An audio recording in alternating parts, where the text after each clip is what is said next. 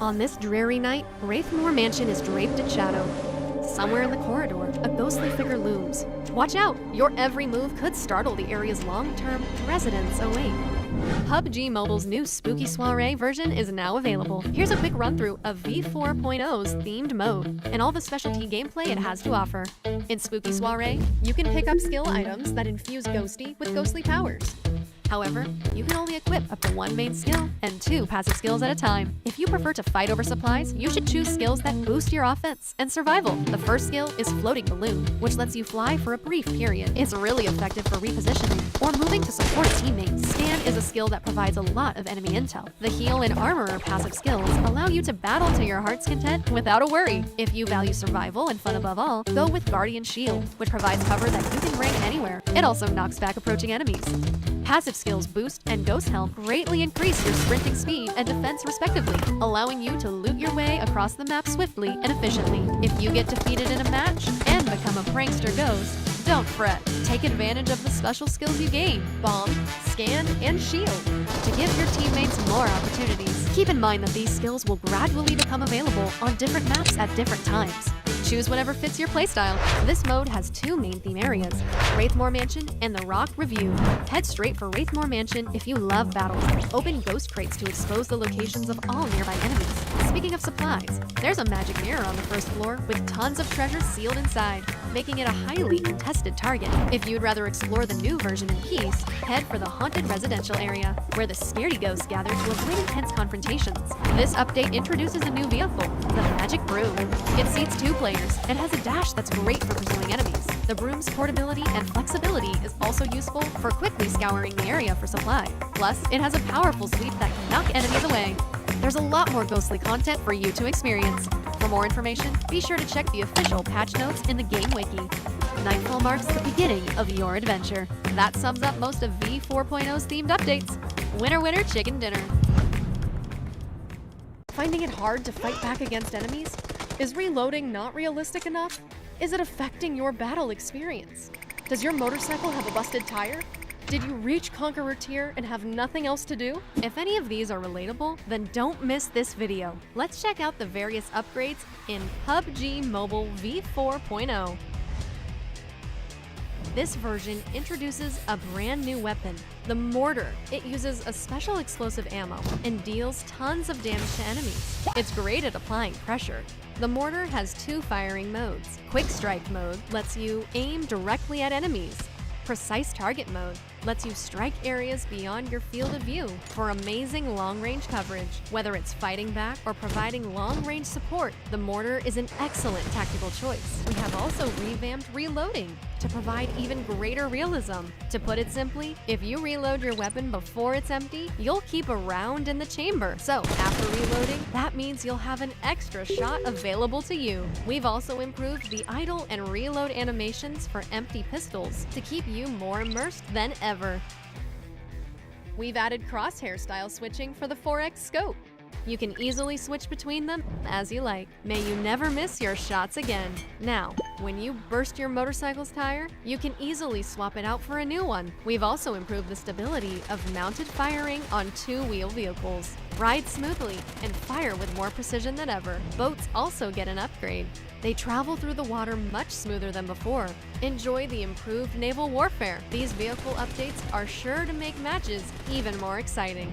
Apart from battle-related improvements, Erangel's Lipovka has a new relaxation area. Take a break from the fighting and come here to gear up with supplies. Or relax for a bit on the swings and Ferris wheel. Get comfy on the battleground. C9S26 is here. Check out the new Ace-exclusive Path of Honor and rewards.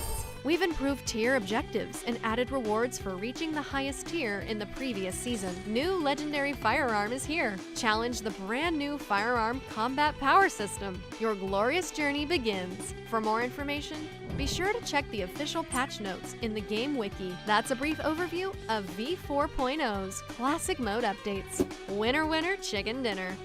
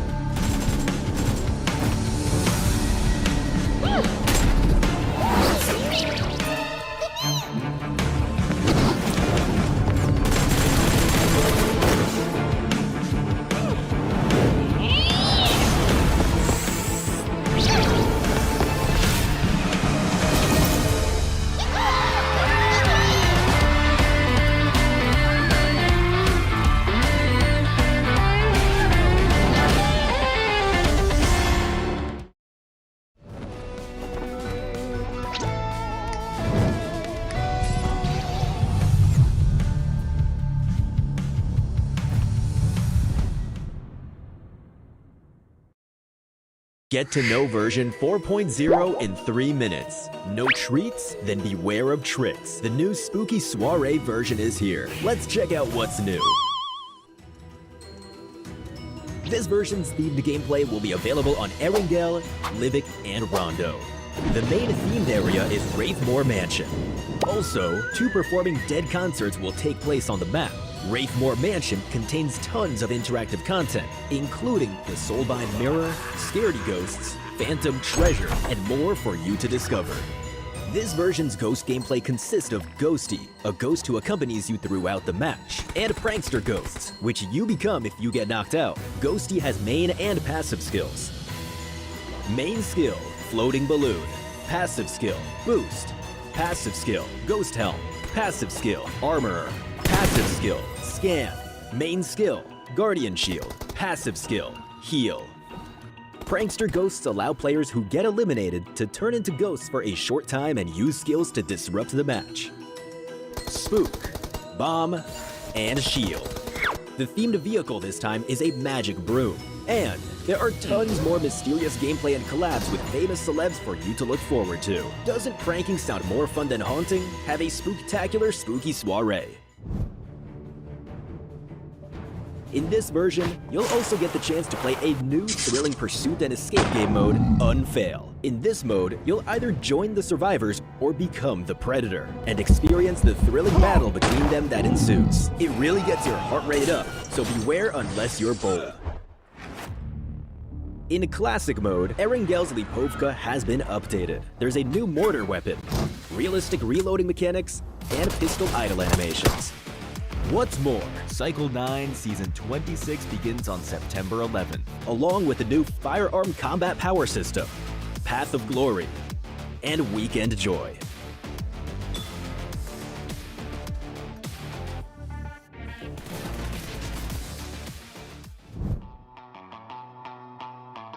Home will introduce the new Lunar Castle style, a treasure hunt minigame, home competition, and home-style voting event. Perhaps most exciting of all is that World of Wonder 1.0 is officially here, bringing full creator access to all players. Also included are the new World of Wonder Pass and World of Wonder gifts in an effort to create a win-win ecosystem. Metro Royale Chapter 28 has begun, and you can now challenge your friends to a 1v1. We've also added Ghost Crates, and that's not all. Version 4.0 still has more gameplay on the way, so stay tuned for future in-game announcements. See you next time.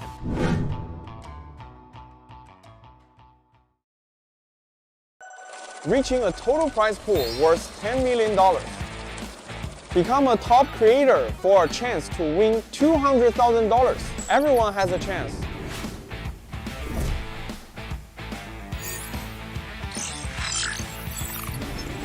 Hi everyone, I'm XL. The 2 most frequently asked questions I've received have been when World of Wonder would release after having been in beta for so long, and when we'd grant full creator access to players so they could realize their unique ideas. Today, I've come with the answers that everyone has been waiting for. I'm happy to announce that World of Wonder 1.0 officially launches in the next version. In World of Wonder 1.0 will significantly boost creator access, letting more players join in creating. Of course, we've also prepared plenty of rewards. World of Wonder cash incentives have increased yet again, reaching a total prize pool worth $10 million. Become a top creator for a chance to win $200,000. Everyone has a chance. In 2025, we anticipate over 100,000 creators receiving incentive earnings. WoW currently boasts over 4.4 million maps. WoW maps have hosted over 33 billion matches. World of Wonder has over 1,000 dedicated influencers, bringing its maps over 1 billion views per version. If you'd like to become a WoW ambassador as well, you can join the Next Star program for smaller influencers for a chance to win a share of the $6 million cash prize pool. Some creators may wonder, my creation skills aren't really up to par right now. Will I still get the chance to receive earnings? Rest assured, everyone has a chance in the World of Wonder incentive program. Every step of the creation process counts. A lot of rookies tell me, XL, I don't know how to take the first step, or I lack inspiration. How do I even start? In World of Wonder 1.0, we'll gradually make the smart assistant feature more widely available. When you don't know how to get started or lack inspiration, you can turn to the smart assistant for help. Some creators wonder, World of Wonder looks difficult and I know nothing about coding. Does this mean my maps will never turn out good?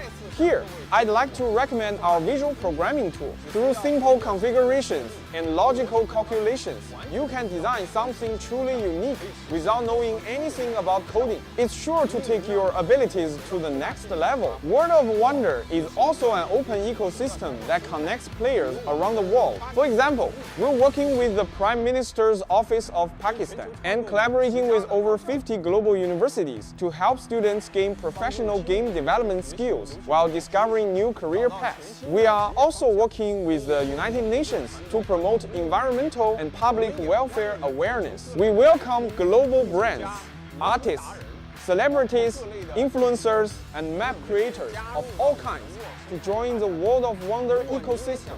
If you're interested in collaborating with World of Wonder or have any suggestions for us, feel free to contact us through official customer service. Hi everyone, I'm JY. Now that World of Wonder 1.0 has launched, we intend to work with everyone to establish a mutually beneficial ecosystem for the mode. Players often complain that World of Wonder lacks challenges and rewards. In order to meet everyone's expectations, we're introducing the World Pass system in World of Wonder 1.0. By playing World of Wonder content and completing missions, players can earn points and get tons of rewards for free. Upgrading the pass also unlocks lots of customizations and exclusive perks. A certain portion of the earnings we receive from the pass will be invested into the World of Wonder incentive program, increasing our cash prize pool to give back to each contributor in the World of Wonder ecosystem. At the same time, we hope every talented creator's fantastic ideas will be worthy of praise and attention. In World of Wonder 1.0, the new gifting system builds a bridge between creators and players. Fans can gift special World of Wonder gifts to instantly give the creator a like for their creativity. These gifts increase creativity points, which can be used to unlock even cooler custom appearances and are displayed on the creativity points ranking. Top creators on the ranking stand to receive tons of cash rewards. All in-game cash earnings will be stored in the co-creation wallet for clarity and transparency. We've added a strict identity verification process to ensure the security of every transaction. We support withdrawals in the vast majority of countries and regions worldwide, allowing you to turn your creations into real-life earnings, no matter where you're located. World of Wonder 1.0 marks a new beginning. We hope all players with creative ideas are able to become game developers. We will continue working on this mutually beneficial ecosystem so that all outstanding creators are well compensated. May all creators march into the future together with World of Wonder. May all creators march into the future together with World of Wonder. Thank you.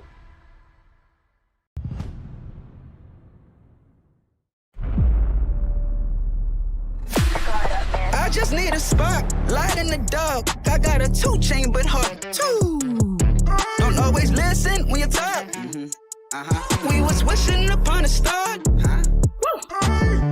I've just landed. Real enough that this battleground will remember. I'm bringing the static. She see the world respect. I follow with my soul connect. Hey,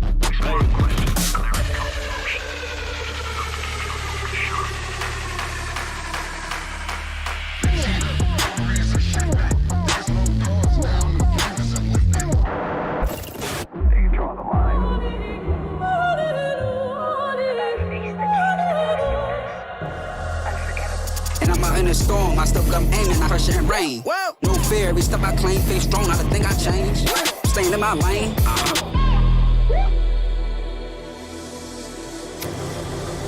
내가 선택한 플레이. 정해진 룰은 없어. 내가 정해. 그게 바로 G-Dragon.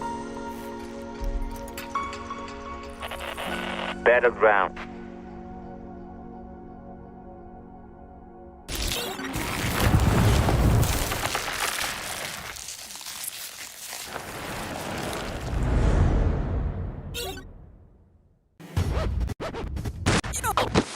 Why? That's the reason why.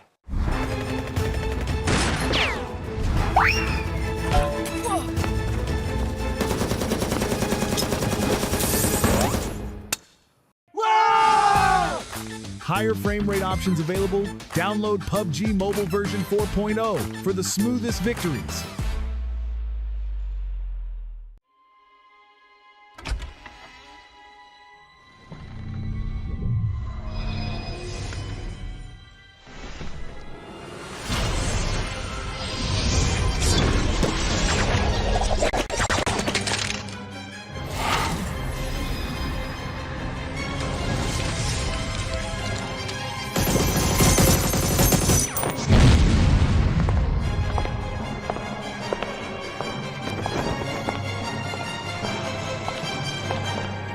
The first ultimate set with removable outwear, Nixon Sinistra, is now available. The first advanced upgradable firearm with sound effects, Nixon Rose AUG, has arrived. It comes with an exclusive Inspect emote. Help you stand out on the battleground. Plus, a cool elimination broadcast, elimination effect, and loot crate to turn eyes on the battleground. The matching Resonant Nell glider is sure to make a stunning entrance in battle.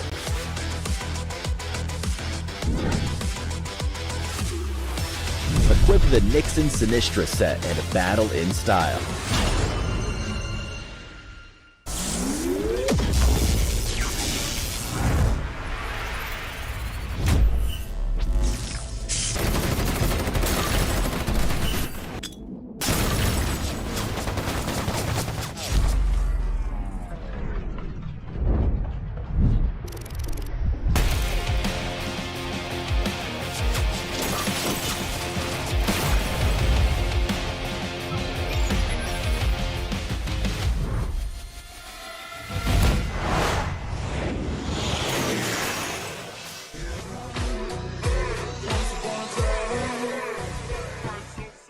New World of Wonder Pass and gifting incentives. Welcome to World of Wonder 1.0. Let your creativity run wild. The new World of Wonder Pass is here. Complete missions by playing World of Wonder content to earn points. Get creation promotion cards, World of Wonder rune cards, avatar frames, limited time firearm finishes, and more for free. Plus, upgrade to the Elite Pass, originally worth 480 UC for just 299 UC. Unlock tons of customization options, new outfits, and exclusive perks. Through gifting incentives, you can send World of Wonder exclusive gifts to creators. Creators gain creativity points by receiving gifts. Not only can you unlock cooler custom items, but you can also win huge cash rewards by reaching the top of the creativity points ranking. All cash rewards can be viewed and withdrawn from the co-creation wallet. World of Wonder Pass and gifting incentives rewards will also be partly invested into the World of Wonder incentive program to give back to every contributor in the World of Wonder ecosystem. New RP A15 is here. Level 100 Mythic Custom Color Male Outfit is here. Get rewards worth up to 80,000 UC. Come take a look. New Mythic Custom Color Male Outfit. Freely change colors to show off your own unique style. New upgraded Candied Haunter MP7 is here, along with tons of firearm finishes, as well as the Skeleton Trail UTV vehicle finish. Tons more items await. Get all of the above with just 720 UC and reaching the corresponding levels. Upgrade to Elite Pass Plus for even more surprises. Exclusive avatar frame, victory dance, collectible statue, and weekly 50% bonus rating points. And you can get all 720 UC back. Event period 2025 9/11 at 2 o'clock, 2025 11/10 at 23:59. UTC +0. Unlock RP A15 now.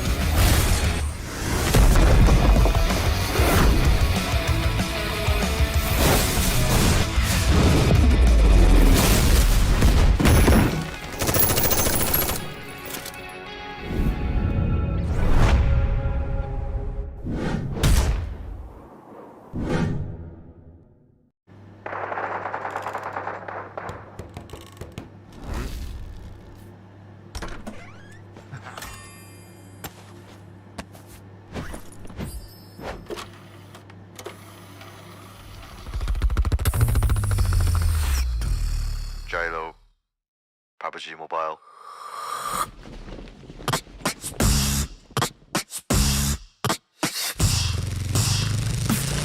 Let's get it.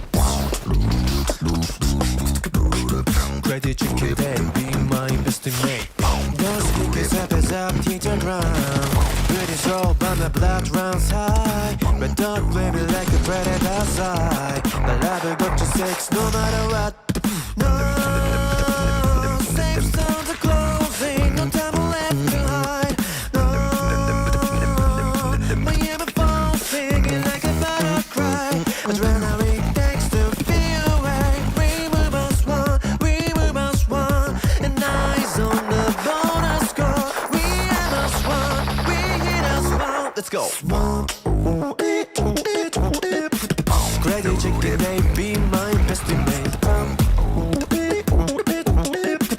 Crazy chicken, they be my best mate. Crazy chicken, they be my best mate. Crazy chicken, they be my best mate. Cooking like a glitter, winner, chicken dinner. Moving like a thriller, winner, chicken dinner. Crazy chicken, they be my best mate. Crazy chicken, they be my best mate.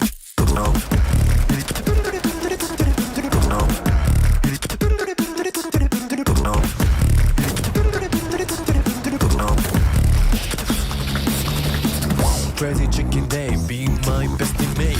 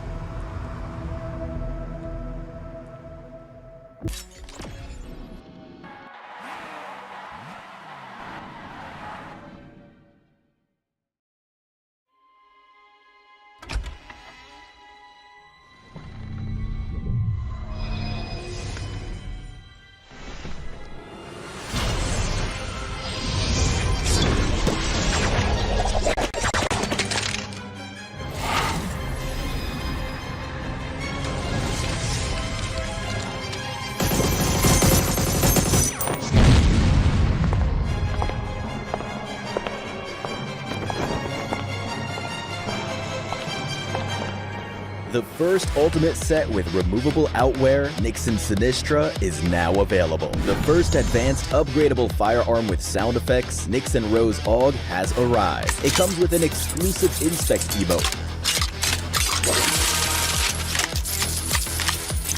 Help you stand out on the battleground. Plus, a cool elimination broadcast, elimination effect, and loot crate to turn eyes on the battleground. The matching Resonant Nell glider is sure to make a stunning entrance in battle.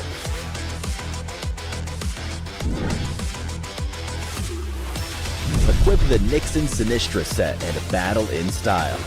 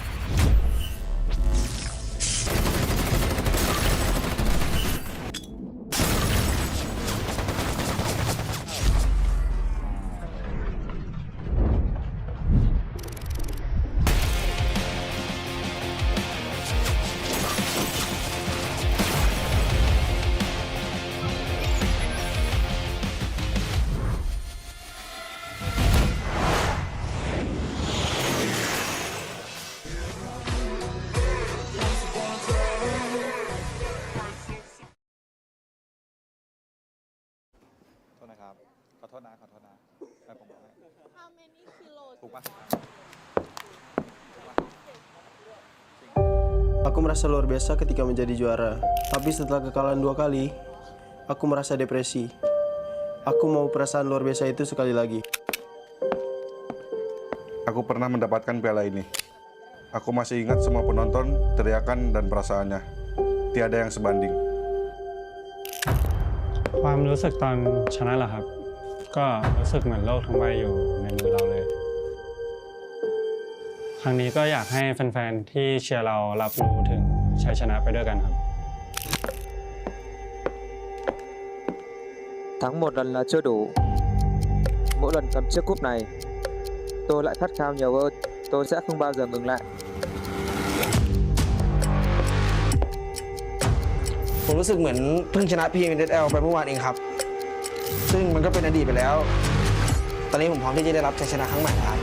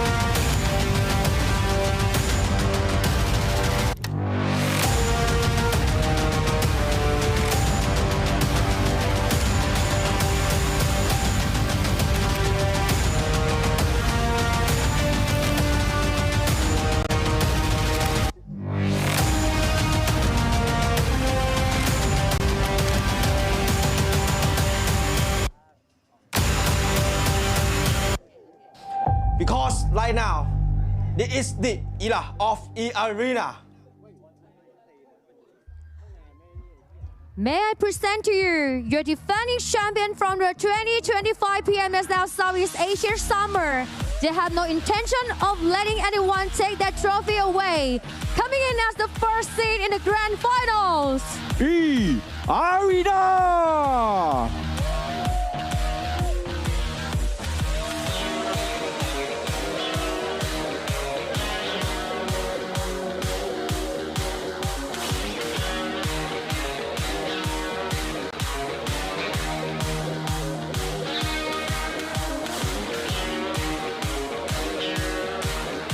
jogging the competition with back-to-back winner chicken dinner in Super Weekend 2 to claim the smash through.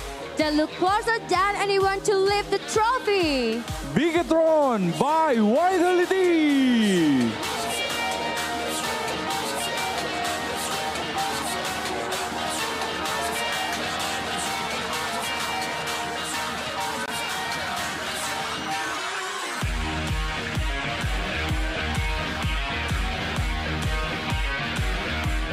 The Manas from Vietnam, they're ready to conquer once again and show why they remain one of the most best team in the region.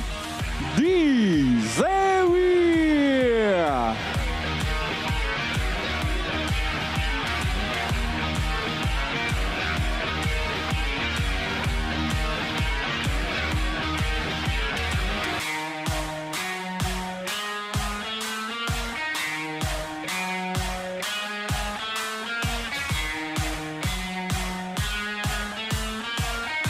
From finishing second place last season and top 8 in the 2025 PUBG Mobile World Cup, they're back, ready more than ever to reclaim that throne. Outer Eagle, LS!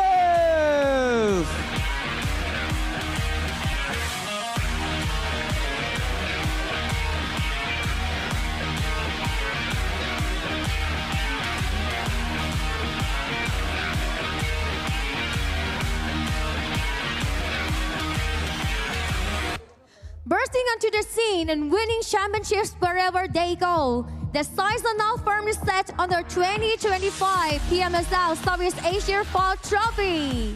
Team Flash!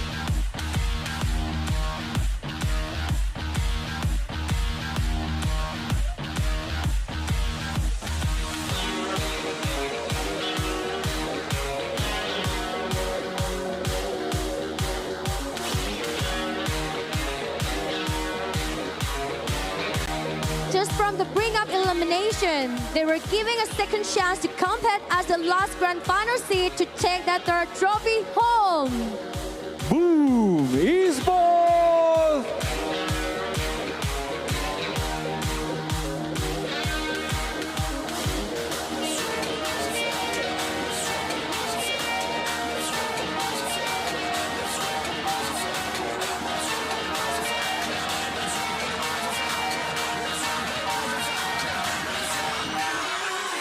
After missing the grand finals last season, they returned stronger, with fresh talent proving to make all the difference. RQ Roo.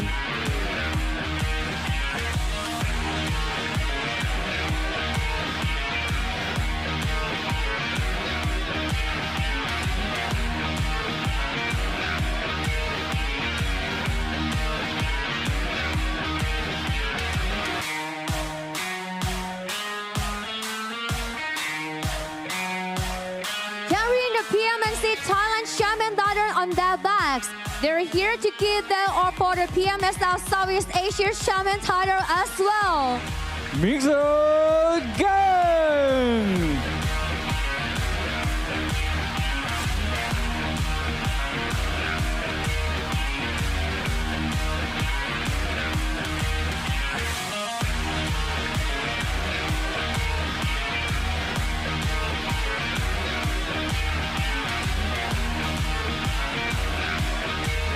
Hell strong as a new name. They shown you what they got here to make their mark on their home ground in Bangkok.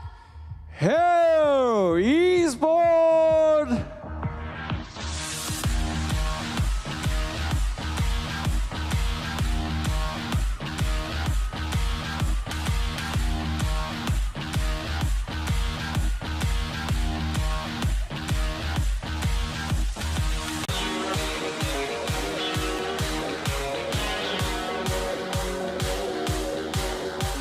With a roster that evolves every season, they now seem to have reached the final form and are looking to fight for the first trophy for Malaysia.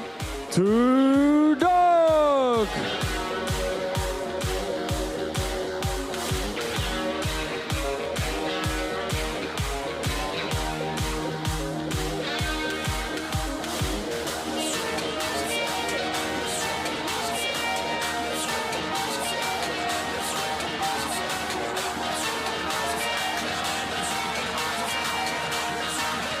Making their first grand finals appearance, the combined power as one is set to rest Malaysia's name on the big stage. Homebois x MAQNA Esports Craft.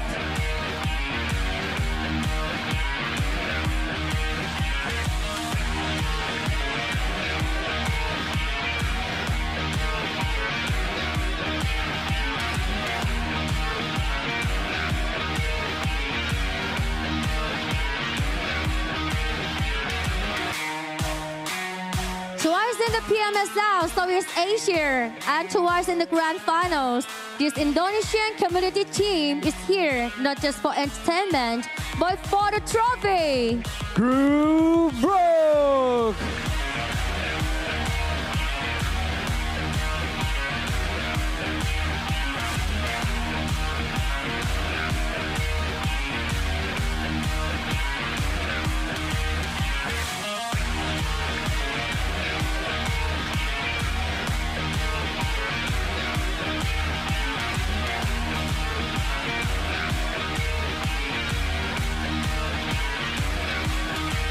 The Vikings wake once more to raid their stage and battle for the crown to prove themselves worthy once more. MGN Viking Esports.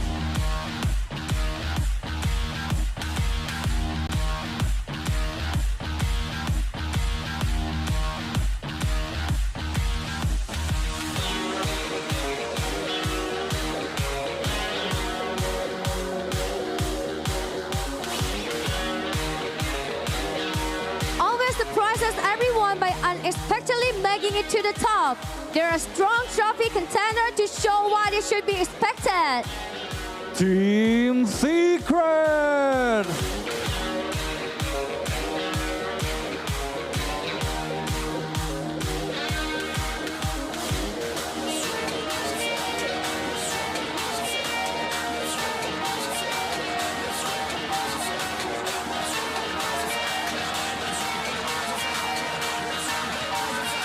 Returning as the best Southeast Asia team to perform in 2024 PUBG Mobile Global Championship, they are looking to return to their glory.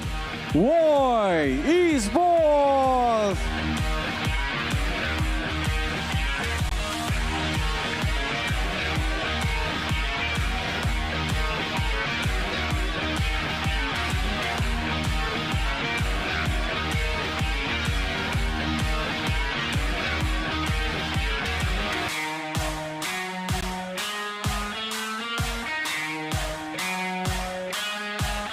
And finally, they have shown that the night still shines bright even without their star player. The Kings of Thailand are here once again to reclaim their ground. Vampire Esports.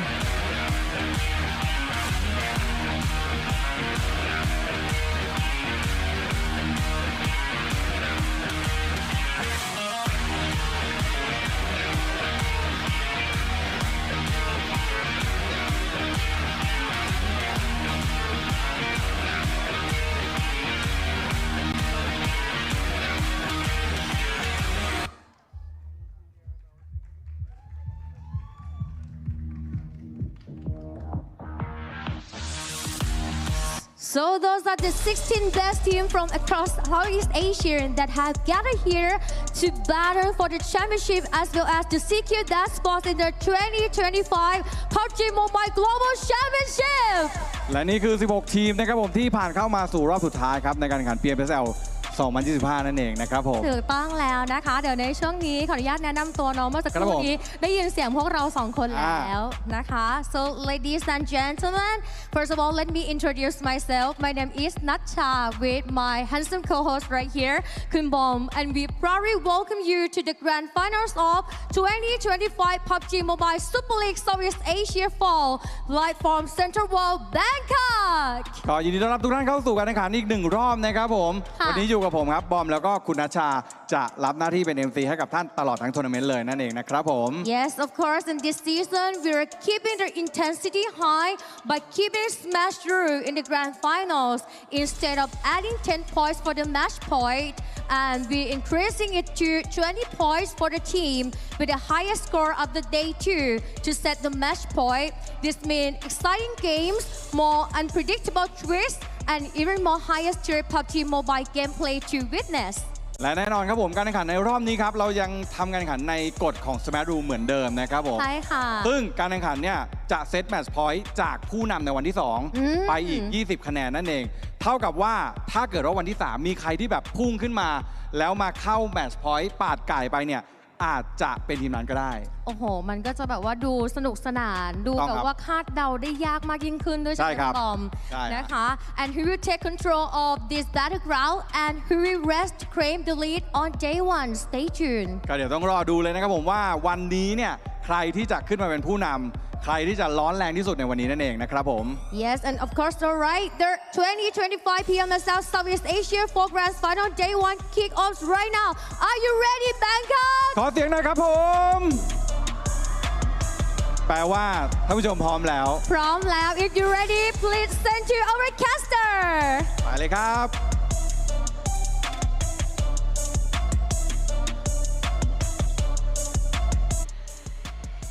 Did anyone notice the CCTV hit? That's what you get in the grand finals of PUBG Mobile Super League Southeast Asia Fall 2025. After 2 weeks of group stages, finally we're here. My name is Erangel, together with the amazing Chuchu will be your storytellers for today. How are you feeling today, Chuchu? After the opening, especially GLU, they deserve an award when it comes to outstanding performance of just presenting themselves on stage. You have to give it to Hexas. That's daring, bold, and funny at the same time with a full helmet. I mean, they have to win this one. Yeah, somebody got to give them an award by default, right, for the best drip team there. Definitely hit turners, but it was all fun. I love it. I really want to see what happens if Blue Squad actually wins the title. Like, what kind of celebration will they come out with? Oh yeah, I'm super excited for that. But from Thailand to Vietnam and to Indonesia and to Malaysia, this is going to be the 4 regions competing when it comes to the grand finals. Yeah, eArena, well, they are the defending champion, hailing with #1 last season and presented the trophy when it comes to the opening just now. Question is, do they still take back that trophy or will other teams? I'm looking forward. GLU, please do so. I want to see their celebration. Oh yeah. Maybe we start off with like chicken dinner and then let's go to like them maybe setting the match point and then them smashing it. It's like that'll be super duper insane. But gotta give it to them. Double, triple thumbs up for them. And it's not only this season, it was even last season and so on. But speaking about this season, we're gonna focus onto the prize pool of $200,000 on the line. There's a lot at stake for the teams, but at least when it comes to the points, as you know, 10 points is going to be rewarded for the chicken dinner when it comes to each particular map. But when it comes to the schedule, down to the grand finals here, if you've been missing the whole group stage, it's fine as long as you don't miss the grand finals, which is going to be 3 days long on the 26th of September, which is going to be today. We'll be having either 8 or 6 map or even lesser than that on the 28th.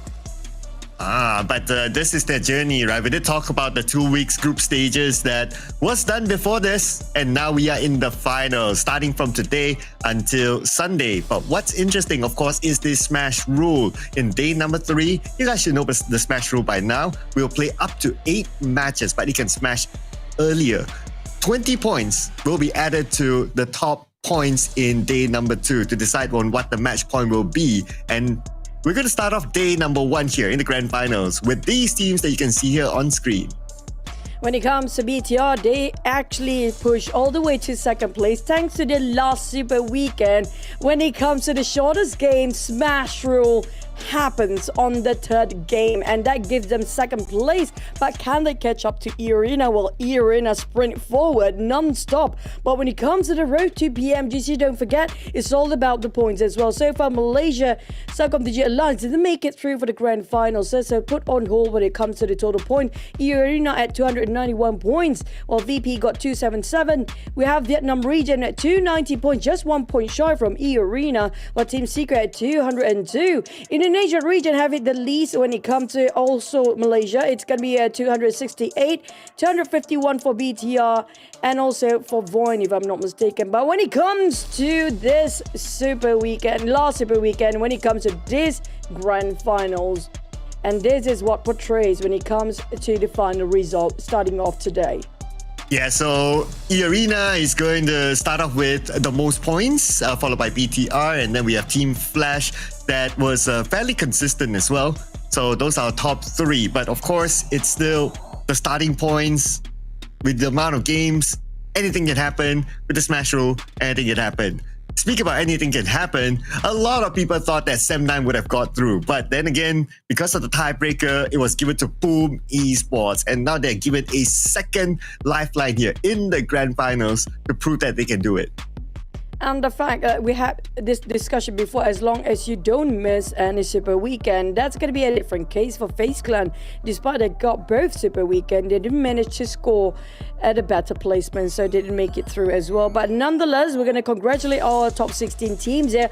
I do believe in this Rondo drop so far. We've seen it before. There'll be some changes. There'll be some multiple changes as well for the teams. But in case you guys just joined us this season, this is the first season to have an esports map Rondo coming in without Sunhawk this time. So I'm going to start off with Rondo, triple Erangel, and finish off the day with a double Miramar.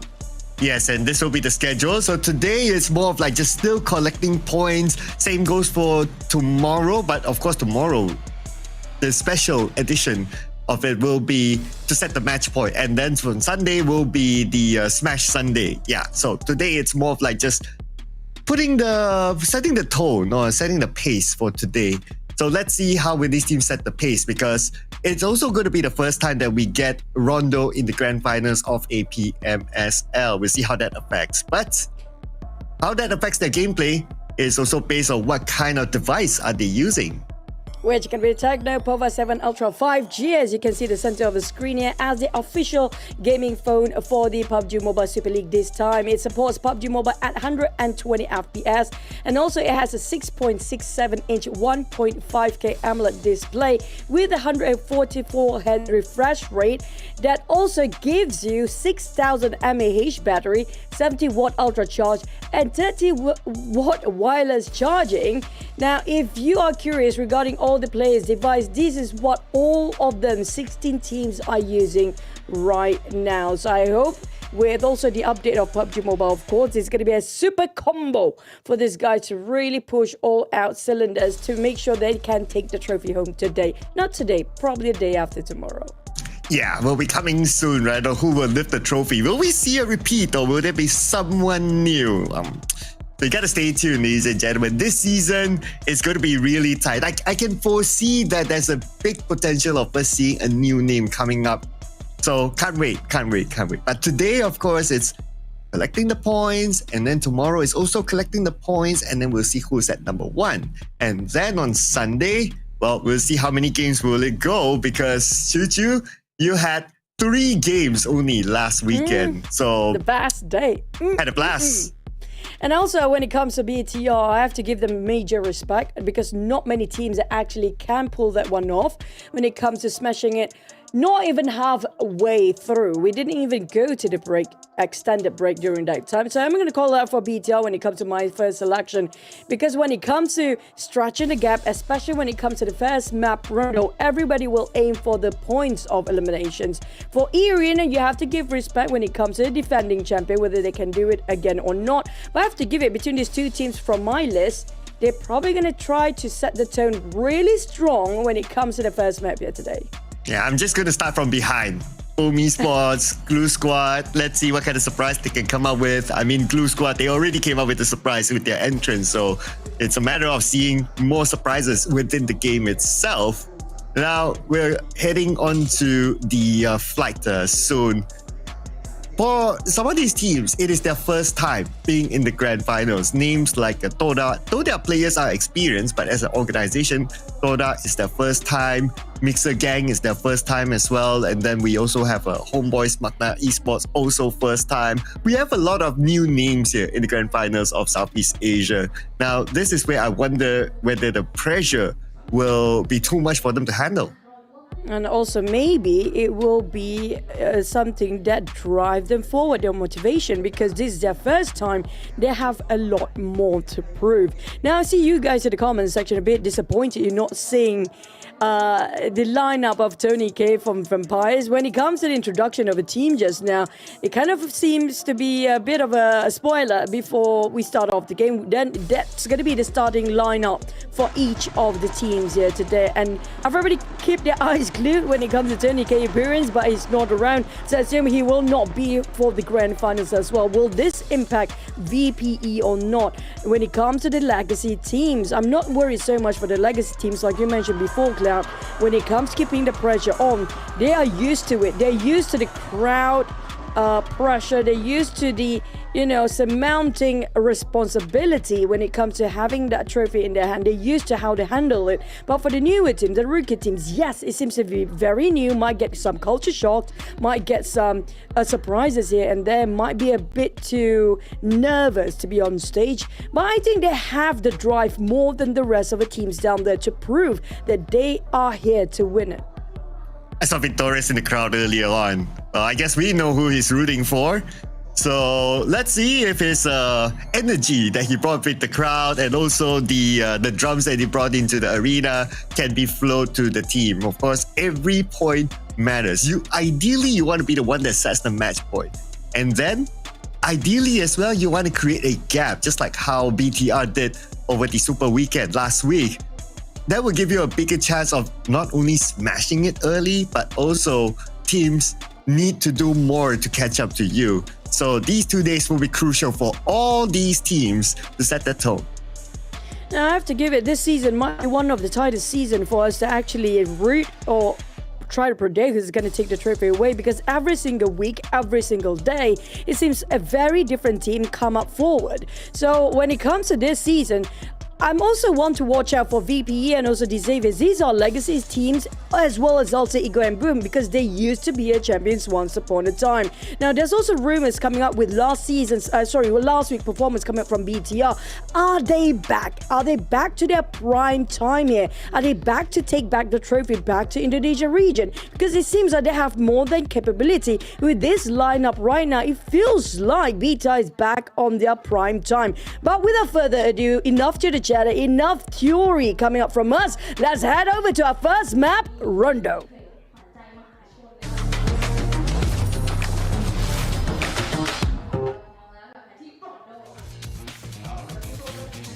And here we go, the first game of the grand finals. Rondo it is, the map that has the recall feature. You guys know it by now.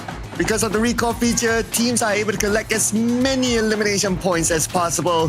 So let's see who will get the most out of it. But at the same time, they have to be careful of the recall outside of the zone, within the blue. Have they learned their lesson? Let's find out in game 1. This is the first map of the grand finals, ladies and gents. And when it comes to the flight path Rondo, at least it's one flight path only, Clown. We have 2 flight paths. There's going to be a huge mass dropping right on top of the crossover between those 2 flight paths. But so far, we've seen a lot of places, example like Phong Tun, even May Run, have some early clashes coming up from the side of Rondo. So I'm looking for, is it going to be the same case here when it comes to the first map in Grand Finals? It's super important for the teams to pull all their guns out for the first map, especially to make sure that everybody get to see where their territory is at. Yeah, we had a long time during the group stage, but when it comes to Grand Finals, it's all about being the alpha, making sure everybody's scared of you to not disturb you for the rest of the days. Well, we're going to see who's going to be the alpha here between TODAK and Glue Squad dropping together. Xbox starting off by taking out Depth, just to be finished off by the UMP of Xbox. That's going to be first blood given. And Glue Squad gets Kenny. Okay, 2 more left for TODAK, but Thumb fights back though. With the AK, he'll manage to trade it off and at the same time saving Kenny in the process. But here comes KF and Xbox. Yeah, you're responding very swiftly regarding their teammates being taken out before. But for Tommy, barely got enough when it comes to his gears and his utilities. Barely got any. But nonetheless, GLD know they have to respond this quickly and switch it over to the shotgun. Managed to take down on time. TODAK losing a lot of men. They cannot afford to lose their final member. Friends, they have to leave. He has to flee. Like it or not, he has to find that recall tower, which barely got enough. I think in his case right now, it's not that far off, but he has to hope and pray at the same time. There's no other team caught in action. And not only these 2 teams fighting, we also have Hill, Esports, and VOIN as well. We're going to focus on to KF here. Trying to get Juke. Team Seeker wants to join on the party as well. And Juke down to the last stick of health. Only 1 bullet needed by KF to secure that knock. The smoke is blinding him. He's trying his luck. Xbox down by Zerus. And GLU after one fight to the other, is going to be still on top of May Run. Team Secret not giving them any room for a breather at all. But for the side of GLU, at least they managed to revive all their teammates once more with a recall option. But for GK, he wants to go in. It's just going to be behind the door. And that's going to be done. Another point in the bag for the side of GK. Team Secret secured 2 out of GLU players, but the rest of GLU, Hexas especially, with that kind of entrance just now with the introduction, he needs to make sure he manages to survive for the top 4. Everybody, I mean, like, I personally root for GLU right now, thanks to their performance and introduction. Oh yeah, the opening, right? Because we all want to see what happens when they score the chicken dinner as well, especially in front of the live audience. And so far so good. 3 elimination points as an opening for Glue Squad and not losing any players. As for TODAK, well, they still have 2, so they can go for the recall later on. So wouldn't be too worried, especially if it's in the Rondo match. And yeah, they are back up again. So now we're back to 64 players. Now we'll see the next encounter here. Outer Ego and D-Xavier. And D-Xavier haven't had the best of campaigns so far, so they need to set the tone right in game 1. Yeah, it's kind of true. When it comes to the performance, not so great when it comes to the group stage before. There's going to be redemption time for them. It's just 3 short days of sprint in the grand finals. But when it comes to the circle, we've seen this sort of circle before around Danqing. We can expect a couple of teams start to fight on top of it just to get to its nearby to Ling. So that might be the last few circle. But whoever's going through Yulin right now, last I've seen, I think there's going to be EMP field activated there. So everybody will try to avoid it as much as they can. But on the side of BTR now, this is going to be the team that I don't know what to expect when it comes to the grand final. Well, last week, Super Weekend was just phenomenal run coming out from Federalis, Razy, the entire crew of BTR. So I'm looking forward what they have to offer when it comes to the big game, the real thing here, the grand finals. Yeah, and we'll see if BTR is still like the BTR before that. They like to come back during the later stages of the tournament, or is this a new and improved BTR that from the get-go, they can already be consistent till the very end? Because yeah, it's great that you smashed last week, but grand finals is where it all matters. And speaking of BTR now, we have Xerus up against the 2 players of BTR. Oh, we do have some kill feed going on. It's again an Homebois MAQNA Esports, but it's going to be Team Secret. BTR just arrived, Rep Phase and Federalis. This is a deadly combo between these 2 players. But quite spread out on the side of Team Secret, making a triangle formation. Well, on the side of Homebois MAQNA, seems like they're taking this warehouse in their hands instead. They attempt to take over this compound. Seems like not a big of a problem around Hongshan. Well, let's see if it will be a problem for Xerus now. He does have his teammates across him though, so it should be alright. We can see BTR, they might be going in for a flank. We continue to monitor the situation. Xerus spraying into the smoke, but nobody's home. Oh, we have GK now. Looks like they are the ones, Team Secret are the ones to do the wraparound against BTR. How do they respond to this? Federalis down on the ground is leaving down to only Rap Phase inside, and it's going to be 2 points contributed to a side of Team Secret. And then they had managed to take the points against GLU before. Team Secret seems to be on point and on peak form here to start off our Grand Finals Day 1. But speaking of GLU, eArena, Sakura being eliminated completely, but that's just one player coming out from the side of eArena right now. The rest of them still alive and well, but unfortunately these 2 teams right now, GLU seems to be struggling inside of the blue zone. We talked about this too many times by now, Cloud. You don't want to fight, even though it's stage 1, never fight in the blue zone when it comes to a big map like Rondo. Yeah, and we've seen multiple times that when the recall happens in the blue, for the most part, teams don't survive. But Zeus won't be able to survive the wrath of Razy here. Another point to BTR. And looks like Homebois MAQNA in the fight as well with Mixer Gang, the 2 teams making their debut in the grand finals of PMSL Southeast Asia. And Mixer Gang, they know that Shamil is in front with the buggy. Okay, he turns back. Let's see if they can get the Shamil. Shamil should be able to drive off safely. But oh, he stopped on the other side. Okay, he's ready to take the fight. No. Super on the off angle. Shamil, there's going to be 2 different angles. Pretty hard for him to just swing it by himself. But also when it comes to Kim, they finish him off straight away. Shamil hoping to close the distance, going around, ring around the rosy. They go! But the shotgun still managed to make it work, but down to 1 HP left. Suey Boy coming out from the back. What a quick response coming out from the side of MXG still. But they're lost. Only KTN right now. But in any case, it's going to be Homebois MAQNA managed to recall their teammate. But it's going to be plenty of teams in the blue zone. But when we look at the left side and the right side, the edge of the circle, this is far too concentrated in a very small circle.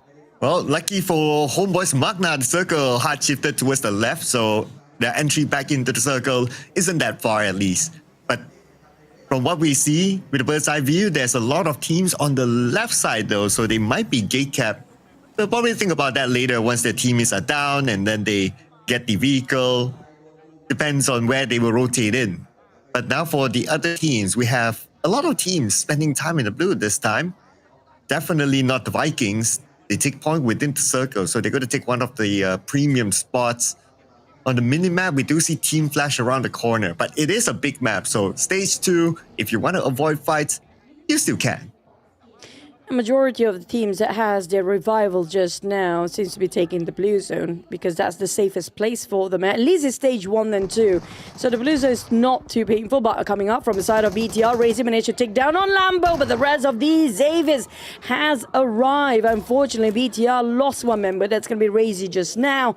But it also sparks the question whether BTR can find any recall tower within that very small circle around Yulin to revive back Razy once more, because when it comes to a very concentrated circle, there's a very limited amount of recall towers available for this team to reach out to, because even if you get to find yourself a recall tower, we saw how many teams inside of that circle just now. It's difficult for you to recall your teammate uninterrupted. I guess your first question is answered by BTR. Immediately after Razy gets eliminated, he's recalled back. But of course, then here backs the question of like how far he is from the circle. So far, not tanking the blue. So we either can take into assumption that, oh, they are recalling in the circle or not too far away from it. But we'll check on them later, because right now it's going to be Hill, Esports, and Xavier. Xavier's Lamborghini already cooking up the nade. Nate going up front, confrontation with that S12K. Here comes a nade flying over. He's on the side. Lamborghini's down on the ground first by Pazorix. But Tiger, there's going to be some trade-off between these two teams. It's 4v4. Nobody go for the recall tower. If this is done, it's done. The end. But for Paragen and Levi, with only 2 members on the side of D Xavier's remaining, Richard going away, knowing the fact there's a high chance they're losing this skirmish. He doesn't want to jeopardize way too much with a lot of team passing through. Richard, can he find that recall tower for the sake of Hill? But at the same time, Bose just arrived. That eliminates the entire of Hill completely. And there goes Hill Esports, the first team to be eliminated. They bring back 1 elimination point. Now, next phase of the circle. We have a good amount of teams playing in the middle, trying to take the high ground. And so happened that the circle is there. It's a good advantage for like teams like BTR and RRQ with the high ground already. And speaking about BTR with the high ground advantage, they managed to get a knock onto a player of Team Flash. Team Flash at least is not complete elimination yet, so it's within their reach to go and save his teammate. But for Limboy, Homebois, MAQNA, they're down to only 2 players. There's nobody to save him right now. Yummy May gonna go in to finish off the job. It's not even breaking a sweat at this point. But for Boom, they are not that too far from a circle still, but it's kind of hard if there's a lot of gatekeepers coming in late. Team Flash, they tried to take over these warehouses. There's plenty of opening on top. Sui Boy, is he the last of MXG? Not really. I think he went for the recall tower just now for the rest of the team. That's why he's being left stranded here alone with the rest of MXG. I think they're probably still around Hongshan area early on, where they're being recalled before. But for Sui Boy, can he withhold this ground by himself? I don't think so. Yep. Immediately got your answer after that with a Bose ready and being taken out. Vexy gets 1 as well. So it looks like Team Flash, they are quite spread out. That's why they encountered 2 different teams. Macarius from Mixer Gang. We also welcome this team into the grand finals of the PMSL Southeast Asia. Stage 3, recall in the blue. We've seen this before. Oh, this is their best bet right now, buddy. I mean, like, at least better than no recall tower. But to get out from Hongshan with that sort of circle, I think it's not too far off. As long as the players have their own vehicles, it's going to be fine for now. But unfortunately for Hill, they ended up with 1 point for today. The only team that being eliminated early on due to Richard couldn't make it safe towards the recall tower because he's being interrupted by Team Flash before. But we do have a major migration from the teams who are navigating into the center of the circle, where we do know there's plenty of teams waiting. Noel be the one that's taken down by these gatekeepers. First, it's going to be BTR. And Vexy will happily claim that point out of Noel. Now Hexas drives by and he's going to avoid this fight for sure. Don't want to challenge BTR with the high ground elevation that they have, but he's in between so many other teams. And next is probably going to be Xavier. Xavier shoos him away. As long as he's able to keep his vehicle intact, he should be fine. But he needs to find a place to park himself soon. Looking at Gen Force, who do have those elevations, they definitely know where BTR's at, but not willing to take any actions. Yeah, we talked about the circle just now. Those high grounds where the rest of RQ actually having their placement here right now. That's going to be on top of tooling. It's quite sweet if the circle's still in there, but the circle, if you shift downwards, it's going to be plenty of open space, but at least those Tigers still taken over by RQ. Now, there's going to be opportunity for RQ. If they want to farm eliminations, that's going to be a very sweet spot to gain those points. But in the meantime, we do have those deep valleys in between, slightly a bit of a concave area in the center of the circle. Whoever wants to take a bit of a hiding spot, they'll be great as well, because a lot of teams, when it comes to high grounds from the north and the south, they'll be too busy to notice what's in the center. And eArena coming from the north in, so they don't know what's happening in the center yet, but they are taking the best approach to come in, avoiding fights. Stage 4, to do that, that's great, and so far their navigating has been good. On the elimination feed, D Xavier, whose last we check is in the circle, looks like they are in a fight with MXG, but they kind of stopped. I focus onto eArena as they try to find a good spot within the circle. By this time, a lot of premium spots have been taken by teams, including like Team Secret, so they will still try. But how valuable will it be by the next stage? Well, we'll need to wait and see. For eArena, where to go? Like I mentioned, all the premium spots have been taken by these guys. You're late. It's going to be difficult for them to make an entry in. Team Flash taking a bit of a long jab against Homebois MAQNA. Well, eArena, they are digging their own spot down there, knowing the fact that all the premium spots have been taken by these guys. Might as well just dig themselves a good sweet spot instead. I mean, that's the perks of being in Rondo. We can actually dig a couple of holes. But for the side of Homebois MAQNA, I don't know what happened with Miss those actions. It seems like the fight outside of the circle been already abruptly finished, as Homebois MAQNA will be the second to follow pursuit as Hill, and the second last team right now. Well, Mixer Gang will be visited by Yummy May and Zero from Boom. Here comes the nades flying over, try to flush them out. And to get slow, does not connect. But Depp just got taken out. Oh, vehicle elimination by Zeta. Oh, okay. Might see more vehicle eliminations here today, but we'll keep tab on that later. Rosemary gets Kenny. Oh, lots of fights happening elsewhere as well, but we're going to focus on the pool Esports right now, and Yummy going to rush forward. Needs to land this nade inside. And there you go. Nade sent. Damage enough to take down Sui Boy. The Molly's still active. They need a little bit more time before they can rush in and clear off the remaining members of Mixer Gang. They managed to clear off one corner. That Sui Boy tried to get to escape slow. Macaris is on his way. But Alter Ego seems to be in engagement as well, as we're looking over this very small container going inside. Gas slow. It's a bit too slow, as Yummy May responded pretty quickly with that thing, and that's that flick just now. On the side of eArena, Team Secret seems to be visited by eArena. Look at the boulders being called down by Team Secret, but can they call multiple more? Because this ditch right now don't seem like this sweet spot, because Sakura can easily land those hand grenades in. Tony K was trying to divide the attention with those vehicles running around, but for the side of Juke, I think he can get that revival going on, but the nade flying over seems like this guy's in a cauldron of a mess. A Team Secret still, they respond back by taking out Sakura. At the same time, the circle, circle somewhere up north, so this area where Team Secret and eArena is at is still within the circle. It is still fairly valuable. A Team Secret, they tried to shoot them away, and so far so good, they managed to get another knock on Tony K this time. eArena, one last player, and Team Secret will eliminate them without losing a single player. Defending champions been taken by Team Secret. And that's going to be probably what we talk about. This is the grand finals. Never underestimate the teams that seems to be very rookie or never touched a trophy before. Because even the defending champion seems to be struggling here. But for the Relics, that's a very ambitious angle he wants to work with. I think he has to hike up, like it or not, to take down our RQ players. But we do have visitors coming. Team Flash from behind. BTR. They might get sandwiched if they're not being careful here, because the visitors are greeting them warmly with those hand grenades. While RQ do have those elevations, thanks to they coming in early. The arrival early definitely seems to be fruitful. We'll then get to see who's coming over this side. With boulders coming down inside of Team Flash, they know for a fact if they overpick themselves, they might be in trouble. But what a nade by Schweppes. Nice one, taking out the MVP, Yummy. And Octa is there together with him. Let's see if he'll be able to pick up. But Yummy, he has to climb slightly back down. Find good cover and the revive will be kicking in.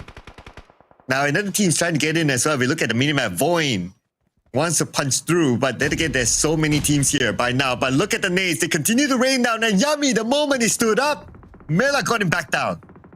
Thankfully, on the side of Boom, they are being saved by another different team completely. I think that's going to be Team Flash, keeping them on tap from a very long distance.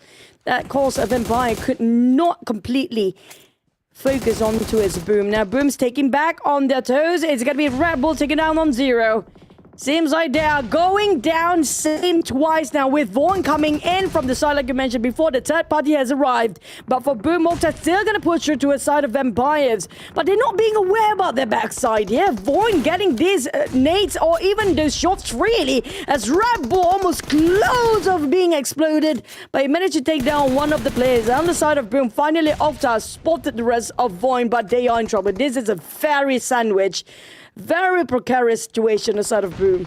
Oh, and DZ, they want to join on to the party as well. Lamborghini takes a lot of damage. Cooking up his nade. He will be the front guy for this area. But Boom Esports, they have to be aware of their back as well, with VOIN lurking across.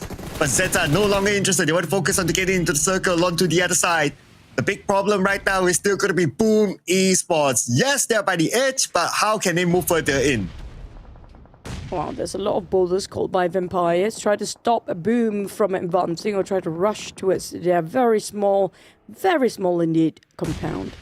But the nades flying in. It's going to be gooey down on the ground. Yummy may make it an opening for the side of Boom, but it's not as easy as it seems. There's so many teams. Their eyes set onto these two teams right now. It make it so impossible for Boom to just rush towards Vampires, despite they got one naded down of their players. But the circle shifted as well. These Xaviers got the center instead. So while all the other teams are fighting outside of the circle, the teams that have a chance of winning the chicken dinner will have no business in this one. And the circle is still at this moment favoring DZ as they moved in. Oh, BTR comes by across Team Flash, and Team Flash fires on. BTR takes a lot of damage. Razy is very low as well. Federalis will be gunned down by Tops. And on the other side, Vampire Esports had to butt in onto BTR. Not the best of position for BTR, as they will fall to both Team Flash and Vampire. It's just a matter of time. Boom. Will they meet the same demise as BTR just now? Because Vampire is gatekeeping them so tightly, making them sure that they cannot enter into the safe zone, safe circle anytime soon. But they're running out and running dry with their resources on the side of Vampires. They have to be mindful that they're not inside of circle as well. So for them to hike up those high hills behind them is going to be a bit of a trouble. With RQ now spotted out Vampires. These Avies as well, make it a four-way war. Well, Boom, if they want to, they can go for the rush. They might want to go for it because Shreps is holding the ground and holding the line by himself. It is spotted out, and that's going to be it. As Vampire got eliminated at 10th place, Boom saved by VOIN, by RQ, and by these Avies. Yeah, 3 teams had to assist Boom Esports there, and now they can move into the circle. But then again, these teams, they might claim their dues later. VOIN, they're going to focus on the Alter Ego right now, stopping them from coming in. But Alter Ego, they're still going to open up the space on the other side. Nevertheless, one player is pretty low, and Krypton, he will pick him up. But is there going to be enough cover with so many teams close by? Nevertheless, VOIN, they're still going to try to find this advantage to take home a few points. But now they have to shift their focus onto the Xavier. They have to climb up this hill very quickly for the team at the edge of the south circle here. You do know for a fact it's quite an open space if you want to cross the street, and the teams right in the center, these Avies, can easily take down all these players that try to cross the street later on. They couldn't linger around here much longer. They have to stop to make a move. They are fighting against each other, but at the same time, the blue is arriving in less than a minute as the nades flying over the side. VOIN, they are struggling against 2 teams right now. Alter Ego and Boom sandwiching VOIN towards a point. They have no room to breathe at all. Now only with Potato down inside, and it's a matter of time you get finished off as well. Oh, VOIN, this is not the best position. Oh, Zeta, very low as well. Still with a high ground advantage. Managed to get that knock, but not able to get that elimination. As Yummy is down, but not out yet. Boom Esports can still save him. 18 more seconds before the zone starts to close again. GK gets one for himself with the bow. Perjin onto Snape. Oh, it's really, really scrappy right now. Lots of different fights happening across the map. Even when we are only at stage number 6. Coming to stage 7, it will be even more havoc. Oh, well, the Xaviers and Alter Ego holding the southern side. Team Secret and the Vikings fighting on the north. RQ taking the sides as well, but when it comes to a very small shack, it's all about the nades to answer the question here. It's a matter of time for the Vikings. Lucky they still got themselves smokes to cover themselves for now. But for Yummy May, that healing have to be plenty, and he managed to reset himself. But RQ made a go. They made a move, and they want to go down and finish off Boom instead. Ganyang, Lapana Pego, and Genforce joining in. Genforce will be cover fire as well. Okta got down to 50% of HP from that explosion. But in the meantime, fighting against RQ in the blue zone. This is the worst case scenario for Boom right now. Boom. They've been seeing a lot of action. Stage after stage, the circle kept going away from them, but somehow they still survive. And 7 teams left. They're starting to gain placement points for themselves, but their next challenger, RQ and D Xavier, this is going to be really, really hard for them to cut in. Extremely difficult.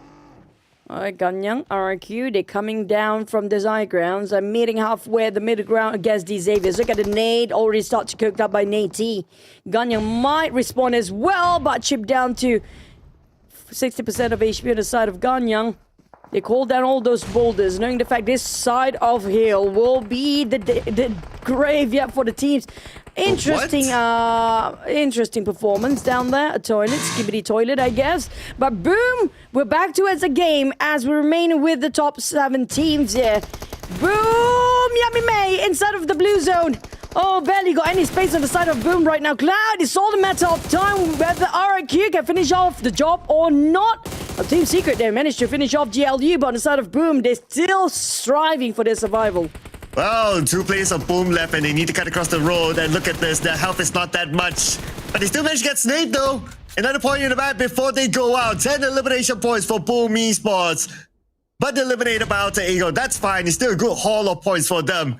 And now for D Xavier. They have to manage 2 different teams at least at the same time. We have Genforce on top of them from RRQ and Alter Ego on the other side. They're going to focus on the Genforce, the final play of RRQ, 3v1, and it's going to be quick work by D Xavier. Very quick indeed. But now we have our top 4. Except for the Vikings, the rest of them having a trio and a full squad. Now the Vikings, they've been noted by Team Secret before. So they definitely, only Team Secret know regarding the position. But for Alter Ego, they know about the Xaviers. The Xaviers known by the likes of Team Secret as well. So for the Xaviers, they have to pick and choose which way to go. Whether to go down south or whether to go towards the left side of the map. So Origin, they are splitting into 2 formation here right now. This is quite a risky position for the Xaviers to be in the center of attention. If they're not being careful, Team Secret can actually see them through. And that's exactly what happened to Alter Ego. Instead, what an off angle inside of Doki. The man hated but loved by his teammate at the same time. Doki actively trying to find all those points he can from the side slopes of the hill. Nobody actually see him coming. Yeah, so far so good for Doki and Team Secret. 10 elimination points now for the entire team. So the Xavier 12, and they're looking to add more to that tally. Knocking down Krypton, looking to secure that elimination point. But here comes the Vikings as well. But when it comes to geographical advantage, the Xavier, they clearly have it with the elevation onto all these other teams. It's going to be the finale of Vietnam right now. Team Secret, the Xaviers, the Vikings. When it comes to the position, how they actually play, I think each team knows exactly what they're going against, because we do know they always scrim, went for the power scrim at the end of the day, every single day. So the Vikings will be eliminated first. It's down to the 4v4. Team Secret versus the Xaviers. But when it comes to position-wise, Duke and the rest of them do have the barricade from the ground. And they get to see Team Secret quite clearly. Like I mentioned before, this is too much at risk for the Xaviers to park themselves in the middle of the street here. And it's only down to 1 alive last player, Levi, managed to make sure that the amplitude at the backline of Team Secret might hear himself to go against the trio of Team Secret seems impossible as Team Secret scores the first chicken of our grand finals. Well, although it wasn't Xavier, but they scored at least 16 eliminations before they went out, so that's still a good call for Xavier. As for Team Secret, still a lot of eliminations, surely more than 10. We need to tabulate the scores later on, but Team Secret, they stayed a little bit more quiet as compared to the other teams like Boom Esports, like RRQ, like Xavier. We've seen a lot of action on the left side of the circle, while Team Secret, they kind of stay put on the right side, and when all that is settled, they come in and they wrap things up with the first chicken dinner in the grand final. So locking in the 10 points at least. But how many placement points or how many elimination points? Well, we need to look at that later. I have to say, the Xaviers, their movement was a bit premature to actually take that flat ground of a street just now. It cost them dearly when it comes to getting those positions here. A bit difficult when it comes to defending around an open space, but Team Secret had it patient. They slowly tried to creep them from behind. GK, Doki, Zeros, and Juke, especially Doki, those off angle really opened up so much space for the rest of the team to secure that chicken dinner. Yeah, if we were to look at the stats, probably don't tell the whole story, right? Damage output, not as high as GK, but like what you said, his off angle, that was crucial for Team Secret to lock in the chicken dinner. But if we were to zoom in on the stats, then it's going to be GK, 1,116 damage with the most eliminations as well of 5. So very, very likely he's going to be the MVP in this round. But the entire team worked like a well-oiled machine. Everybody contributed to the amount of eliminations in this round as well. So nobody is left behind. Everybody put in the work, and that's how Team Secret, they scored the chicken dinner. They're going to set the tone for themselves. So it's all about consistency. You get the good feels of the chicken dinner, you need to be able to bring it into the next round. Let's check out the highlights.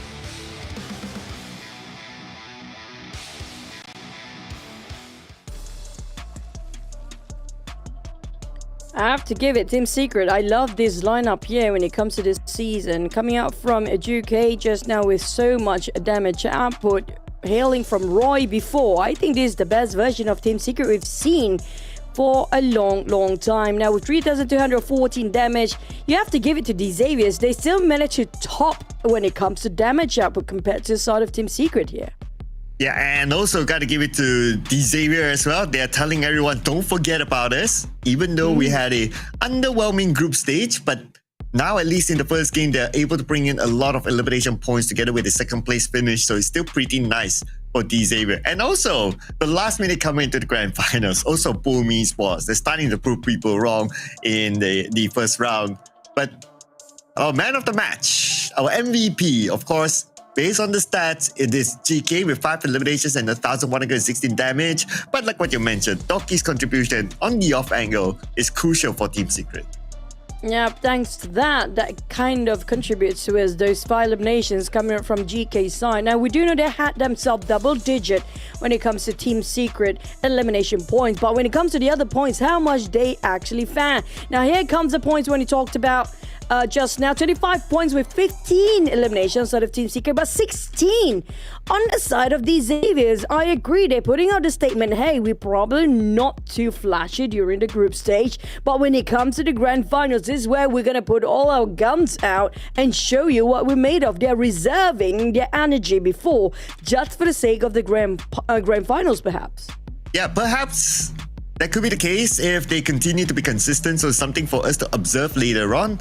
And flipping over to page number 2, we do have a few newcomers here like Mixer Gang, we have TODAK, we have Homebois MAQNA. Not the most points, but then again, it's only game 1 with many more games to come. That fate could change later. We also have the home team, Vampire Esports, and also eArena. Also on page number 2. So I guess the crowd really needs to channel the energy to their favorite home team. But when it comes to the teams that managed to take a number 1 spot, pushing down eArena and BTR from a first, second place, that's going to be Team Secret and the Xaviers, setting the tone for our first map here just now. 38 points with 10 points, 11 points precisely between the first and second place of the Xaviers and BTR. Unfortunately, not much of point progress if you compared with how TS coming up from the bottom to overtopple the rest of the teams on top just now. But when it comes to the Vikings, Boom Vampires, everybody's still on the first page. Now Homebois, MAQNA Esports and Hill, one of the first few teams to be eliminated, just hardly get any progress when it comes to their points. Yeah, so Homebois MAQNA, they're still rooted at number 16, but it's only game number 1. So there's a lot more opportunity for them to make this comeback. Now, coming into game number 2, we're going to switch it back to the OG map of Erangel. In fact, we're going to play 3 Erangels back to back. Now, with the map drop spot, we see a popular spot in a mid-30 base island with 3 teams wanting to take that, but we have seen it before. Like they can put whatever logo that they want there, but you know, for the most part, they don't really follow it. Yeah, it depends on the flight path, really. Nowadays, not many teams want to drop their usual spot. Sometimes they do, like these Xaviers, they always drop themselves in Pachinki regardless of the flight path. But when it comes to the circle, when it pops, you get to see that everything seems to be chaotic afterwards. So we're going to have to wait and see. And also when it comes to the circle, we haven't got any SMB circle in week 2 of Erangel at all. Entirely no. So maybe when it comes to the grand finals, we get to see one. Yeah, hopefully they're saving it for the grand finals. I wouldn't mind us kicking off the day with an SMB circle. And we're going to kick off next round, like what we mentioned earlier on. So it's going to be 3 Erangels back-to-back and 2 Miramars to wrap up the day. Team Secret, in case you just joined us, they claimed the first chicken dinner for today, and also the grand finals as well. But in case you guys have no clue what's going on, if you have not updated your PUBG Mobile, you have this issue like low frame rate, too much lag, device overheating or consuming too much power, this is where everything will be solved. Just one click of a button and just update your PUBG Mobile to version 4.0 and enjoy the smoothest battleground and all issues will get resolved, okay? All you need to do is just update or just... You know, if you never downloaded before, you are welcome to download and join us in the battlegrounds. And this is new, people, especially for all of you. This is Unfail coming today. So you got to check your game. After you update PUBG Mobile version 4.0, log into the game because this is a new thrilling pursuit and escape game mode that features 1 predator and 4 survivors. So log into the game right now to check this game mode out. It is definitely unique, and if you happen to do any content, don't forget to hashtag Unfail, hashtag PUBG Mobile, so that we can see what kind of content that you put out. And also, in case you guys missed this major drop just before this. They've been here since last week, which is going to be G-Dragon. Already collaboration with the PUBG Mobile. My Game, My Rule, My Survival. Already launched before on the September 10th for PC. Console, they drop it on September 18th. And the mobile last week, September 19th. Now, if you haven't got a clue what's going on, just get into PUBG Mobile, then you get to know what's happening inside. There's so many big updates and fun things to do inside right now, because next up we have something flashy and bling bling. Yeah, the bling bling here in the form of a new car, which is the Lotus Experience, currently inside of PUBG Mobile, and it features the Amira and Ameya. So you want to add this into your collection. It's only here for a limited amount of time until the 4th of November. So make sure you check this one out. And if you do any content to feature your favorite, either Amira or Ameya, or maybe why not both? Hashtag PUBGM X Lotus, so that we can check out your favorite car content. Now, speaking of your favorite, who do you think will lift the trophy this season? Because this is just the first day. Hey, it's still plenty of games to go. But when it comes to the first day, it's super important for them to set the tone and also not to leave out such a huge gap between the first place and also when it comes to the rest down there. With Team Secret from 6th place early on, now jumping up to the first place. Now, we can see also the teams in the middle pack, they are not giving away points easily. They will try to make it as hard as it can be because they have a shot at winning this season as well. Yeah, it feels like it's going to be super tight, right? Like we did talk about it during the pre-show that this tide is arguably going to be the tightest season of them all as compared to even the previous seasons.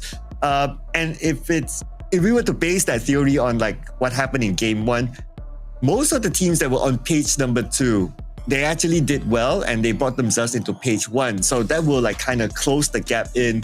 And even as of now, even with the starting points, we don't see like eArena like going away with it, but it is still early, of course. But if this continues to happen and the point gap just exchange like, okay, page 2 team perform, and then the next round, another page 2 team perform. So the gap will be pretty small. And that will make a very interesting race, especially on Smash Sunday. I personally do prefer the second page team who didn't get too much of their league rank points during the group stage before actually push forward and put their best foot forward first, because like it or not, when it comes starting off grand finals, we are not starting as everybody on clean slate like 0 points here, because the teams on the top already got an advantage during the group stage before for their super weekend points. So they need to close the gap as fast as they can and not giving every opportunities given for the top teams to make the gap even further.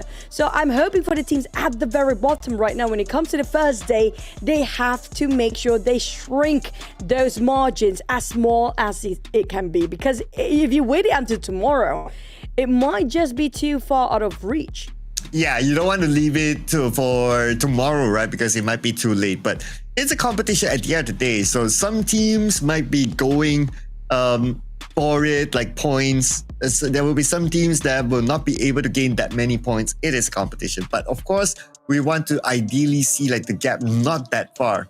So, and plus we have Rondo as the first map, right? When it comes to every day. Like, the opportunity for teams to be eligible to smash it after game number 2 is way higher than even like previous seasons, especially when the gap is not far. Yep, I agree. Rondo map is actually a killer map for the team that want to smash it for the grand finals last day. Because remember, this time it's not 10 points. We added 20 points for the smash rule in the last day, up to even 8 maps in a day possible when it comes comparing to last seasons, of course. But when it comes to team to focus, yeah, I might have had it a bit slightly late, but yep, Team Flash. Now, I want to talk a bit about Team Flash. After their week 1 super weekend, it seems like they totally lost their spark for whatever reason. They're not playing like how they used to. Wow, Teacher Choo Choo is angry right now. Why are you not playing like how you used to? It's a bit disappointing, because if they don't play like how they used to in week 1, then this is where they should play like that once more. Well, we do have some cheerleaders performance here. And just now we have a very mini screen regarding Skibidi Toilet, surprisingly. But yeah, I'm cheering. I think they are cheering for the teams too. Oh, by the way, Skibidi Toilet is probably going to be one of the coming collaborations with PUBG Mobile. What? Yeah, I saw something at the social medias of PUBG Mobile. It's not in our spills yet, but maybe that's coming soon. So that's why the Skibidi Toilet thingy. Yeah, I don't know how a bit too old for feel that. about that. I don't know how to feel about that. Maybe you guys are happy about that, but for me, I don't know what to say, man. Nothing good to say, I guess. But yeah, but when it comes to this, guys, look at it. I wish we can actually hear the music as well. Yeah. To know what they're dancing for, but they're definitely cheering. I think they're cheering for the Thai region teams. This is actually in Bangkok, Thailand. So maybe this try to, like you mentioned before, we ended up that first map just now. They need the energy channel. So this is them energy channeling towards all the Thai teams, perhaps. I guess this is the part where we need to evaluate their dance moves. I think they're chanting. I think they're cheering something. Oh, okay. I'm trying to make out what they're cheering, right? It's like, choo choo, let's go, choo choo. Yeah, I don't mind. Let's go. Woo-hoo. Okay, but for the players, and definitely not cheering, they know for a fact everybody had too much of a pressure today. Too much at stake here when it comes to the grand finals, Clown. Boom. Can they still take the title? Are they still in this to win it? BTR, we do know with this lineup, I think this is the best lineup so far, but I want to see if they manage to bring forward what they had to do in last Super Weekend. Because if they do, if they're consistent, this is a team that should be fit by the global teams in the future. You know, I like it when you say like, oh, BTR, this is the best lineup so far. It almost feels like, oh, every season we say the same. It's like, really. best lineup so far. I personally feel like disagree? This is really... Last week was superb. I swear to God, it was phenomenal what BTR pulled off last Super Weekend. But I don't know. The thing is it just pure luck and adrenaline rush during that critical moment? Because if they can bring forward the same play, the same strategy, and the same aggressiveness all over again, then they should be the team that should be fit for this season. But if they don't, then it's a one-shot thing. It's a one-time thing. So what's scary about that is something so unpredictable. Oh, Teacher Chuchu's angry, people. BTR, Teacher Chuchu angry with you. If you don't perform, you don't meet her expectation, she gonna send the rotan to your place, you know? Better perform, okay? It is the grand finals. We want to see them the best of the best, you know? Oh, I need Teacher Chuchu calm down. I have a lot of expectation based on last week's performance, really. I suss that Teacher Chuchu now has affiliations with BTR. It's like, you better perform right now. I wish I can get their jacket. I mean, I don't mind that. Yeah, every season we ask here on the English desk, we're still waiting for one from any team. Just saying. Beggars can't be choosers. I'll take anything. Yeah, we take anything, but not something that's appropriate, of course. Don't give us rubbish. But yeah. Hexas. Do a Hexas. Hexas, please don't give me the inner singlet. I don't want that. I don't need that. The same singlet that he wore. Then he can tell you, hey, Chuchu, this is the final singlet, okay? All right? I wore this on stage on day one, all right? The essence of Hexas is in there. You can actually resell it for a higher price because it got Hexas perfume on it. But no thanks, but we're going to get into Erangel in less than 10 seconds. Buckle up, ready to go, ladies and gents, because we don't know who will take away the Erangel chicken here.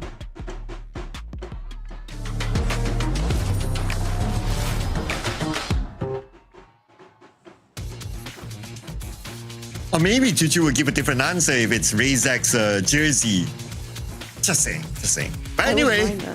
But he has to perform though. Razak and crew and everyone else. Here comes game number 2, Erangel.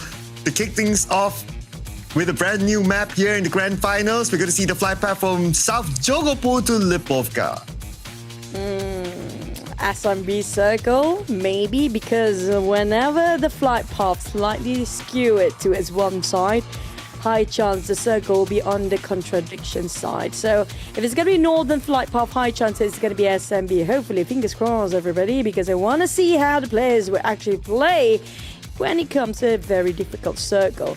But you know what? Speaking of Razak and VOIN, we don't see them as much as how outstanding they were in week 1. A lot of them don't seem to be having the same momentum of plays when it comes to week by week. Every single week there'll be a different team stepping up their game.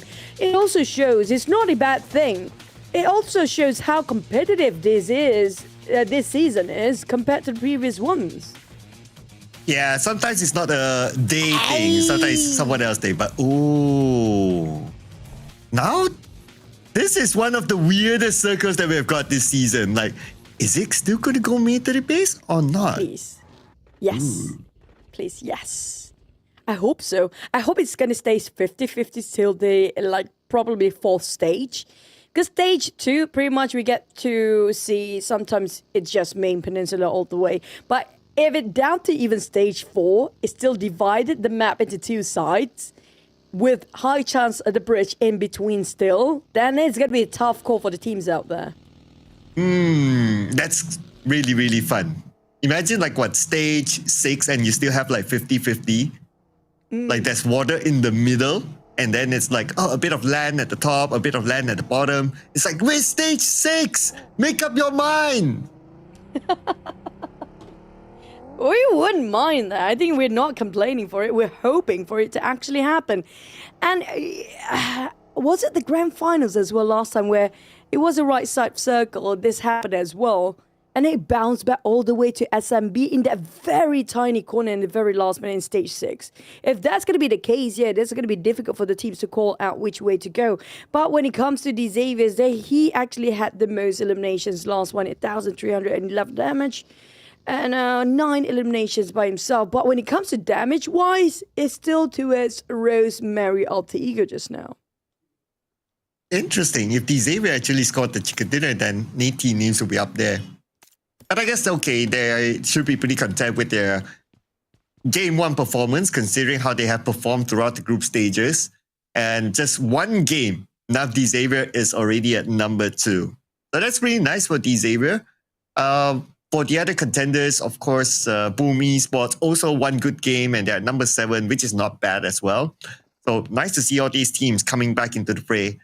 Hoping for Hail Esports, Homebois, MAQNA, your usual suspects at the bottom, Mixer Gang, so because it's their debut grand finals, to be able to come up with a D-Xavier sort of performance. I personally want the rookie teams, the teams that never been in the grand finals before, like I mentioned. We've seen Hill before, of course. I'm looking for MXG and also the Vikings to make a change for this season. It will be a change of era entirely if they can push forward. But I think a lot of you guys kind of, when you see a team with their performance, with their firepower, with their strategy as a team, you can feel this is not going to be the team that hold the trophy unless they show us otherwise in between. Because remember, this is just the first day of the grand finals. A lot of teams are not showing all their trump cards yet. They are saving it for later when things push them to a corner and it's a necessity for them to actually play it out. So I think when it comes to strategy-wise, a lot of teams are reserving their best plays for the later version. Oh, and what will be interesting if MXG actually wins it somehow is that we have never had a PMNC team directly qualified from PMNC to be champion yet. So if MXG is able to do it, then it's history. That's true. And if Malaysia region actually do it with only 2 teams on their side, that's going to be a long, long time. Malaysia region hardly being the champions of South Asia.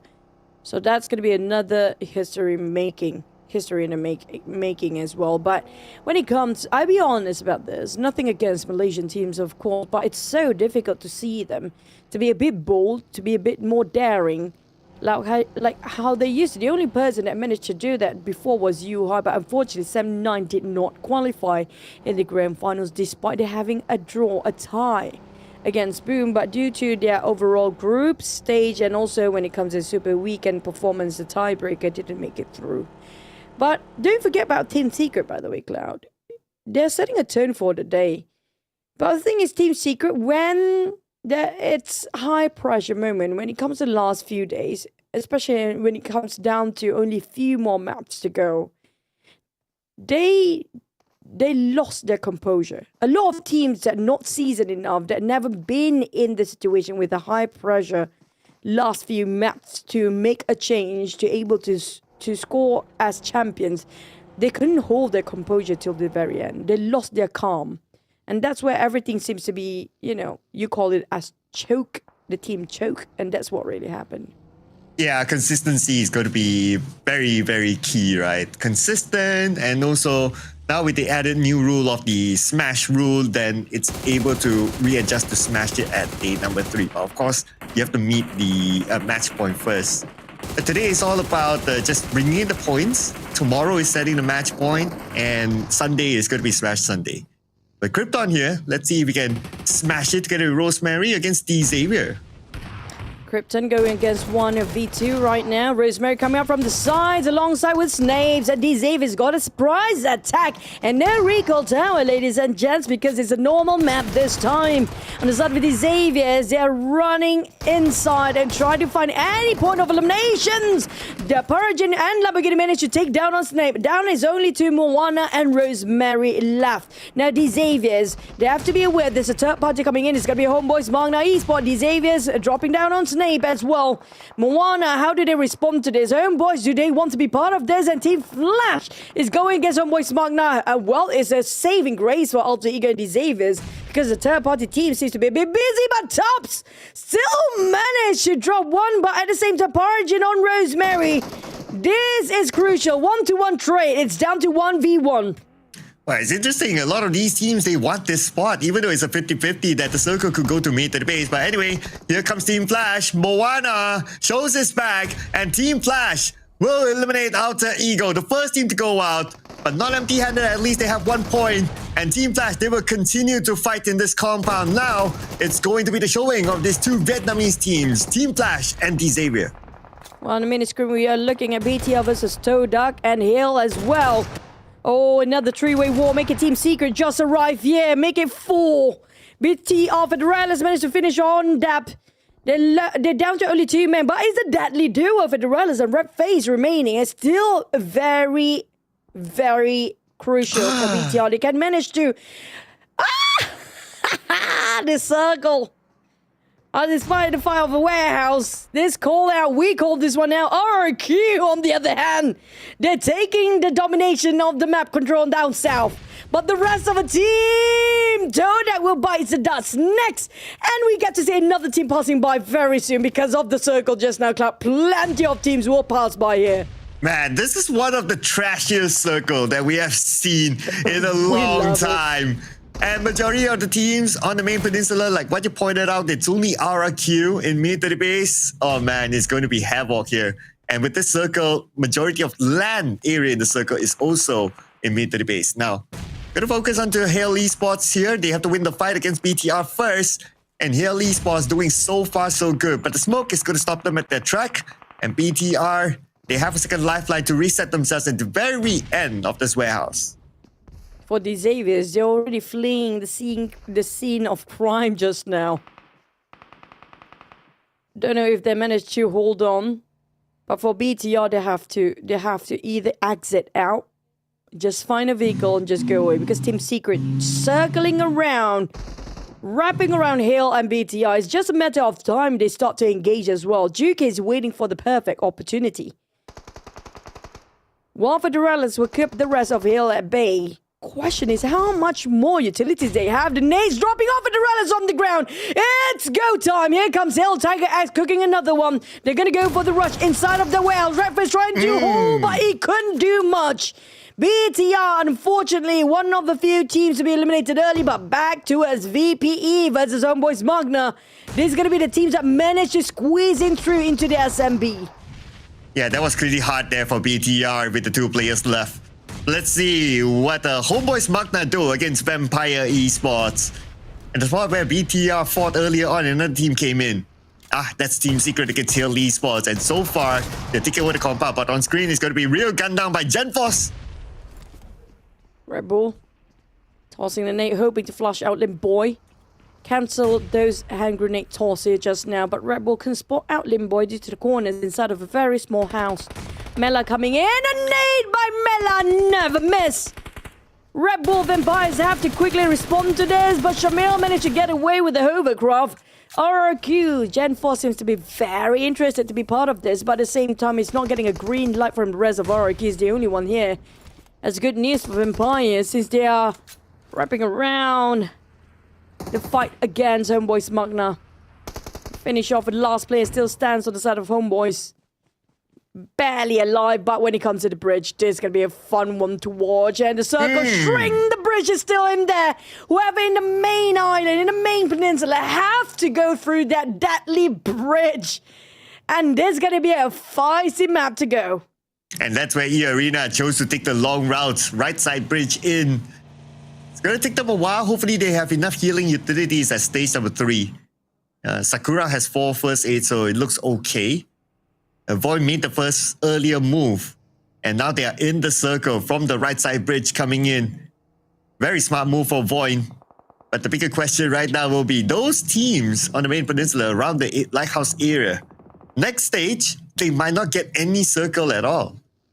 Oh, there's also some running over with vehicles. Our Boom is taking things a bit slower. They spotted a couple of players around the area. That's going to be eArena players just now. Well, the rest of it, I think it's best to go and swim. The best option right now is not going through that bridge, but just swim over. You're taking a boat. There's a lot of players already waiting at the coastline area. Even around the jetty, around just on the outskirts of Ferry Pier, seems to be very heated right now. A lot of teams try to go and swim over as fast as they can. These Xaviers being stopped by GLU. There's also the Vikings watching from afar. They're still holding towards the edge of the circle, hoping the circle bounce back towards the northern side. Well, these Xaviers, how much longer they should wait, whether to swim or not to swim? Yeah, they still need to kind of decide this one. But if they swim right now, then there will be other teams close by and they might not even make it. A Team Secret, they're going to take the Primos boats in. Okay, they're going to avoid all those fights. But nades galore onto Levi's. 1-2, 50% of health left. And Glue Squad still not letting him go. Third nade did not connect. And Glue Squad, they're probably calculating their utilities as well. But if they're able to get the Levi's, that'll be great. I mean, they need to add as many points as possible, looking at the condition of the circle through eliminations.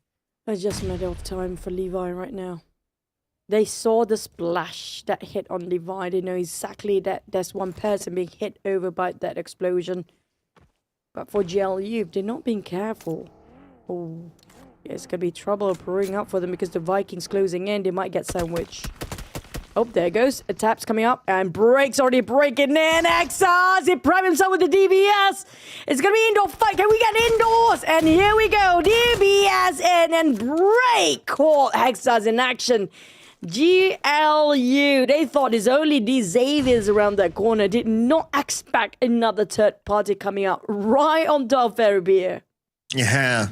Space is scarce right now. I don't think there'll be any other team. Okay, yeah, nope. So that means 3 teams in Ferry Pier.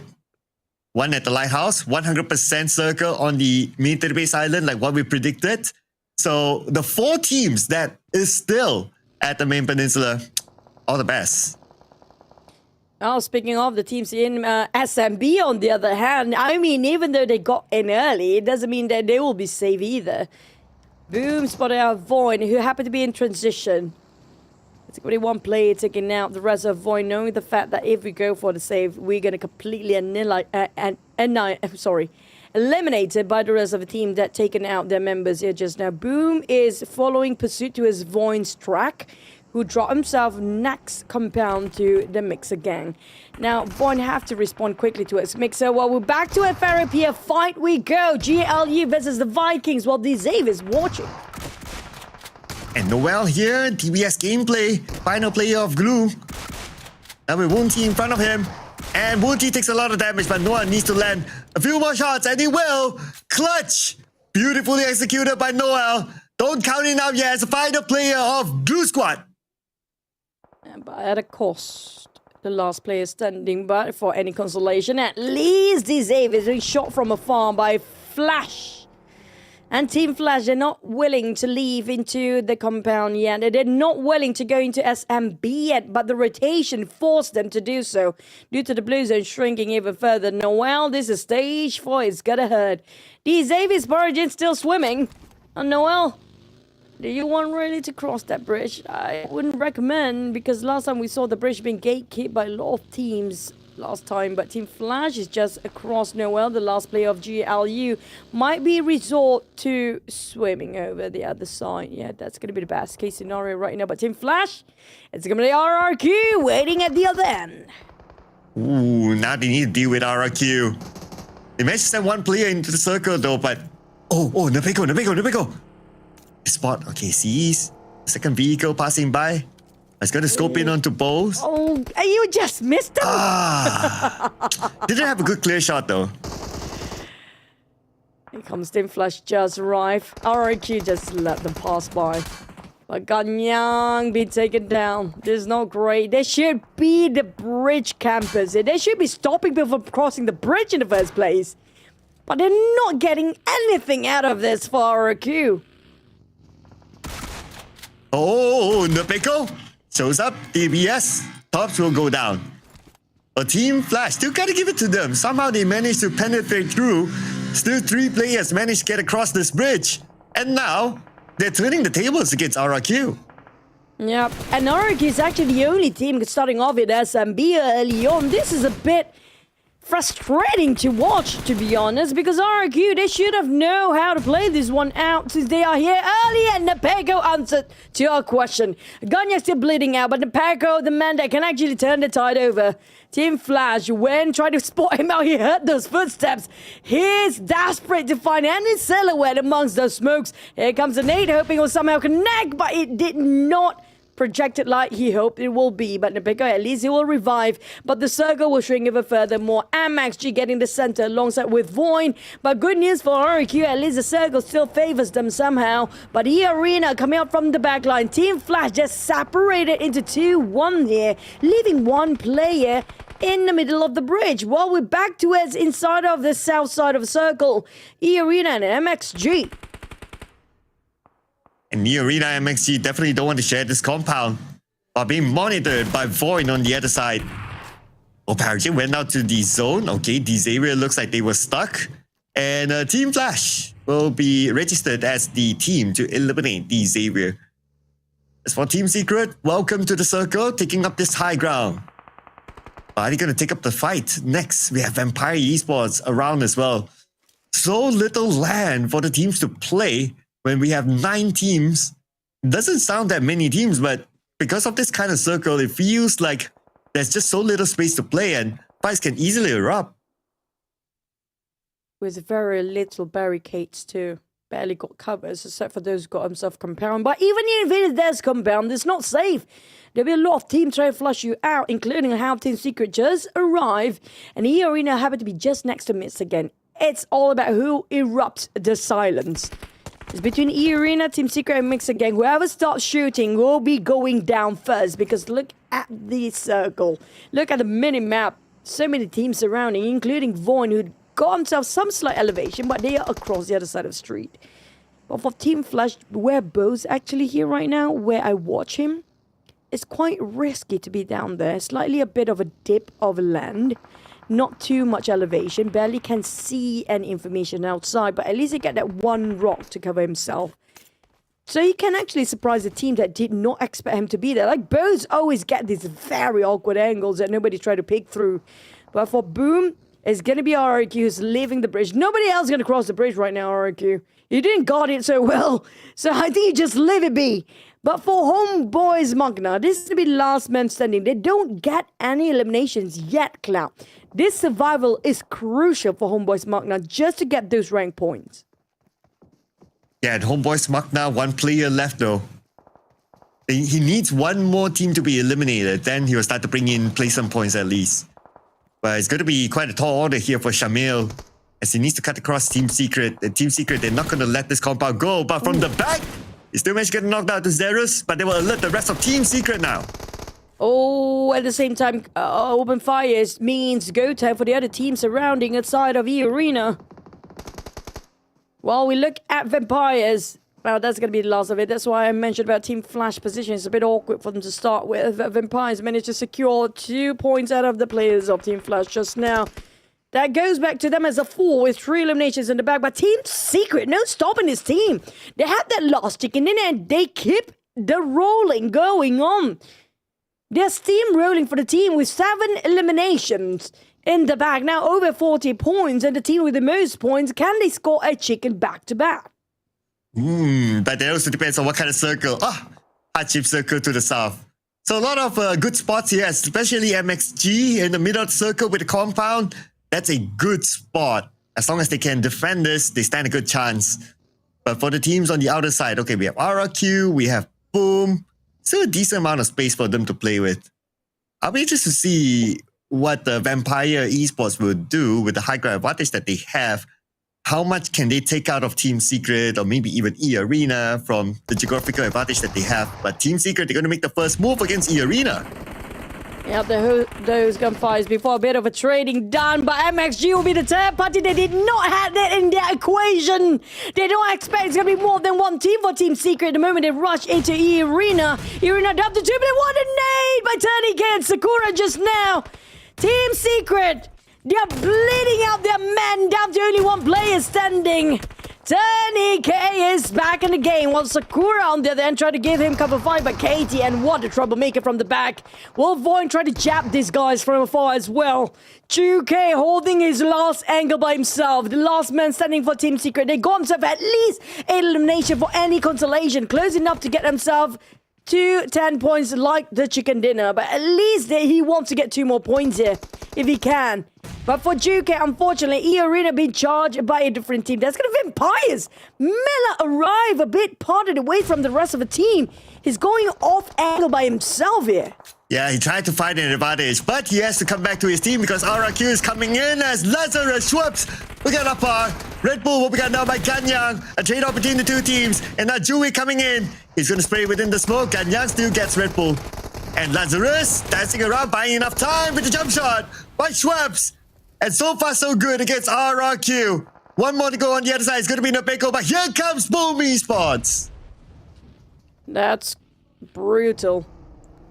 VOIN managed to take down 2 players of Boom just now, but on the side of RRQ, here comes a nade! And it's Yummy May taking on Ganyang. Ganyang taking on Mela. What a 3-way battle it is between these 3 teams. Vampire, RRQ, and Boom.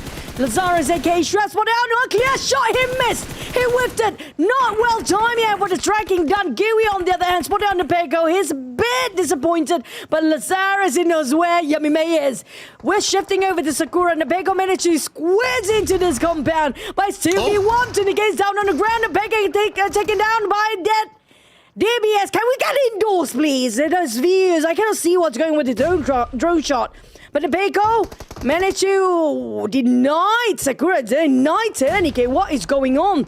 But on the side of RRQ, they're down to only one person. Sakura, he accidentally naded his own teammate just now.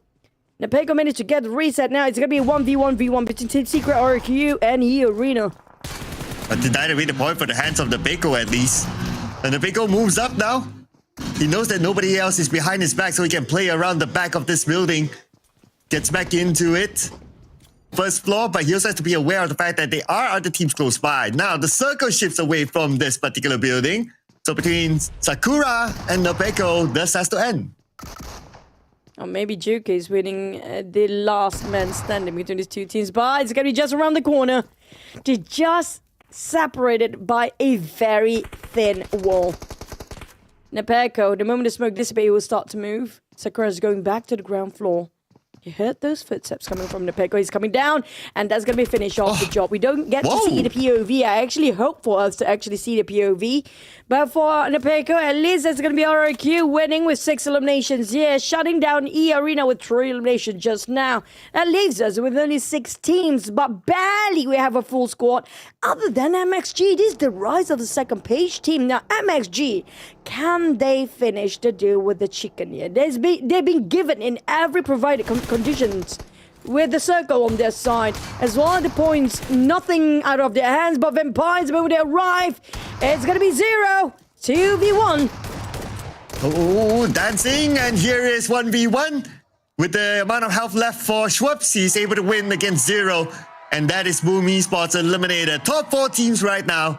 And like you pointed out, mixed gang. 4 players still intact, and they still have this compound, and they're well spread out. They have multiple off angles, with still the circle. Everything still favors them. It's all a matter of points of eliminations as well. They didn't get any eliminations yet, Cloud. Just shows discipline, waiting things out. And you talked about how vampires want to play in an open space. Everybody trying to go for the compounds, knowing the fact the compounds are very limited in this sort of circle. But the advantage, the trade-off with no compounds is great still. You have plenty of space, you have design grounds. But the problem for vampires, everybody stays indoors. How to shoot, what to shoot, there's nothing to shoot against. Yes, that's where they'll play the patience game. Because we still have stage number 8, so the circle could still go anywhere. And but because of MXG, they are somewhere in the middle of the circle. Wherever the circle goes, they should still get it. I'm sure Vampire, they will want the circle, but no, circle goes all the way down south, so it looks like Vampire, they'll need to pick a spot to crash in. Whoa, what a tension. It's just the wall separating them and the rest. But honestly, I think the one that will disrupt this calm is going to be Vampires. You're the only one in an open space. But in the meantime, if they open fire, they barely got any covers, and they're down to only 2 person. So smoke's been popped, they have to slowly advance forward, they have to fight against VOIN or cross the street entirely. They can go the other side of the street if they want to, plenty of spaces there, but at least there's some vegetations in between. They'll take the vehicle, yeah, they're gonna go the other side.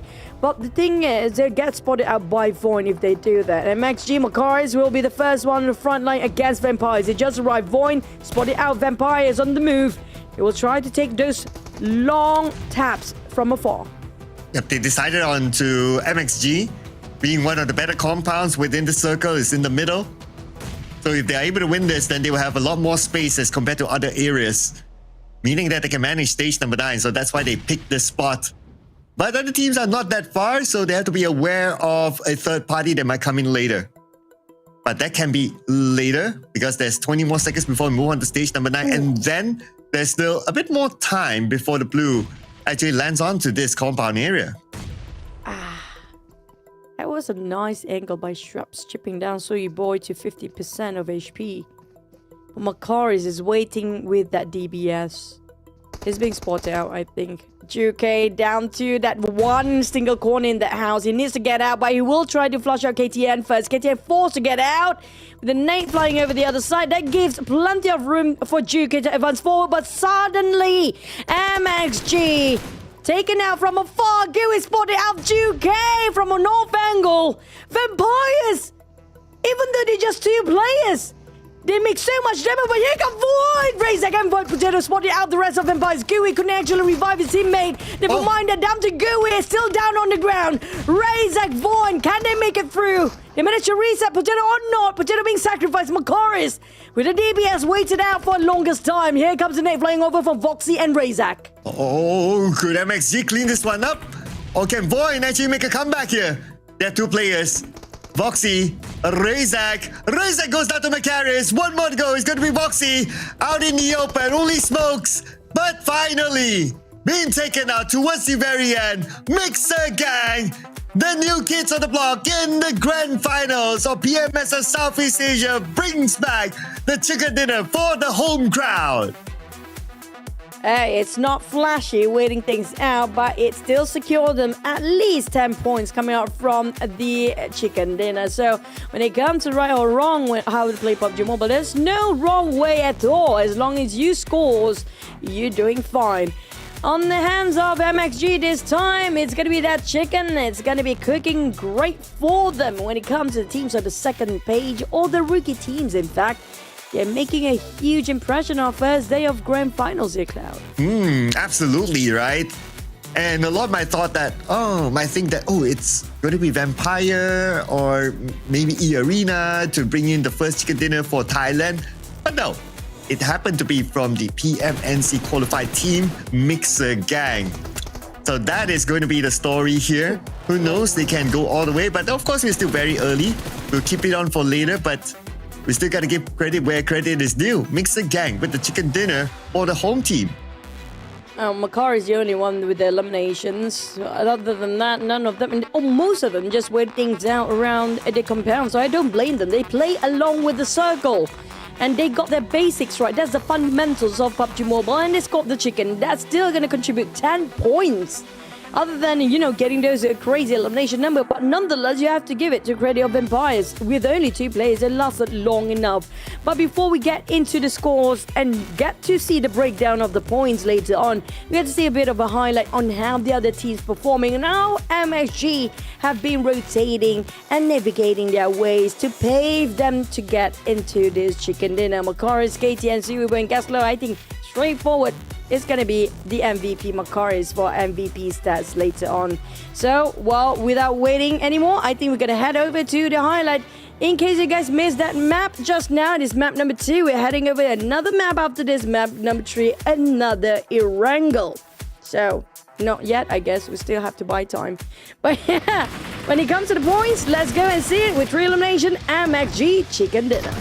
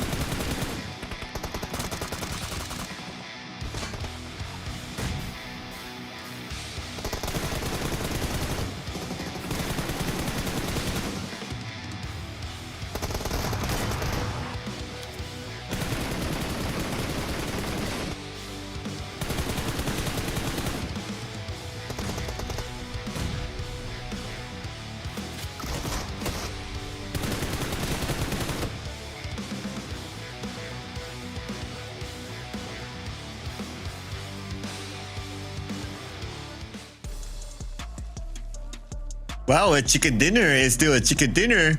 They put themselves in the top 4, Mixer Gang. But we have Vampire Esports in front of them when it comes to this sequence. So that means in overall points collected, Vampire Esports would have got more based on the eliminations that they have collected as well. And then we also have Team Secret here. After scoring a chicken dinner, still in the top 4, showing a good amount of consistency in this round. Yeah, last time we saw them with 8 eliminations.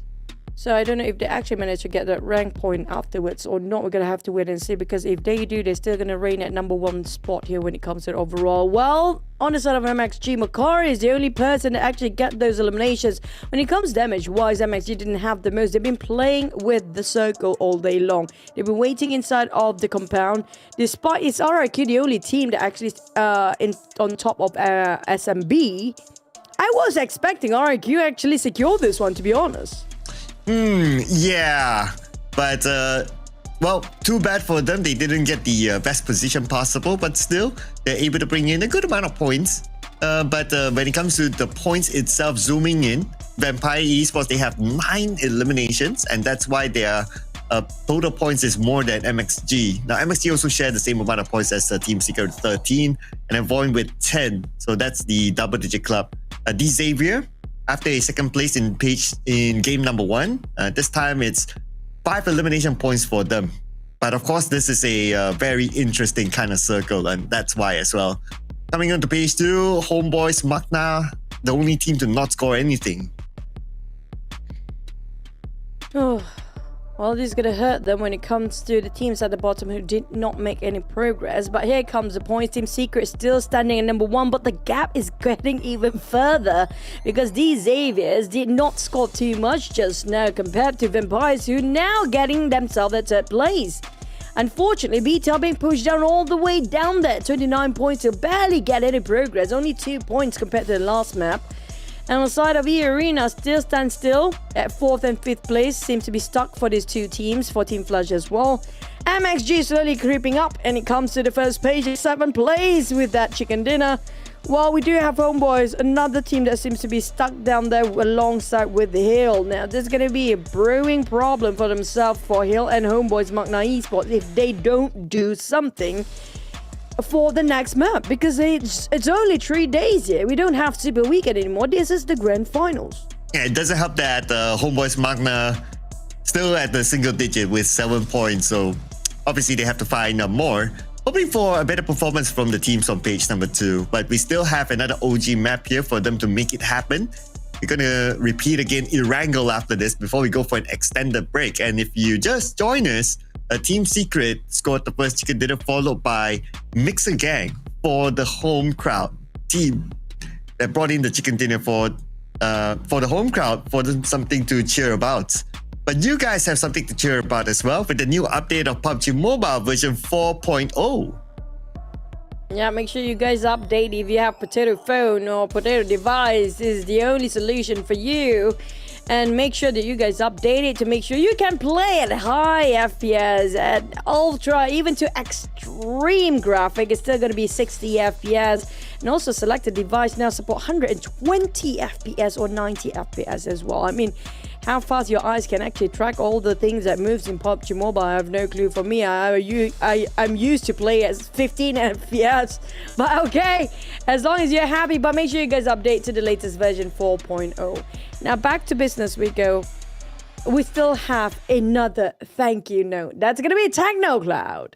Oh yeah, without Techno, we wouldn't be here, ladies and gentlemen. So thank you so much to Techno for being part of PMSL Southeast Asia for this season and hopefully for more seasons to come. And this year is the POVA 7 series. And you can play PUBG Mobile at 120 FPS with a screen size of 6.67 inch, 1.5K AMOLED display with a 144Hz polling rate as well, and 6000 mAh battery with 70 watts ultra charge and 30 watts wireless charging. And if you want to have a good view of how this phone looks like, it is the same phone that is being used by your favorite players on stage in the grand finals of PMSL Southeast Asia.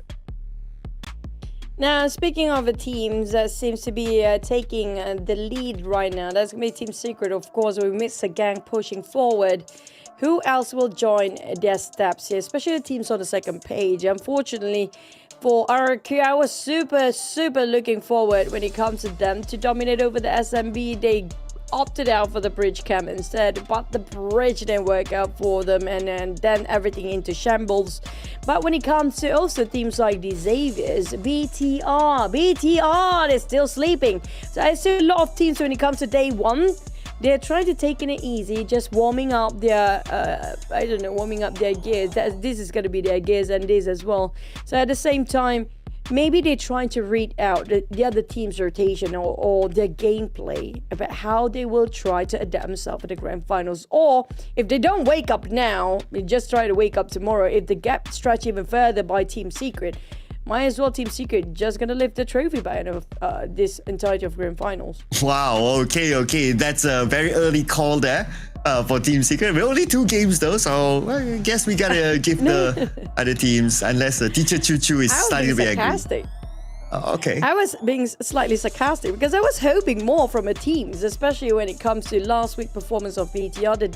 The week before from VOIN, Team Flash. Team Flash, we get to see a bit of glimpse of it, a bit more aggressive, but a bit too off angle, a bit too awkward on those as well. Just now did not get themselves that, compound. But I don't blame them. That circle was really tough to work with. Oh, okay. At least calm down, teams. Okay, teacher Choo don't blame you. Okay, she blames circle. Okay. All right, but she might blame these teams if they don't perform, like D Xavier, like Vampire, because that's her pick. Well, I was a bit late. A bit late. Yep, a bit late. Maybe Homebois MAQNA might score the next one because maybe I might be early. I don't know. But Homebois MAQNA, of course, the only team with a single digit now. They need to find the points in. Yes, it is their debut as an organization in the grand finals. But if Mixer Gang can do it, why Homebois MAQNA can't, right? That's true. And they are the one that in the need of those points. I like your pick just now because that's going to be one of the teams that need to show that they are prepared to get into the grand finals. Yeah. You know, jitters aside, they have to come prepared. They have 4 days of rest before. I mean, even if those 4 days, they work out right for you, this is the time for you to really wake up if we don't do something, especially Homebois MAQNA. That one single digit will cost them so much if they try to play the catch-up game tomorrow. They have to catch up today. Yeah, you don't want to leave it for tomorrow because we have to consider that the match point or the match point will be set by +20 by the first team. So if you take that into consideration and you're still at page number 2 and you're at the end, you can imagine how big the gap is. By that time, you'll be hoping for the games to go all the way 8 games. So you will have a chance to collect points to at least get a better placement or maybe make a huge comeback. But if it is like only like 3 games like what happened last week, then whoever who's on the end of page number 2, well, then yeah, it's hard to get like the top two slots to be in the PMGC. Oh, no. So when it comes to the points to its PMGC is super important too. There's no rest at all for these guys. The rest will come after the grand finals. Right now it's grinding time for them. And speaking of grinding, we don't see a lot of aggressiveness by a lot of teams. Maybe due to the circle, like I mentioned before, make it so difficult for the teams to rotate and pave their way into the safe zone. And it was difficult to read out the circle since it was a 50-50 between the main peninsula and also the SMB. Maybe this time we're going to have a very generous circle. Who knows? If it's right on top of Pachinki, I mean, the Xaviers can score it. But usually, wherever you drop and the circle is to be right on top of your initial drop, usually that team won't last long. I don't know why that's going to be the case. Well, let's see which team will last the longest this time before we head for an extended break after this. It's going to be a repeat of Erangel. Will there be a repeat of Chicken Dinner or will there be a new team bringing in the Chicken Dinner into this Erangel? We did enjoy that circle, not gonna lie. Even if it's a repeat of that sort of circle, I wouldn't mind that. I wouldn't mind all the way mid to the base. But let's see what will be given. Here, let's go.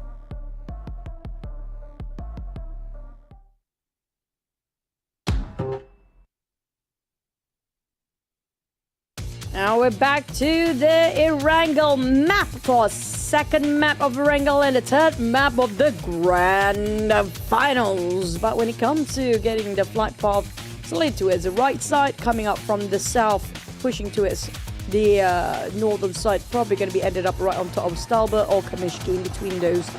But when it comes to the circle, is it going to be a gut cut feel? Like I mentioned, the circle will contradict where the flight path will be. That's going to be the usual case. And it's proven based on our first map of Erangel before. So if it's going to be gut cut region, now that's going to be a region that I love to see those fights happening. If the circle ended up on Gatka, we can expect maybe a bit of Gatka Mountains skirmish, maybe around Pachinki trenches, or maybe even on top of ruins early on. But when it comes to getting SMB this time, plenty of teams dropping quite early. Yeah, to be exact, it's Team Secret and Glue Squad for Novo. Let's see who will get the first knock. Looks like it's going to be Noel knocking down Zerus. Not eliminated yet, but Zerus is just right in front of him. And that's going to be Noel locking in the first blood. So Glue Squad, Team Secret, 3 players left. And 2 of them still within the Novo area, surrounded by the players of Glue Squad. GK cooking up the nade. Hoping it will land on exhaust. Interesting. Okay. I thought I was the only one. Hey, GK! Drop down straight on the knees. It's go time. GLU not wasting any more time at all, but Doki with the cover fine. But this is a bit too far, isn't it?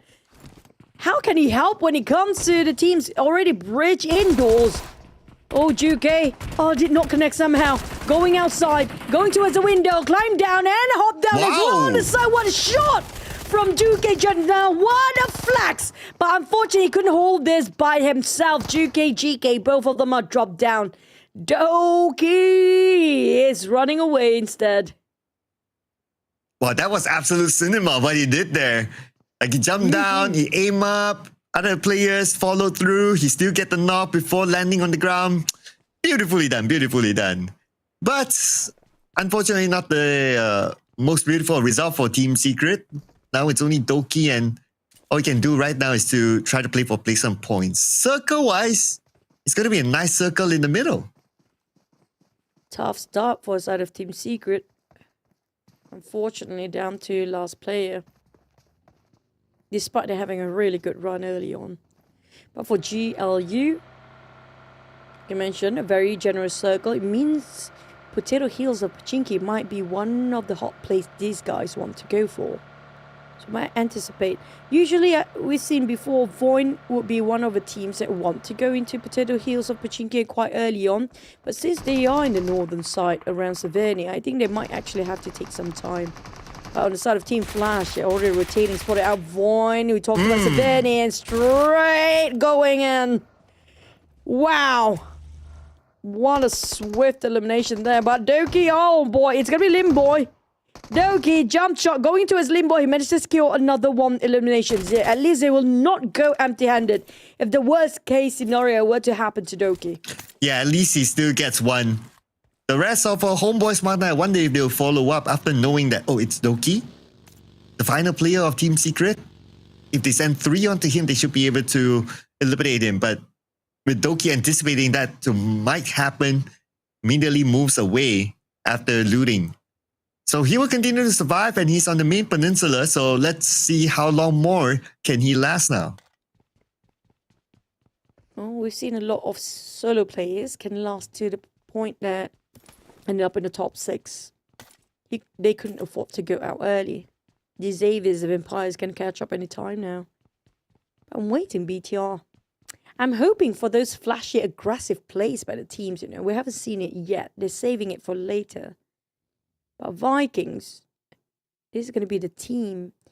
You know, about Vikings and Mix again, what I respect about them most is just within one Super Weekend, they can secure enough points to the point they can make it to the grand finals. If you compare it with teams like FaZe Clan, who had twice given an opportunity to get into Super Weekend but did not score. It's just how the mentality is coming from Mix again in the Vikings. When things are critical and pressure mounted on their backs, they know what to do and they can pull it off. And speaking of pulling it off, well, we do have plenty of teams around SMB early on. Now I think there's going to be only 1 or 2 teams left, since the circle pop itself right on top of Potato Hills of Pachinki. And Pachinki, the Xaviers already left Pachinki, or still waiting things out. I think they still can wait. Still inside of the circle still. I like the fact that you bring up the FaZe Clan case again, right? So it's a rare occasion that we get to see that, oh, you make 2 Super Weekends and then you just don't make it into the grand finals. That's like super duper rare. But so it just shows that, like, even though if you make it into 2 Super Weekends, like, you cannot be complacent. You still need to be able to perform. It's not a free pass. And that makes this race exciting, right? And that allows like teams like Mixer Gang, like, to suddenly make it happen with only 1 Super Weekend to come in here. And they even open up with a chicken dinner in day number 1 for themselves. So I'll be interested to see how far Mixer Gang can go. If they somehow can make top 2 in this PMSL finals, then they will have a slot in the PMGC, which will be an insane achievement for them. And not just that, that is out of ordinary. If you ask me, we never had that, rookie team coming into the grand finals and even winning it in the same season. But for Homebois, it seems like they're being caught off guard again. A lot of the players from Homebois MAQNA, they are making the same mistake when we actually watched them last week during the group stage. You remember how they've been scattered so far apart and slowly one by one get picked off, and there's no cover fire since the rest of the team is a bit too far. That did not work out for week 2 in the Homebois MAQNA lineup. I'm surprised they tried to pull the same thing again for the grand finals, since it did not work out. Oh, Homebois MAQNA, oh, Teacher Chuchu angry now. Teacher Chuchu angry, not working out. Change, before the Rotan comes. Yeah, it might be a bit harsh, but it is what it is. Well, I agree with you when it comes to the FaZe Clan case. Usually, when we had this Smash implemented, we talked about when there's the Super Weekend, just implement it. As long as you get both Super Weekend entry in, you can actually get into the grand finals. That was the case back then. But the fact that Mixer Gang, I thought teams like Mixer Gang and Vikings were actually not gain as much. Like they will be the one that ended up with a tie with a different team at the bottom who did not make it to every Super Weekend. But I'm surprised how good they are when they've been cornered down. It feels like the more crisis they have to go against and more crisis they are into, the better they are for these two teams. So what you're saying, like, it's almost like don't poke the bear. You poke them, they'll fight back. Yeah. Although, like, some might say, Mixer Gang, 3 eliminations, chicken dinner, yeah, that's not the sexiest of number, but chicken dinner is still chicken dinner, so you can't really complain about that. However you play it, as long as you're able to bring it in, that's okay. Now, bringing into our next phase of the circle, we're going to move towards Roshawk. Interesting. It's going to be the home of Boom Esports. So we might see more teams trying to enter Roshawk with this kind of circle. Yep. But how do we have to defend is also another question. So there's a lot of teams already inside and get themselves to the center of the circle. But for Ruins, anybody try to stop any teams coming from north? Last we've seen VOIN was in the north. So if anybody tried to gatekeep northern side, it's going to be right around the Ruins area. RRQ, they're taking Potato Heels of Pachinki. So they're getting a bit of a early start. Well, we're taking a for clashing. Mixer Gang, we talked about them before. Rosemary, Alter Ego, Krypton. The rest of Alter Ego has not arrived. Rosemary have to hold the ground by himself. Unfortunately, couldn't actually do that yet. Gets slowed down to 1 HP. Finish off Rosemary instantly, knowing he's a threat. Might as well just finish him off. Here comes a nade flying over. Krypton, the rest of Alter Ego. And that's going to be one more player. I don't see the last player in the map still. It's going to be one coming up from the back. Krypton and Snape 2v3 against KTN is down. And seems like Mixer Gang, they might lose their grip over this compound here right now. With Snape here, but Moana, it's going to hit it out, but get slow. Okay, they respond back though.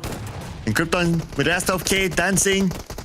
Trying to find his target, but on the second floor, there's somebody there. Not able to get a knock onto Krypton. Krypton is still moving around, out in the open though. But gets himself into the building now. Goes out to the second floor, tries to find his target, but then again gets low. Went out to the ground floor now. Try to flush him out. Krypton will hold on to the ladders and got Gatslow. He's down to Krypton. It's going to be 1v1. Sui Boy versus Krypton. Oh, Krypton, he got himself in a wall. He's going up to the second floor and now trying to hear the footsteps on the ground floor instead. Sui Boy is down to the S12K battle between these two players. Only one team will try him. And a jump shot. What a timing by Sui Boy just now. I don't know if he actually hears the Alter Ego player actually doing something else. But for the side of Mixer Gang, they did not lose too much. It did not take that much toll on them since they only lost KTM in the process. Unfortunately, Alter Ego ended up with only 1 point of eliminations. And they are not that much of a sweet spot when it comes to the overall ranking either. Yeah, it's at least 2 rounds or maybe even 3 rounds back to back that Alter Ego is not performing. It's a very rare sight and, well, I mean, gotta give it to a Mixer Gang as well. They won, but being a team like Alter Ego, you would expect them to be able to win that kind of compound fight, but Mixer Gang had the best of them and they only gave away 1 point. Like what you pointed out, Mixer Gang didn't lose that much. They reset back as a trio and they can continue to play. With 3 points in the pocket thanks to Alter Ego, Mixer Gang, so far so good, on track. Here comes the next one. It's going to be Vikings versus TODAK and VOIN. Trang, I don't like where he's at. Quite a flat plane down there. They need to find covers, but he smoked. Our vehicle will explode anytime soon. Get down, get out. At the same time, this is not the best spot for the side of Viking. We're forced to take a stop here where it's not really the highest ground. It's in the middle ground, but they do have some elevation for the team coming up from the back. The side of TODAK, do they respond to this? Definitely interested to fight them. Where do we have Roshawk fight? Team Flash not crossing that bridge of Rosso. Literally just crossed it. So they're rotating a bit slower for Team Flash, knowing the fact they did not do so well today either. So they're slowly building up the momentum. RRQ, they had this abandoned church slightly on the southern side. But there's so many teams interested around this abandoned church as well. It's going to be Hill. I think the Vikings probably want to hover around this area too. By the edge of the... Just going to check. Yeah, go ahead.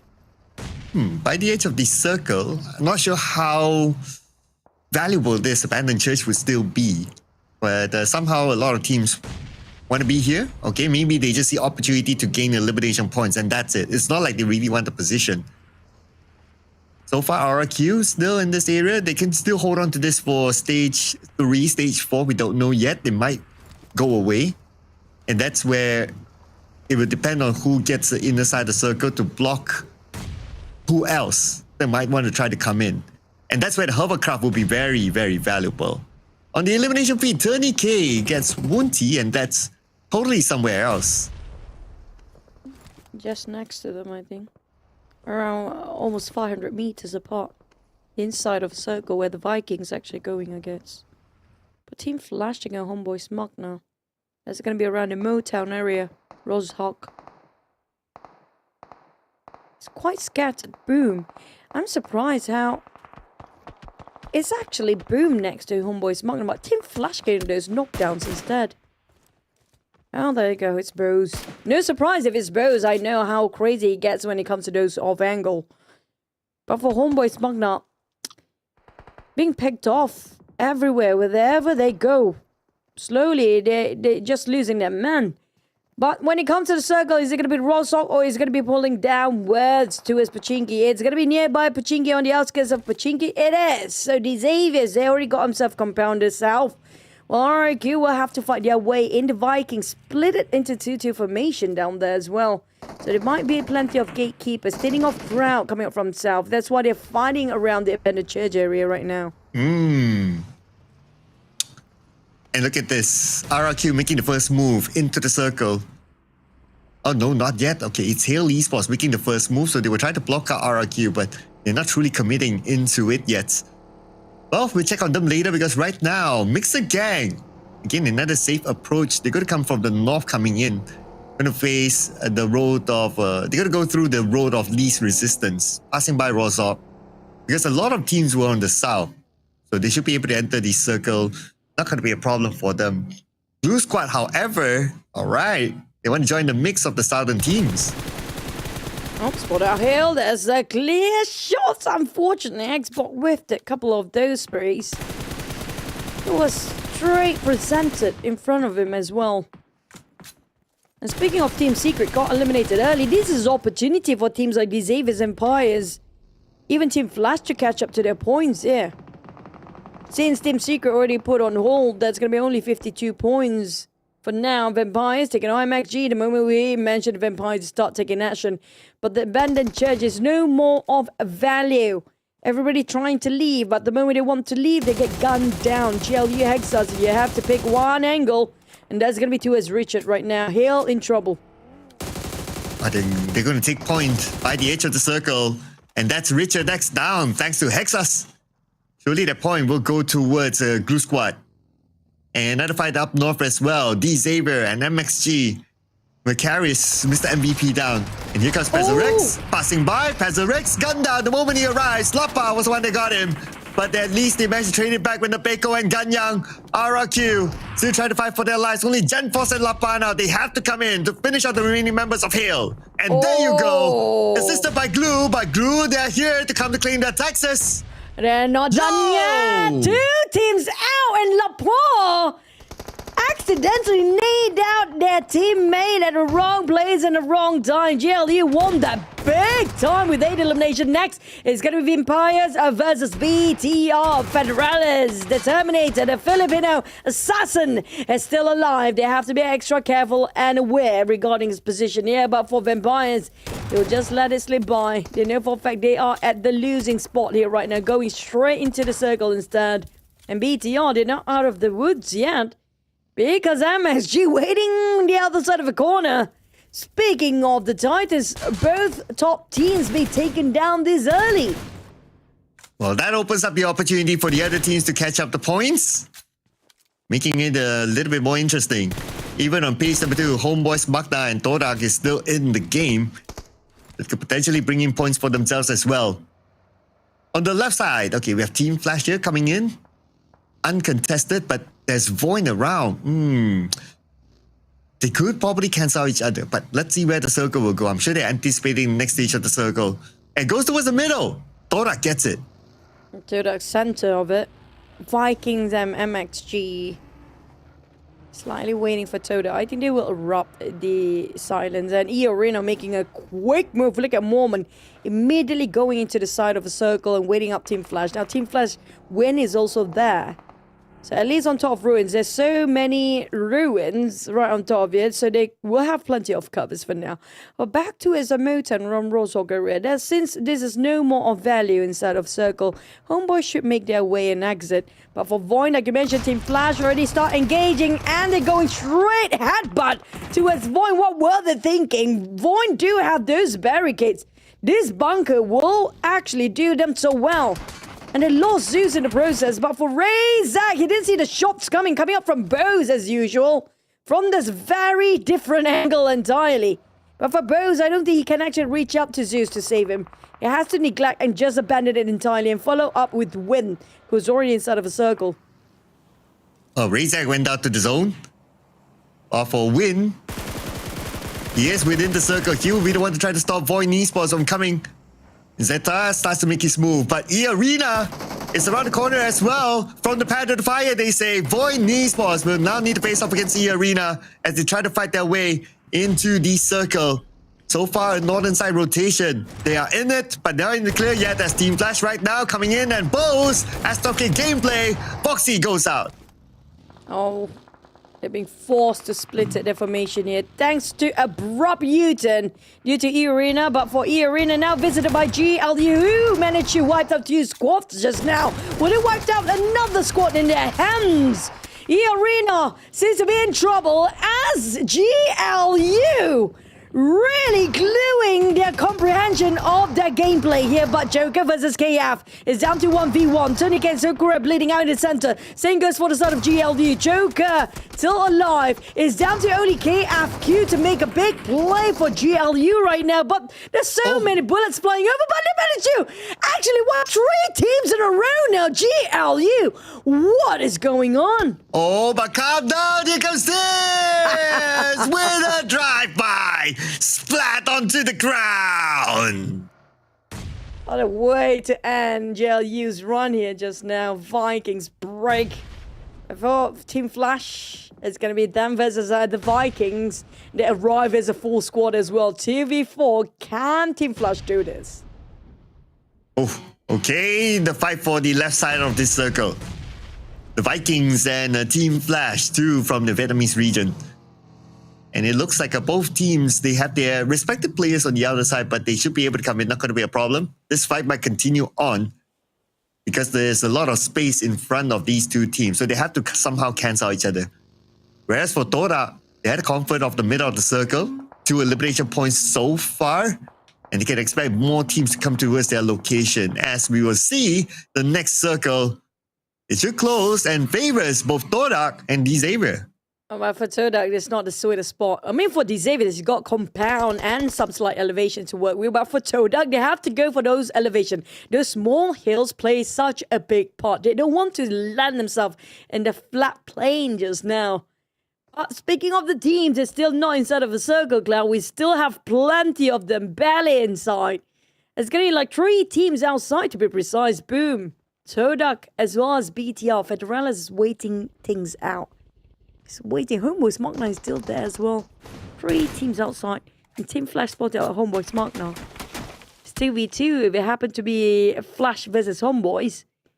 It's a bit too far if they want to engage. But for Homebois, they are in the least favorable position here right now. This will force them to get out. They barely got a corner when the blue zone arrived.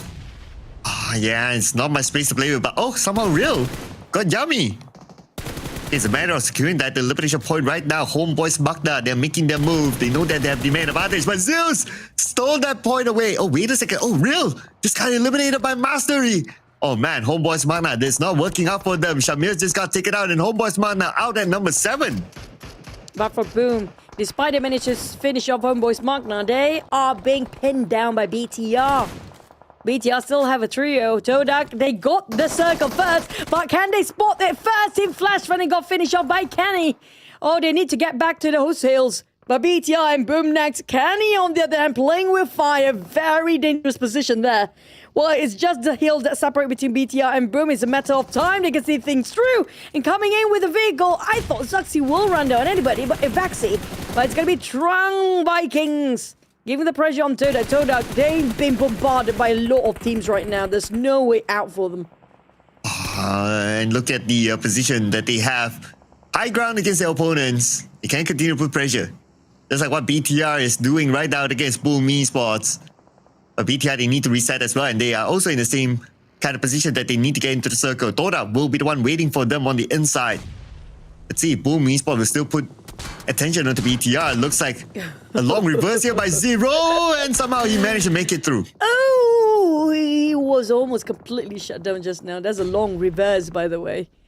BTR spreading. These Aves intriguing. Their positions is very sweet and it's very safe, but they are intrigued regarding what's going on the other side. To have a glimpse and might relay back the information. I don't know how they will respond to this. Will they get into here just to fight them? Well, Boom, it's going to be 4v2, but if it's going to be a clash now, it's going to be the time. But question is, do they have enough utilities to make sure there's a gap between them and TODAK and forcing TODAK not to flush them out or, you know, try to push against them?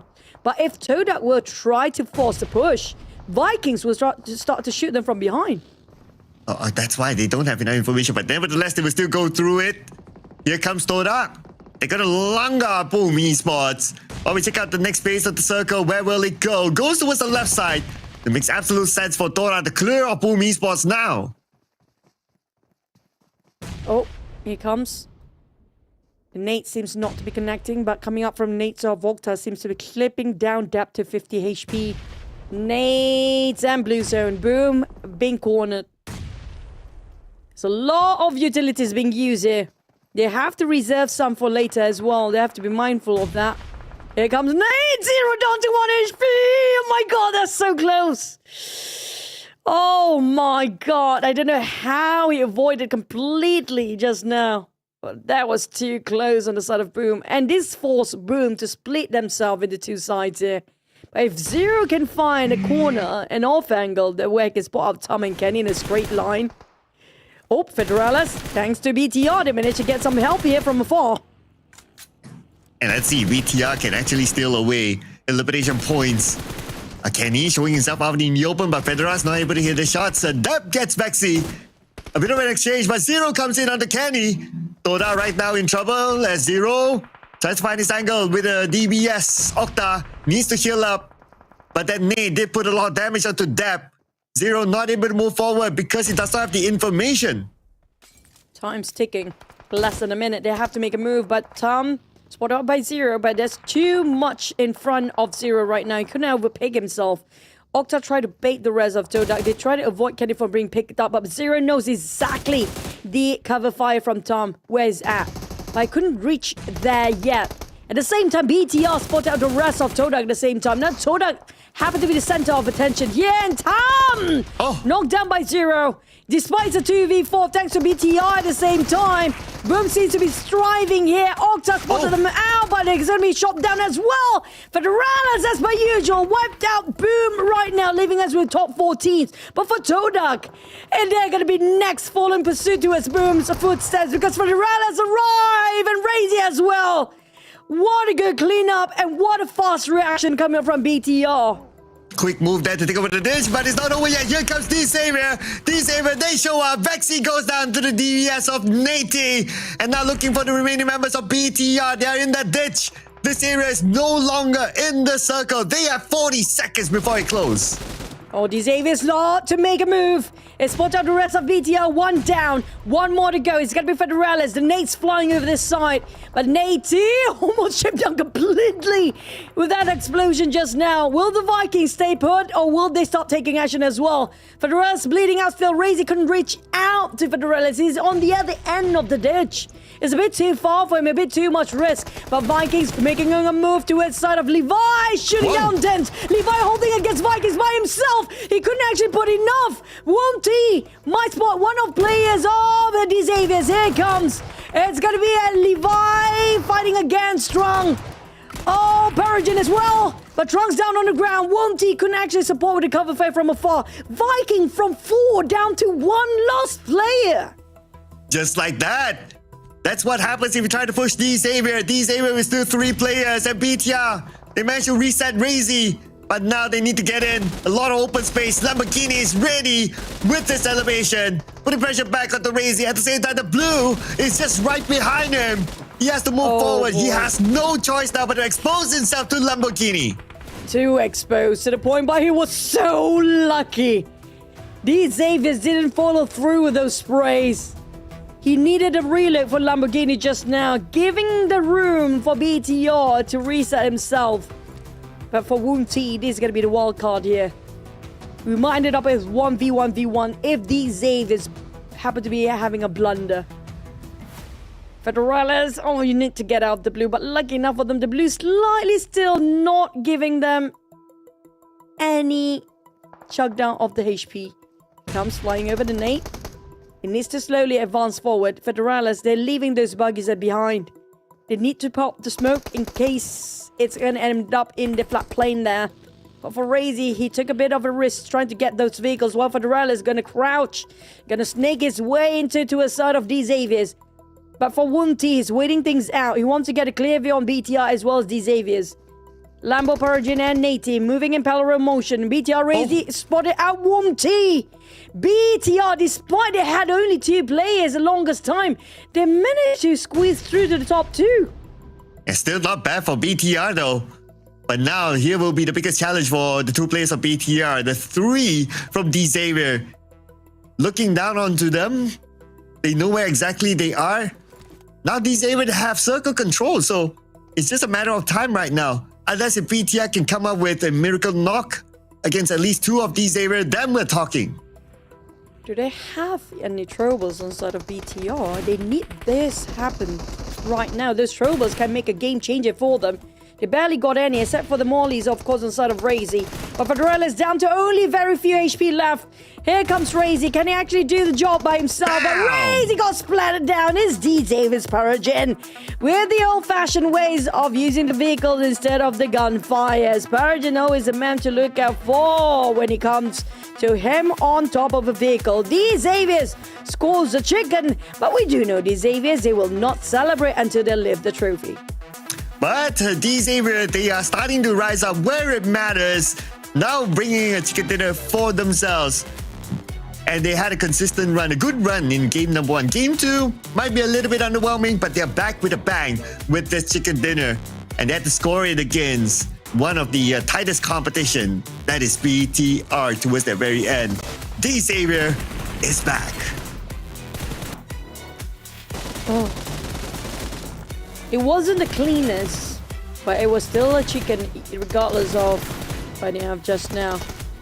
But I love it. Paragin's always the one that always gonna run down on people when it comes to the vehicles. But when it comes to the points, on the side of these Xaviers, they managed to score 6 eliminations overall with the most damage coming up from Lamborghini. I assume he's gonna be the MVP. It's been a while, actually, we do that we actually see Lamborghini on the MVP chart.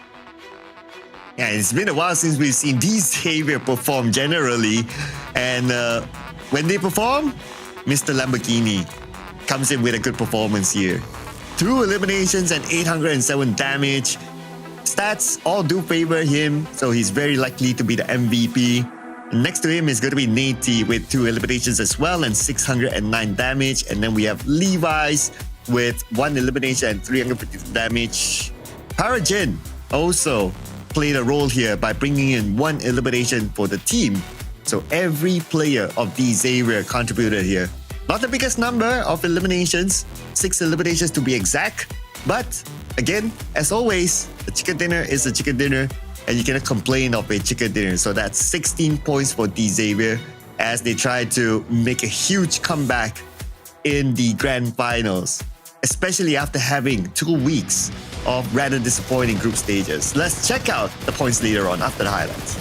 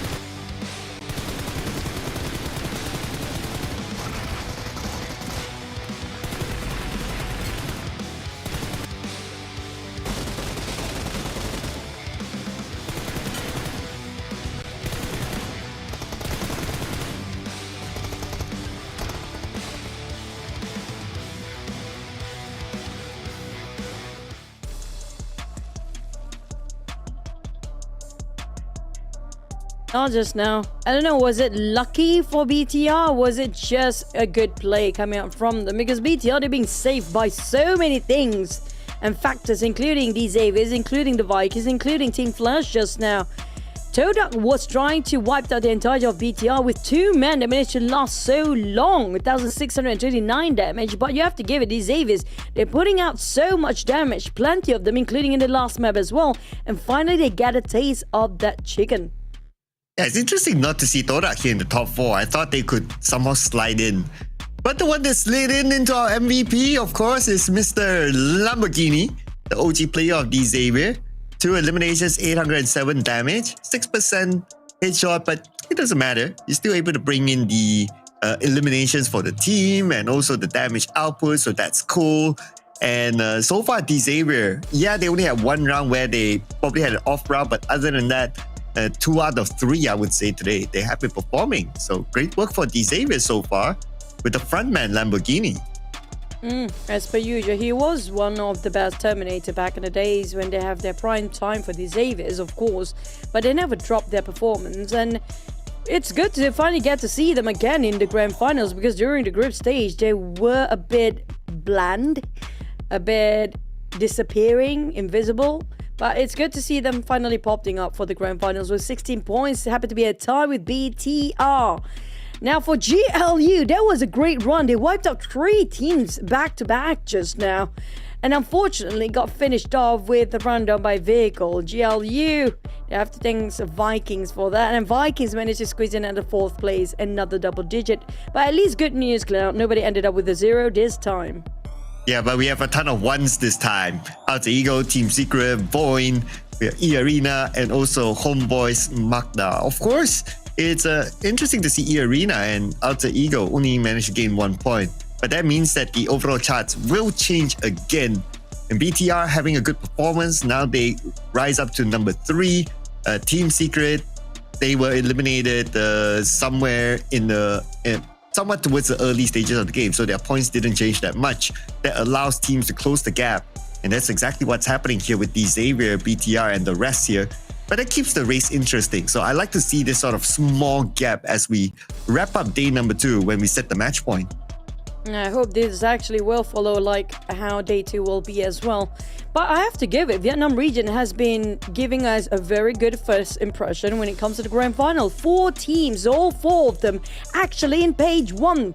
Whilst we do have Homebois MAQNA still not budging from the single digit, they got eliminated, and like I mentioned before, they've been picked off 1 by 1. It did not turn out so well during the group stage, and they're still performing the same like how they did during their fall.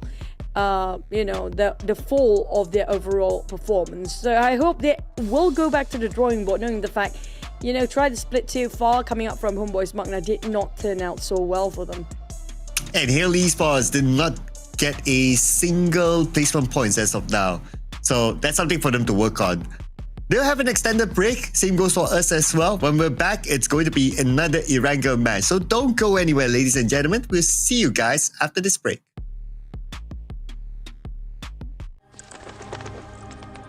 On this dreary night, Wraithmore Mansion is draped in shadow. Somewhere in the corridor, a ghostly figure looms. Watch out! Your every move could startle the area's long-term residents awake. PUBG Mobile's new Spooky Soiree version is now available. Here's a quick run-through of V4.0's themed mode and all the specialty gameplay it has to offer. In Spooky Soiree, you can pick up skill items that infuse Ghosty with ghostly powers. However, you can only equip up to one main skill and 2 passive skills at a time. If you prefer to fight over supplies, you should choose skills that boost your offense and survival. The first skill is Floating Balloon, which lets you fly for a brief period. It's really effective for repositioning or moving to support a teammate. Scan is a skill that provides a lot of enemy intel. The Heal and Armorer passive skills allow you to battle to your heart's content without a worry. If you value survival and fun above all, go with Guardian Shield, which provides cover that you can bring anywhere. It also knocks back approaching enemies. Passive skills Boost and Ghost Helm greatly increase your sprinting speed and defense respectively, allowing you to loot your way across the map swiftly and efficiently. If you get defeated in a match and become a prankster ghost, don't fret. Take advantage of the special skills you gain, Bomb, Scan, and Shield, to give your teammates more opportunities. Keep in mind that these skills will gradually become available on different maps at different times. Choose whatever fits your playstyle. This mode has 2 main theme areas, Wraithmore Mansion and the Rock Review. Head straight for Wraithmore Mansion if you love battles. Open ghost crates to expose the locations of all nearby enemies. Speaking of supplies, there's a magic mirror on the first floor with tons of treasure sealed inside, making it a highly contested target. If you'd rather explore the new version in peace, head for the haunted residential area, where the scaredy ghosts gather to avoid intense confrontations. This update introduces a new vehicle, the Magic Broom. It seats 2 players and has a dash that's great for pursuing enemies. The broom's portability and flexibility is also useful for quickly scouring the area for supply. Plus, it has a powerful sweep that can knock enemies away. There's a lot more ghostly content for you to experience. For more information, be sure to check the official patch notes in the game wiki. Nightfall marks the beginning of your adventure. That sums up most of V4.0's themed updates. Winner, winner, chicken dinner.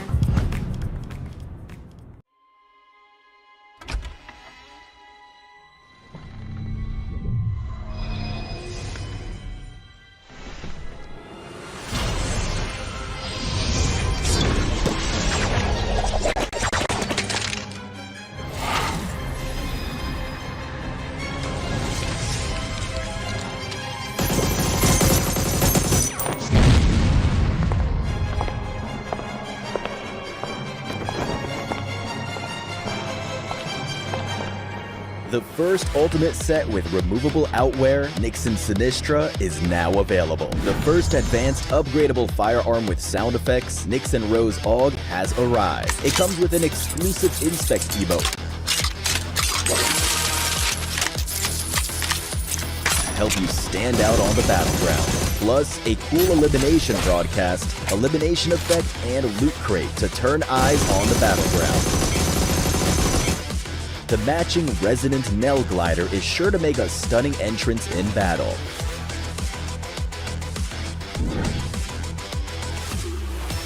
Equip the Nixon Sinistra set and battle in style.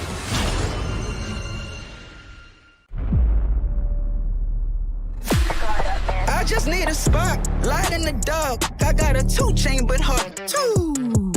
Don't always listen when you talk. We was wishing upon a star. I've just landed. Real enough that this battleground will remember. I'm bringing the static. She see the world expect I follow with my soul connect. Hey,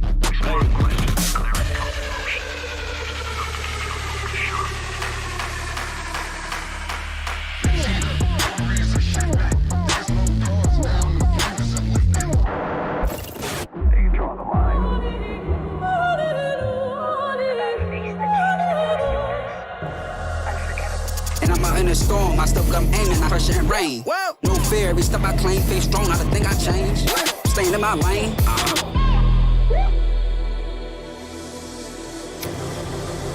선택과 선택한 플레이. 정해진 룰은 없어. 내가 정해. 그게 바로 G-Dragon. Battleground.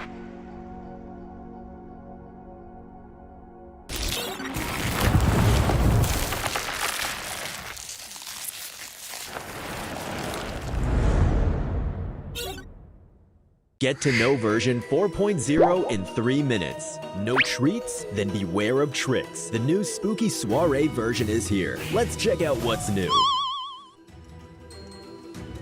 This version's themed gameplay will be available on Erangel, Livik, and Rondo. The main themed area is Wraithmore Mansion. Also, 2 performing dead concerts will take place on the map. Wraithmore Mansion contains tons of interactive content, including the Soulbind Mirror, Scaredy Ghosts, Phantom Treasure, and more for you to discover. This version's ghost gameplay consists of Ghosty, a ghost who accompanies you throughout the match, and Prankster Ghosts, which you become if you get knocked out. Ghosty has main and passive skills. Main skill, Floating Balloon. Passive skill, Boost. Passive skill, Ghost Helm. Passive skill, Armorer. Passive skill, Scan. Main skill, Guardian Shield. Passive skill, Heal. Prankster Ghosts allow players who get eliminated to turn into ghosts for a short time and use skills to disrupt the match. Spook, Bomb, and Shield. The themed vehicle this time is a magic broom. And there are tons more mysterious gameplay and collabs with famous celebs for you to look forward to. Doesn't pranking sound more fun than haunting? Have a spooktacular spooky soiree. In this version, you'll also get the chance to play a new thrilling pursuit and escape game mode, Unfail. In this mode, you'll either join the survivors or become the predator, and experience the thrilling battle between them that ensues. It really gets your heart rate up, so beware unless you're bold. In classic mode, Erangel's Lipovka has been updated. There's a new mortar weapon, realistic reloading mechanics, and pistol idle animations. What's more, Cycle 9 Season 26 begins on September 11th, along with the new firearm combat power system, Path of Glory, and Weekend Joy.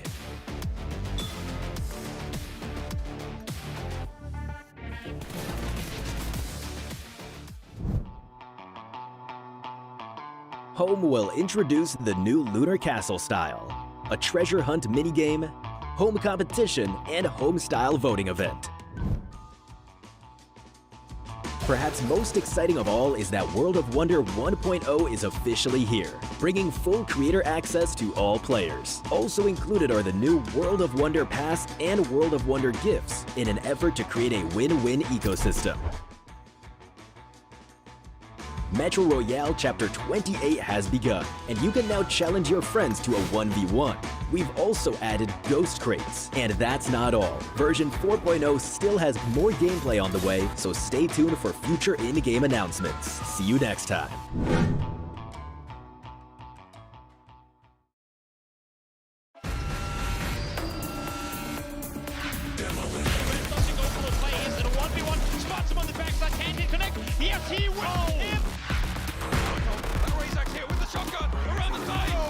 PMGC champion!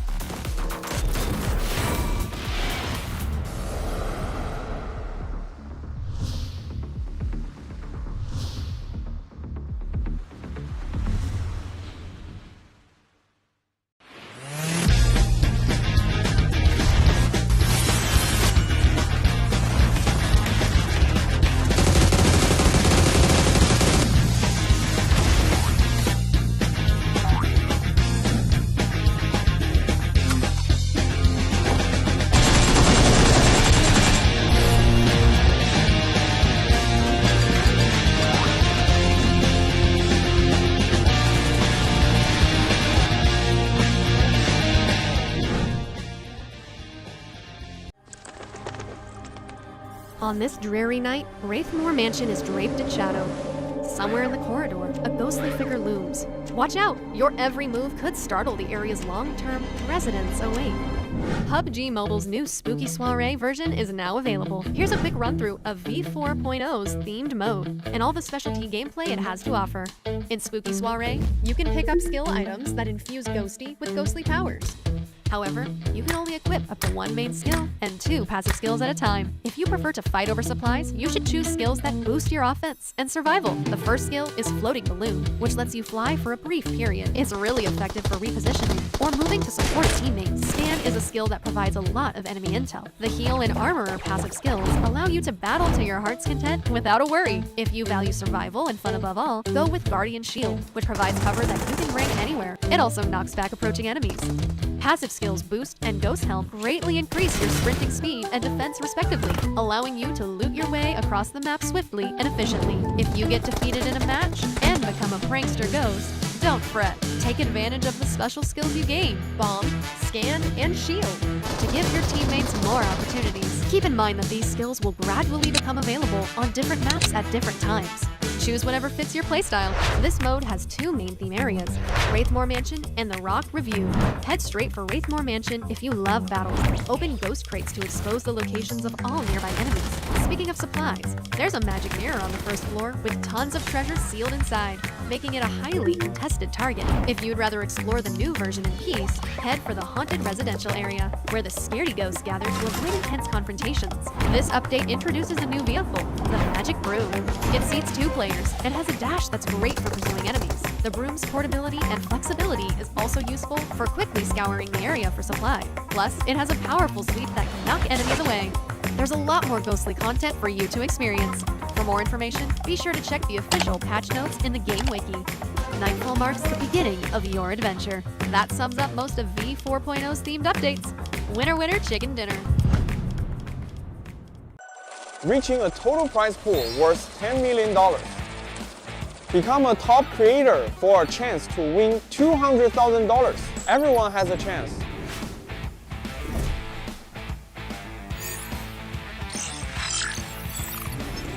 Hi everyone, I'm XL. The 2 most frequently asked questions I've received have been when World of Wonder would release after having been in beta for so long, and when we'd grant full creator access to players so they could realize their unique ideas. Today, I've come with the answers that everyone has been waiting for. I'm happy to announce that World of Wonder 1.0 officially launches in the next version.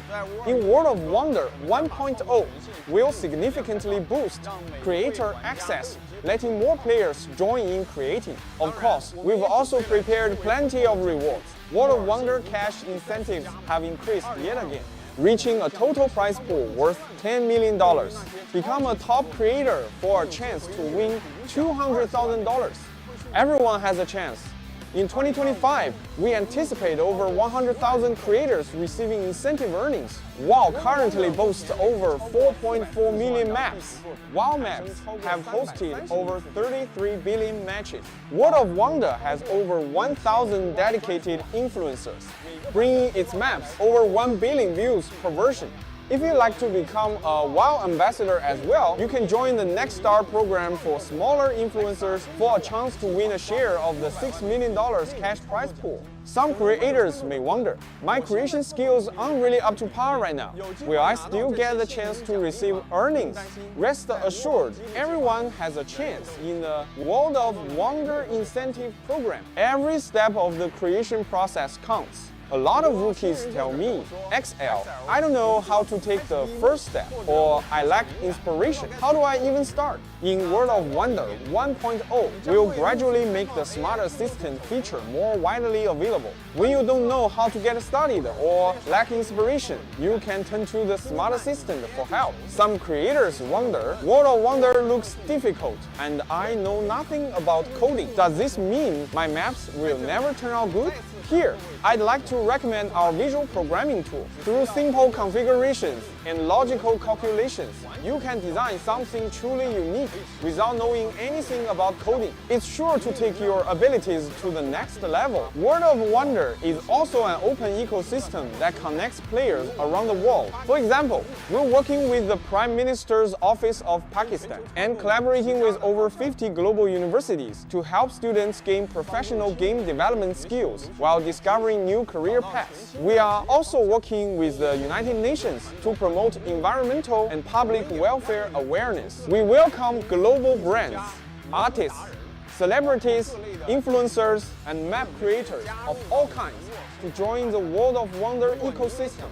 If you're interested in collaborating with World of Wonder or have any suggestions for us, feel free to contact us through official customer service. Hi everyone, I'm JY. Now that World of Wonder 1.0 has launched, we intend to work with everyone to establish a mutually beneficial ecosystem for the mode. Players often complain that World of Wonder lacks challenges and rewards. In order to meet everyone's expectations, we're introducing the World Pass system in World of Wonder 1.0. By playing World of Wonder content and completing missions, players can earn points and get tons of rewards for free. Upgrading the pass also unlocks lots of customizations and exclusive perks.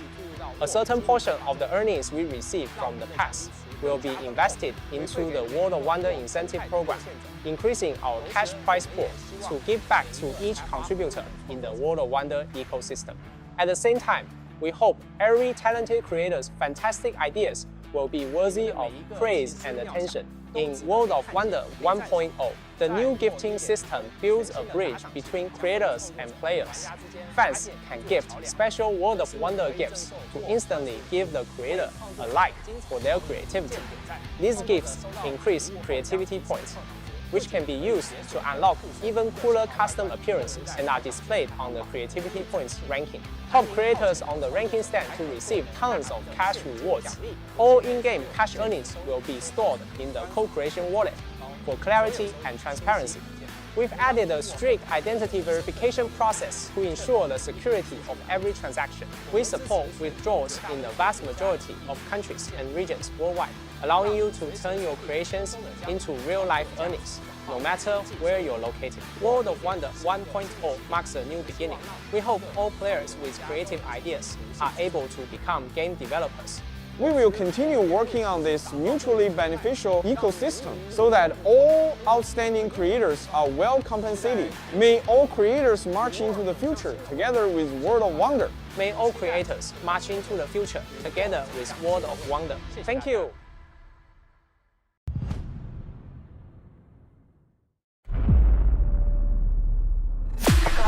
I just need a spot, light in the dark. I got a 2-chain but hard too. Don't always listen when you talk. We was wishing upon a star. I've just landed. Real enough that this battleground will remember. I'm bringing the static. She see the world expect I follow with my soul connect. Hey,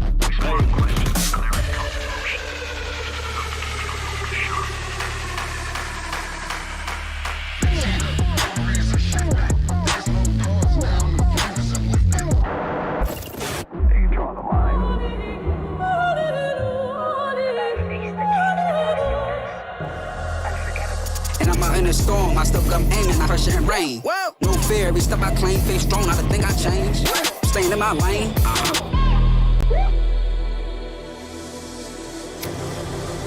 내가 선택한 플레이. 정해진 룰은 없어. 내가 정해. 그게 바로 G-Dragon. Battleground.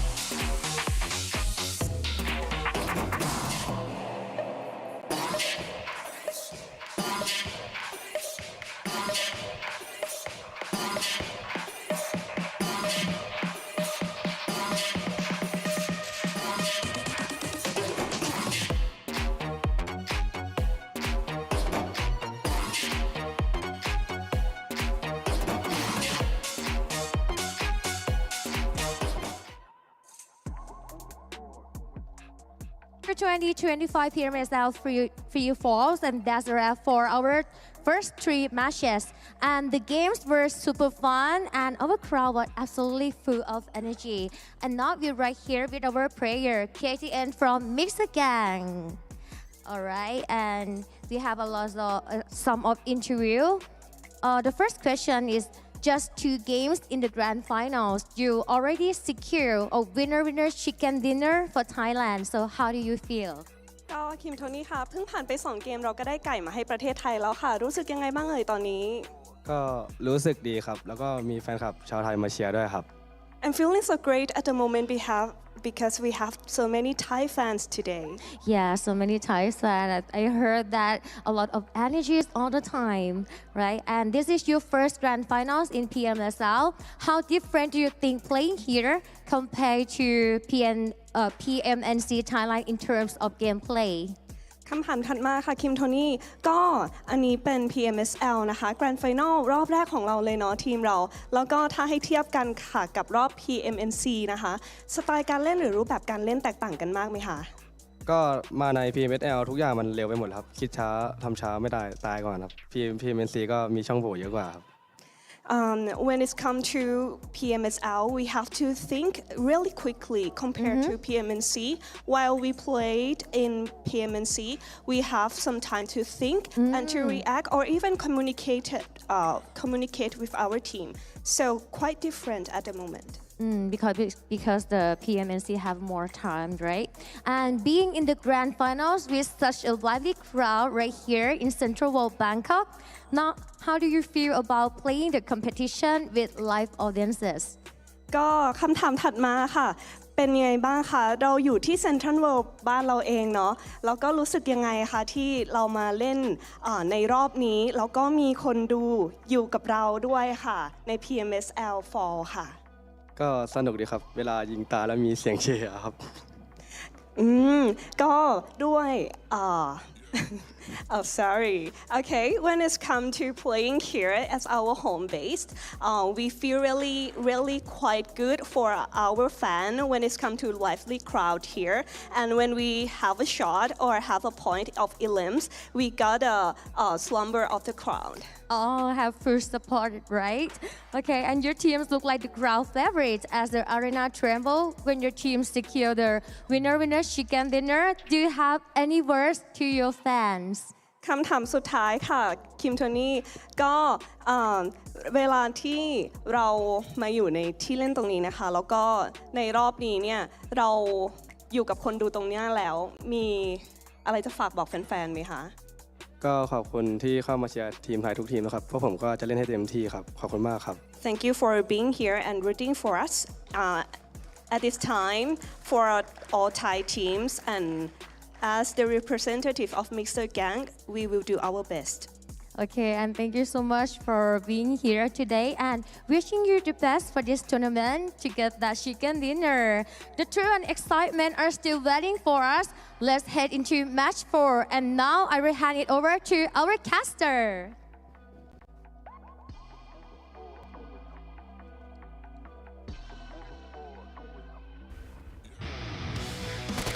Oh, they deserving when it comes to the side of the interview just now on the side of Mixer Gang, of course. When it comes to their first time in grand finals, I have to give it. They show us some impression here for first half of the day before. I don't know if after the break will they get impacted or not.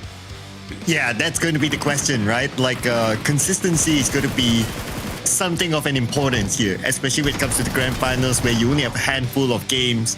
Now they did score the chicken dinner. 3 eliminations might not be that much, but still a chicken dinner is a chicken dinner at the end of the day. So great work there for Mixer Gang. Plus it is their first time here in the grand finals, but they're still able to bring it back home for the home fans to cheer about. They're so far the only Thai team to be able to score a chicken dinner. That's true. And early on, before we had Team Secret Xavier, despite a lot of dominating coming out from the Vietnam region here, Mixer Gang, I'm surprised. You know, usually a first team that the team that just debuted in their PMSL grand finals, they get a bit shaky, getting a bit nervous. Sometimes we call it as choke when it comes to fighting against legacy teams like the Vampires, like the Xaviers, even BTR or teams like Alter Ego and Broom that used to hold that trophy once upon a time. But, you know, when it comes to them, they don't have a care in the world. They know what they're made of, they know their objectives are, and they know that they can't take down any teams. It's about whether they still believe it after the second half or not. But when it comes to the top 4 gunslinger, we have to give it these Xaviers, especially I think Lamborghini has been putting out so much damage for the team. Oh yeah, he came in as the MVP and their team scored the chicken dinner. So far it's been a good performance for the Xavier overall, especially as compared to during the group stages. They've been doing so far so good. Team Secret as well, they scored the first chicken dinner, coming up with the second most amount of damage. And then we have Boom Esports, also last minute coming into the grand finals, but able to come up with a decent performance. And of course, our drip team, Blue Squad, also up here. And here's the summary of the chicken dinners that the teams have gotten so far. Team Secret, Mixer Gang, and the Xavier. No repeat yet, but we are going to repeat the same OG map, Erangel. And there's going to be the last Erangel. When it comes to the last Erangel, you know, Cloud, it's going to be gun blazing out there. Everybody will try to take down any single team since the first stage. We've seen this before. When it comes to getting aggressive, this is the map they're going to go for every single day.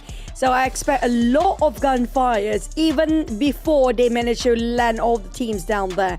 So when it comes to the last Erangel, keep your eyes out and watch out for all the teams that are aggressively trying to find those points. But watch out for the latest update of PUBG Mobile version 4.0, where you can get more stable frame rates, more smoother combat. Well, it's been a while now since this update has been out, and we've been reminding you almost every day and every day in this channel as well. So make sure you do it right now because you don't want to miss out on the reduced lag and also the super smooth gameplay with PUBG Mobile version 4.0. And of course, it comes together with a lot of other new events as well, so no reason not to update your game. Yep, it's an easy task, a simple one. And also when you combine the update with the latest device of Techno, a lot of you guys asking what are devices that the players using. I'm repeating myself here. It's Techno Pova 7 Ultra 5G. This is the device the players are using right now. It's also the official gaming phone for the PUBG Mobile Super League this time, and it supports PUBG Mobile at 120 FPS. Also, it has a huge screen, 6.67 inch with 1.5K AMOLED display at 144 Hz refresh rate. That also gives you a huge battery life of 6000 mAh battery, 70 watt ultra charge, so you can charge it very quickly, and also 30 watt wireless charging for those of you who don't like those wires that clustered up together. And also it's not just a phone, it's a phone that's being used by the pro players right now playing. If you guys want to update your PUBG Mobile and also need a combo with a new device, check out Techno Pova 7 Ultra 5G. Now, back to business we go. We've seen a lot of the damage output coming up from Vietnam region teams and also coming up from the Indonesian team. But we don't see any Indonesian teams actually scoring any chicken yet, despite we have MXG as the only Thai teams that actually managed to secure chicken. Will be Indonesian teams next since they have been putting out a lot of damage so far. I guess if I were to pick one Indonesian team that has the potential, I'll probably still go for BTR. After looking at how VOIN, Boom, they're coming up. I would say maybe if I want to add in maybe Boom, but I'll probably give the top seeding to BTR and then Boom. Now on the other end, interestingly, Alter Ego hasn't been performing, so that's why they are not on top of my list. And I think it's quite obvious to say the amount of points that they have collected, but it's not as easy to find out like exactly why is Alter Ego not able to perform as consistent. I think the only time we get to see Alter Ego perform when 3 out of the 4 players actually got eliminated and left with only Rosemary. That's the only time usually he will perform. For some reason, I don't know why. But at the same time, don't disregard and don't discount on GLU. They wiped up 3 teams just now. And I'm not complaining. I'm looking forward GLU to actually score this one as well because I want to see what can they pull off with their outfit, and when it comes to lifting the trophy, how would the celebration will be. But it's a bit too soon for us to talk about that when it comes to the trophy side. But who will set the tone for the benchmark of Smash Rule Point? Now, the Smash Rule Point is going to be super important. It's going to be the objective for the most teams out there, especially teams at the second page. We talked about Heal and Homebois MAQNA, especially Homebois MAQNA, who barely budged from a single digit. They don't want to actually leave out too big of a margin between them and the Smash Rule Point, because the last day is going to be difficult for them to have even the hope of trying to lift the trophy. Now, it's right now is the best time for them to close up the gap, and I do hope the top teams get eliminated early, because then tomorrow we're gonna set a different tone entirely. Yeah, and that's a bit of a preview of what happened in the previous round, where Team Secret went out early and then Vampire went out somewhere after that as well. So that opened up the opportunity for all the other teams to try to close the gap. Now, whether they overtake Team Secret or not might not be the most important thing, but as long as they close the gap, they put themselves in contention for hitting the match point, that'll be good enough. So that same goes for same saying goes for like the teams on page number 2. But we're also going to check out the teams that we put out here. Were we late? Nah, not this time. For me, Team Secret is a bit late, very late for me. They scored the first chicken of the day. Just to recap for you guys, MXG got the second, D Xavier's got the third. Now, I do want to see Alter Ego can actually pull it off for once this time or not. I like your picks though. The Vikings didn't do so bad when it comes to their performance. So far, I have to say the rookie teams coming out this season, the fresh new blood, seems to be giving more impression, better than the legacy teams. That's a nice toss just now. Yeah, which is the part that we can turn on the music, right? But okay. Yeah, never mind. Oh well, hopefully maybe if they still do the performance tomorrow, maybe a bit of a suggestion for us to turn on the music and enjoy their moves. Alter Ego's not really enjoying though. The question is, do they even have a music? I think it's based on the cheering. Probably, yeah. Look at that crowd. A lot of Vampire eArena fans out there. In the meantime, it also gives a lot of pressure for Vampires in eArena to perform, which they have not been doing so well so far. Yeah, haven't had the best of performance yet. But today is more of like, okay, keeping pace. Tomorrow we'll be setting the match point. Can we say that Vampire hasn't really been performing? They're still somewhere up there, so they're still alright. eArena, they started off the day at first place with the most points as their starting points, but it's slowly sliding down right now, and then they are somewhere in the middle of page number 1. So the fans here will need to channel all their energy towards their favorite team. We can see eArena, we have Vampire Esports. I mean, that's natural, right? Being a home team. Yeah, I mean, there's going to be the boost or the buff coming up from the crowd. But also at the same time giving you sort of a double-bladed effect. If you don't want to get disappointed with your performance, also you don't want to disappoint your fans who came all the way. But for the side of Mela, I have to give it, Mela have been doing quite okay and quite well when it comes to his individual performance. But as a whole team, we don't get to see the Vampires really pushing it out as a full 4. We've seen them doing it as a duo, and they're doing great as a duo, of course. Every single one of them have to the level of global levels that we do know of. But this is the season where we're gonna bring up the Tony K question again. Yes, we have Tony K on eArena, but not Tony K on Vampires. I feel like this somehow impacted overall of Vampires' performance if you compare with the last few seasons where they do had Tony K in play. I guess even without Tony K, they are still pretty solid, I think. At least based on the group stages, the 2-week group stages that we have seen, still pretty solid. I can imagine that if there is Tony K, then perhaps it would be like a 2-4 sort of performance. But considering that they brought in like 2 new players in the lineup, they're still able to maintain a level of performance. I would still give it to Vampire. Well, we're gonna have to wait and see because so far we're still waiting and they still not showing us any outstanding performance. It is the grand finals. We're expecting some bombastic plays, but we get to see whether these teams finally get to reset themselves after the extended break or not, and we finally get to see them to perform in the last Erangel here today.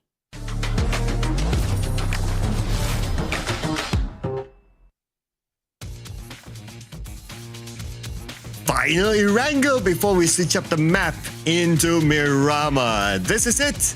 We had a very, very interesting first Erangel circle today. The second one was okay, somewhere in the middle of the map. This time, what kind of circle are we going to get? Slightly down on the south side. Will it be a northern circle, or will it be another generous circle where we had before around Pachinki, Ruins, Rozok? Who knows? We're gonna have to wait and see for that one. But eArena dropping quite early. They're gonna go to a side of Jogo 4. But when it comes to SMB, we had plenty of teams on top of SMB. We had 4 before. I don't think it's gonna be the same case this time, depending on the decision of the IGL this time around. But for Vampires, they're dropping where they used to. It's going to be Primos, feels like home and very familiar for them. But the other teams I talked about, like, I don't really like when teams get picked off. Unfortunately, TODAK seems to be playing that game again. They're scattered a bit far across Gatka region. Every single one of them will have their rendezvous point, probably trying to go and find their own objectives like vehicle and what sort. But Nova Noi, is it going to be round 2? Team Secret is dropping himself there, but I think it's just going to be them possibly. SMB complete! SMB circle, this is what we've been living for, Cloud. Wow, 2 out of 3 today SMB circles. The circle gods have been clearly saving it for the finals. Not complaining at all. But I want to zoom in onto Milta. I believe there's like at least 3 teams there in Milta area. Okay, here we go. Yeah, we have Alter MXG. Ego, MXG. Looks like a hot drop. Oh, but everyone have their own respective buildings right now. KTN, who just got interviewed. He got an interview, both. But there's no 4th player of MXG right now. I'm looking at only 3 players. I don't know where the 4th player is actually at. Well, the rest of Alter Ego do have a 4. KTN shooting down that door. Rosemary a bit far off. Across the other side of the street. Macarius with only 60 reserve bullet. You have to be very careful of what he's shooting at. Unfortunately, MAQNA taken down. It's going to be KTN getting them a bit of a trade-off. But Macarius, unfortunately, barely lasted a minute. And straight away into the lobby. Yeah, Mr. MVP out early this time. The 3 players against Alter Ego. Federillas in a fight with Homebois MAQNA Esports somewhere else. And it looks like they will lose Real to the hands of BTR. Back onto MXG and Alter Ego. Looks like a bit of a stalemate here, but gets low. Position compromise, and he will be shoot down back onto the ground floor. Comes the rush. Moana and Snape going hand in hand. Rosemary is guarding over their cover fire from the back. It's going to be KTN facing against Moana. Krypton coming out from the back. KTN! He needs a reload. He didn't have the time to switch it over, unfortunately. After chicken, after hot interview, it's gone cold. But for Vikings Hill versus each other, it's going to be right on top of the left side bridge here. And it's going to be the hovercraft. You do know you cannot shoot an hovercraft. You need plenty of people, but they're coming out. Trong X going down. Tiger X trying to go for the reload on his UMP. He couldn't take out that DBS yet. It's a bit too far. Ten's in trouble. But at least they managed to smoke up that hovercraft right now that forced the players of Vikings to get down. Oh, they got 3 touch. Okay. Hill Esports. But the player's pretty low as well. But Tins out in the open will easily be gunned down by Pazarix. And Hill Esports, they're crawling it back right now. But they have to make a quick reset before the other players or the other teams come in, because this is a military-based circle. You can expect teams to rush in on the left and the right side bridge, and more of them will come. Wound T probably going to be the last survival for the side of the Vikings. It's a bit too far. But a lot of teams learn from their last mistake, Cloud. A lot of teams knowing the fact that if you're going to come in late for SMB, you're going to have to dig your own grave afterwards. But for TODAK, thanks to a hill that's a bit occupied against the Vikings before, they couldn't actually stop TODAK from advancing towards SMB. A lot of teams are, paving their way into SMB early on, knowing the fact that it's going to be 100% complete circle in there. Yeah. That means all in for not only like TODAK, but everyone else. Xavier thinking the same. Oh, okay. Oh, but that was break, so he was down, so not really a threat. Here's a bit of a replay here. Outer Eagle. Okay. Trying to find their power, their vigor again after winning that fight. He was shouting against MXG, who's happened to be just behind them as well. What a taunt. It's a psychological battle as well for the teams here in the arena. It's fun to watch if you actually go live at the arena down there, but for Lapar, speaking of a mental strength, can you actually clutch? Go up, we've got one. Might actually get two, but we didn't the doors. Lapar couldn't actually put through. Frenzy finish off Lapar straight away. That's going to be RQ losing one man early on with a revival towards the side of Tom. Depp just arrived. It's right on the south of Sonovska military base already for the side of TODAK and RQ. Well, they're coming in early. A lot of teams coming in early, and it's not many places they have the space to take all 16 teams here. Well, any constellations only left with 15, but Shamil is going to be the vehicle hovercraft again to take down Federales, shutting down the Filipino Terminator. Next is going to be Rat Face. The moment Shamil comes out, quick work to finish off Red Face, and that's going to be it. Now they're chasing the remaining members of BTR. Come on, give them space. Oh, Vexy fires back. Yeah, Vexy trying to explode this vehicle. The hovercraft is such a tank. But Vexy with 43 reserve bullet. Couldn't waste any more of those bullets. Nate taking on TODAK. There's going to be a Rise and B as well. Dorales. Razy will try to go and save him. Limboy bleeding out as well. Homebois are in shambles. But the side of BTR. Vexy's down.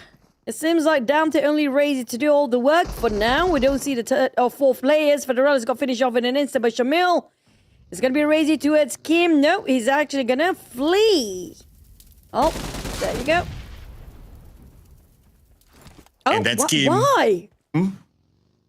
Okay. Why Shamil needed his own teammate just now? They can actually go for revival. Not sure about that. Is that a mistake or something? Okay. But at least he's able to pick up. So, okay, at least he's able to recover. Oh, by raising a Shamil. Oh no, this is bad. He finished off Kim, who's being knocked down before. He needed his own teammate for no reason, and that's going to be Limboy taken out by Vax. That's very perplexing.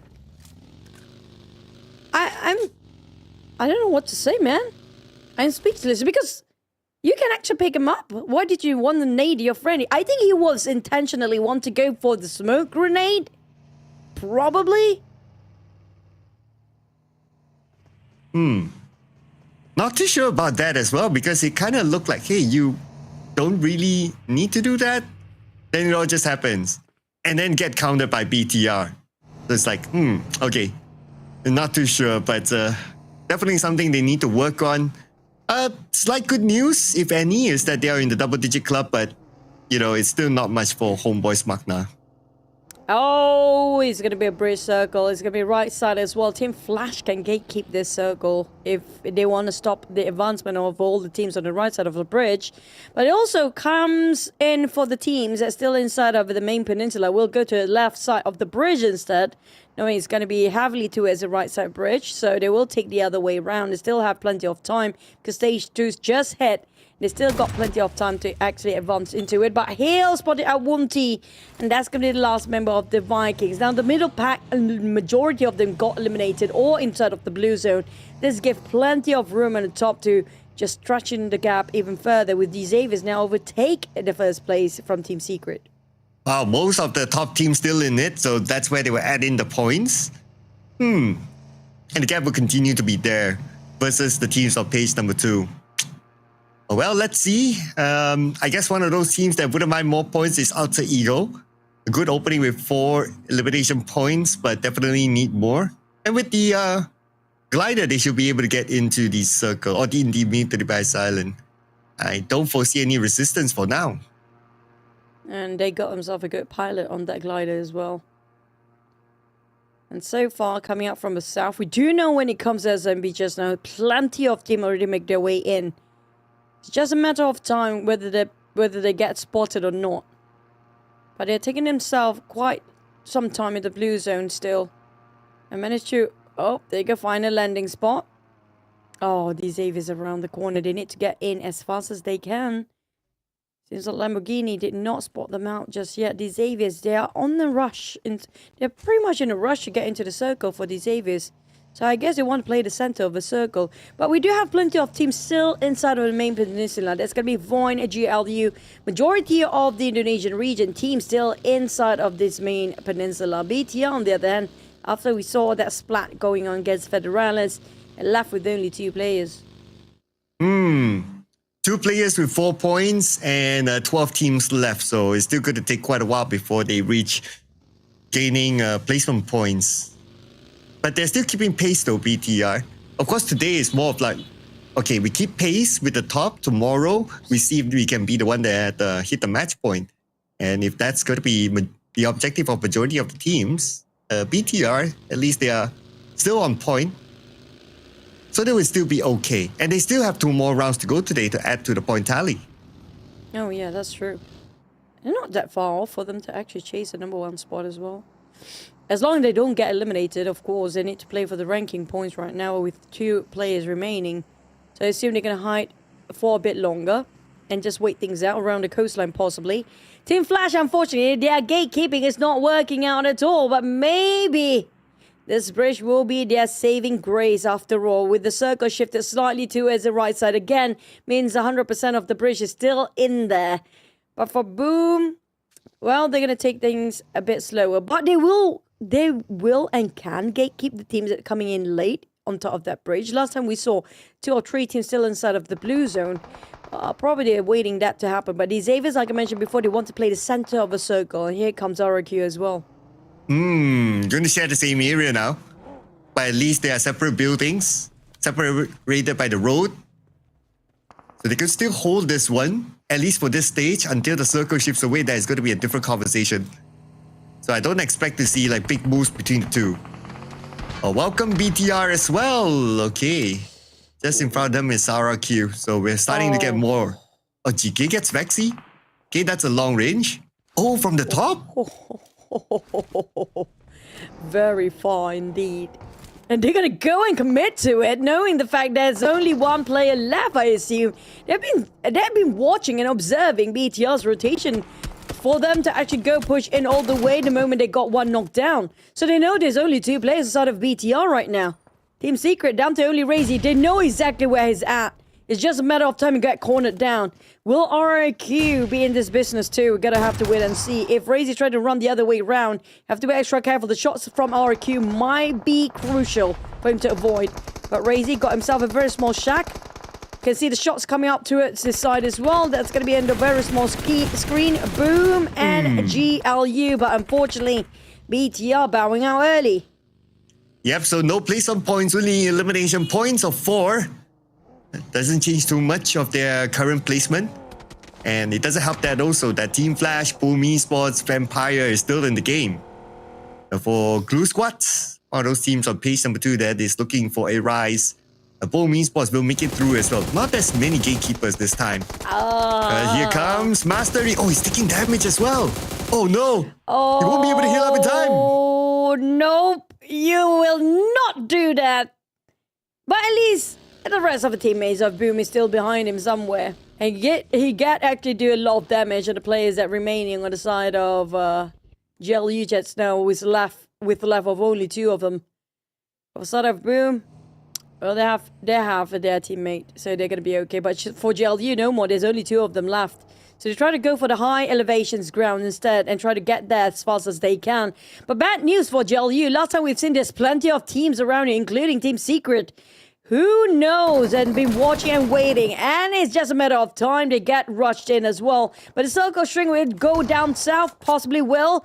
Stretching down to a Team Secret where that's supposed to be the center of the circle. Well, there's only 2 players of GLU in between. Well, we're looking at Team Secret. They're having all the fights going on, trying to gatekeep the bridge and trying to deal with what's behind them at the same time. And there's still this very, very top of this peak. Still in the circle. But stage 5, we don't know yet. As of now, as long as it's still within the circle, it will still be a very good spot for Team Secret. VOIN gonna come in a little bit later, tanking the blue. Same goes for eArena as well. But teams are starting to take point within the circle, so they need to be prepared to fight if they want to get one of those prime positions. And that's exactly what VOIN must be thinking right now. They're prepared for it to take these fights against their adversary, Hail Esports. Yeah, still waiting there for a long time, but for Voxy, it's not going to go down easily. They will have to fight through. He'll reach us down as well. Zeta down to only 10% of HP here. Need to get himself a reset, find himself a cover for him to just go for the first aid. For VOIN, I have to say, they fight their way through well. Hill seems to be being breached by the rest of VOIN right now. With Richard knocked down. That gives them only 3 players remaining, with the Xaviers now taking a fight against Rosemary. That's going to be the center fight. VOIN spotted out boom players from afar. That's a very long shot, by the way. Well, they have a different team to deal with. They are taking the fight even further. And the shots fired back for VOIN. They have to be aware of Hills coming up from the back. Look at the nade being tossed, possibly by Tree Touch later. This might be it, but unfortunately, Hill got sandwiched badly. Not just by Team Flash, not just by VOIN, but his eArena as well just arrived. Leaving only, I think, that Tree Touch is the last player remaining outside of Hill. I guess Moana creating the smoke bridge. I don't think he can save Krypton in time. But still, he has to move forward, regardless. And Xavier will be waiting, though. And that is Alter Ego. Good start for them, but not the best of ending for this round. A lot of teams having a great start, but having a difficult ending here in this round. Including GLU, last play KF. And Team Secret will keep the pressure on. Juke and GK, this combo will not let him get out alive, but he managed to get into this second house. Slightly bigger for the room. Those are Tree Touch across the other side. They didn't spot him out because all eyes on KF. Juke finally finish off the job for Team Secret. That's going to be 5 eliminations. They're not showing any sign of slowing down at all. And don't forget, the Xavier's already scored himself 8 elimination at stage 4. With stage 4, we only have 8 teams remaining. Stage 4. Oh, but Team Secret might lose a player here. Let's see, still waiting for the confirmation. And that's Ganyang. Oh, RRQ got Juke, okay. But still 2 players.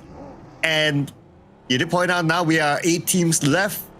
So that means every team is starting to bring in play some points, including Team Secret. Circle-wise, let's see, who will it be favoring? Team Secret, they managed to get down to the lower ground and they will have the blessing of the circle. Same goes for Team Flash and Boom Esports, also RRQ. Team Flash got a bonus there with an airdrop. I think that's double airdrop just next to Tops. Not just one, make it 2.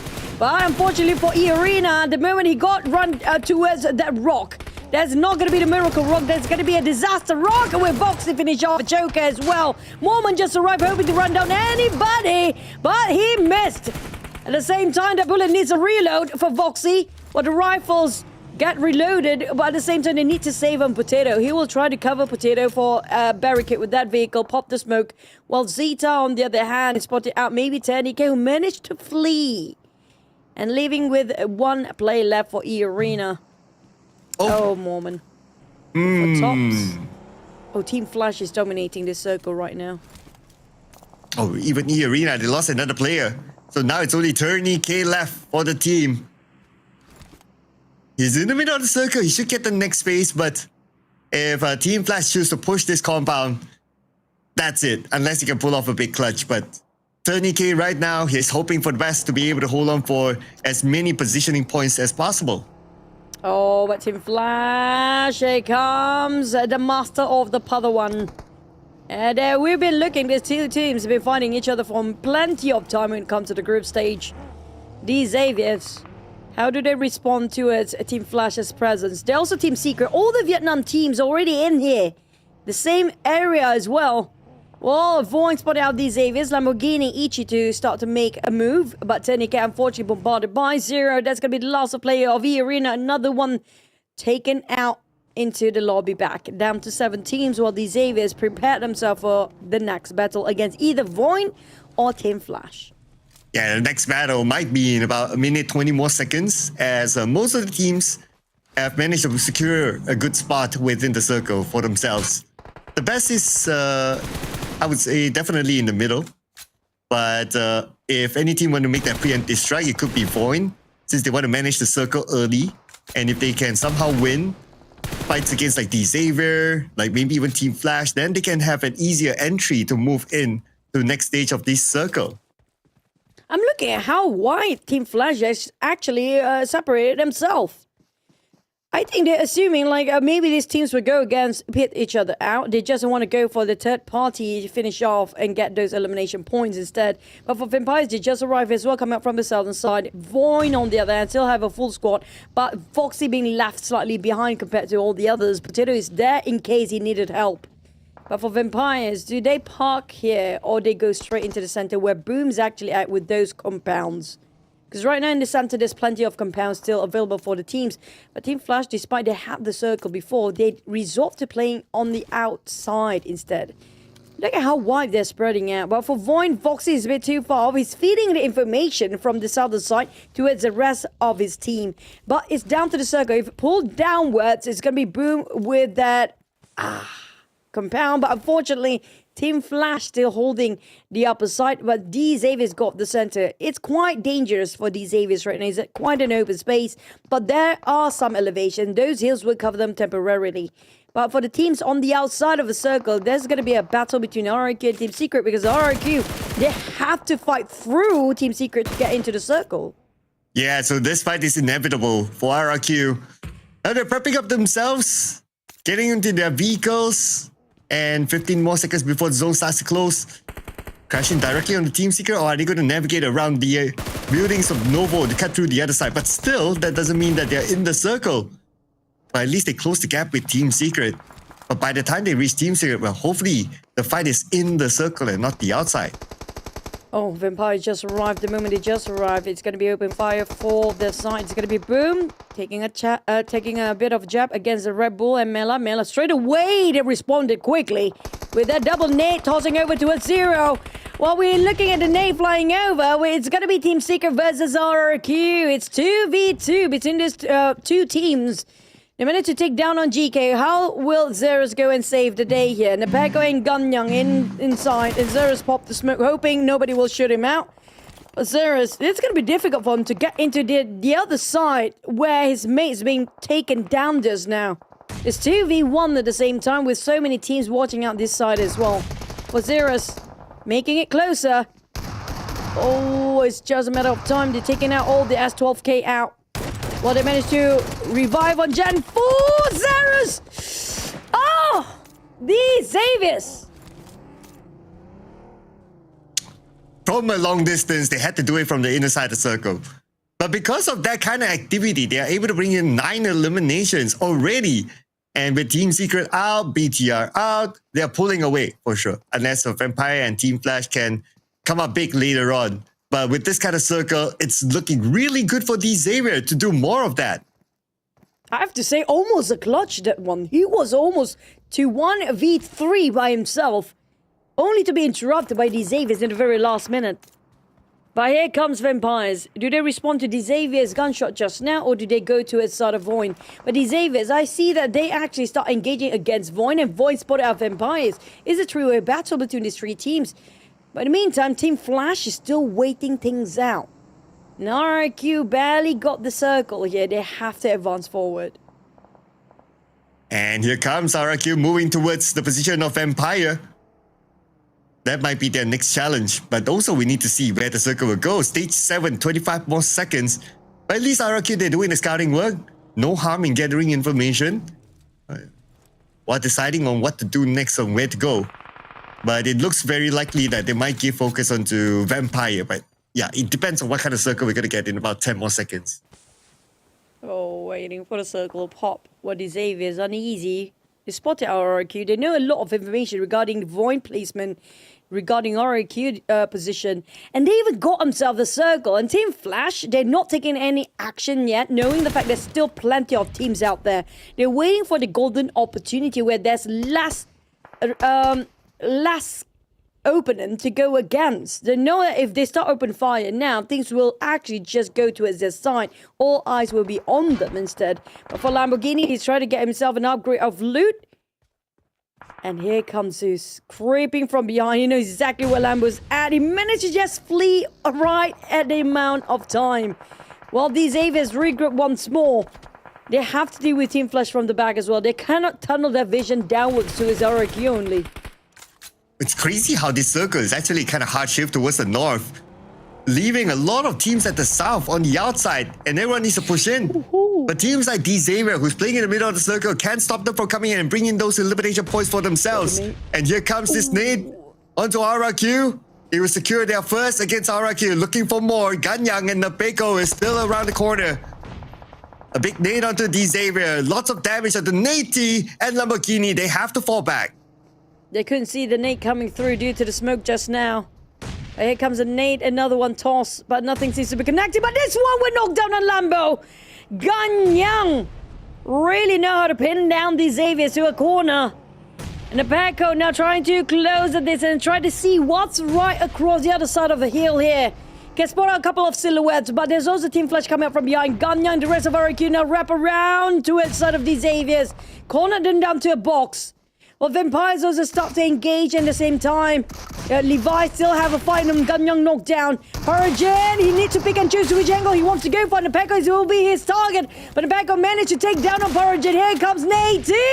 And with the rundown coming up from the side of Vampires as well. Speaking of third party, is here. And they finish off the job. Vampires, speaking of third party timing, that was to perfection. Well, that drive-by, I thought it wouldn't hit, but it still did at the end of the day. And Vampire Esports, not out on it yet though. Tops managed to get a knock on the Dewey. While we still have stage number 8 coming soon. Exactly right now. And it favors Team Flash towards the north again. Team Flash have been waiting it for the longest time. Split himself into a triangle just now. But for Vampires, they need to help Gooey. But the bullets flying over towards Red Bull is no joke. It's going to be coming out from the side of Team Flash. Lazarus, aka Straps, trying to find the position of Team Flash, but they're hiding themselves so well for the side of Team Flash. They're playing a sneak and peek towards the side of Vampires and easily take them one out. They're playing around the slope of the hill, so they will not be visualized by any of the players from VOIN or Vampires at this point. Nobody spot them out here, Cloud. VOIN will see Vampire first. Yeah, and thanks to the terrain, right? They have a bit more cover. Attempt by VOIN to lob nades across in case any of them do knock. But no return at all. Not even the damage. But let's see if Team Flash should be able to come in. Not going to be a problem. They do have tops as a marker, so that's going to be okay. I guess the next challenge will be for Vampire Esports to come in while managing both VOIN and Team Flash. They know they're the only one that knows exactly where Team Flash at for Vampires, but VOIN probably will be interested to know what's the other side of the hill. If you're looking at Zeta and Razak, they all spotted out the rest of Team Flash where they at. They spotted out those vehicles and those smokes as well. But as Straps pushing in, it's a bit of a risk for Vampires to make a move first, since they have lesser men compared to VOIN. VOIN do still have full 4-man squad with plenty of trouble still on their side. While on the side of Team Flash, they only have one hand grenade and many smokes, yes. But will be enough to confuse the rest of the team that's still remaining here. And running down of their bullets, Zeus only have 71 reserve bullets right now in his magazine. It's not going to be enough for the side of Team Flash. But VOIN, they spotted out Team Flash. Here comes the nade flying over and Wen is down. Will they go for the side of Vampires? Will they go for the push? They will have to. This could be a big opening here. Let's see if they can get more. As Red Bull with the ghillie suit, he spots a target. It's going to be Zeus just right below them. And he should be able to get it, but here comes VOIN. They're going to take advantage as a third party from the inner side of the circle. They have the circle advantage. And now, all they need to do is just to come in clean up and claim the chicken dinner, first chicken dinner in the grand finals for the Indonesian region? Well, Team Flash, they've been waiting, but due to their aggressiveness against these Avies just now, just exploited their positions while they've been waiting there for a long time. But for VOIN, I agree. They're the housekeeping team and they don't need to put too much effort. Might as well just get those elimination and a chicken with it. What a combo just now to secure the third and the last map Erangel here today with VOIN. Well, I did warn you just now, Claire. I feel like the Indonesian team will actually get this chicken based on the damage performed early on. But when it comes to VOIN, they've been trying to run down these players by those vehicles. It didn't work out quite right. But for Vampires, with only 2 players just now again, they managed to secure in the top 4 still. Yeah, and it's still a consistent performance by like Xavier as well. So we need to look at the score later. But now, of course, we're going to celebrate VOIN Esports. Everybody contributed to the elimination points in this round. So that's a total of 8 eliminations. So 18 points in this round. But if we were to look at who might be very likely to be the MVP, I guess it's going to be Voxy. Most damage, most eliminations. I don't see any other stat that will not favor him to be the MVP. So it should be pretty straightforward that VOIN has him as the MVP. But of course, team effort, everyone contributed in terms of eliminations and also damage output, including the IGL Potato as well, with this timing of rotating into the circle with this sort of military-based circle that's always challenging and never fun for the teams, but of course, fun for us. It's great to see how these teams manage those timings. Let's check out the highlights.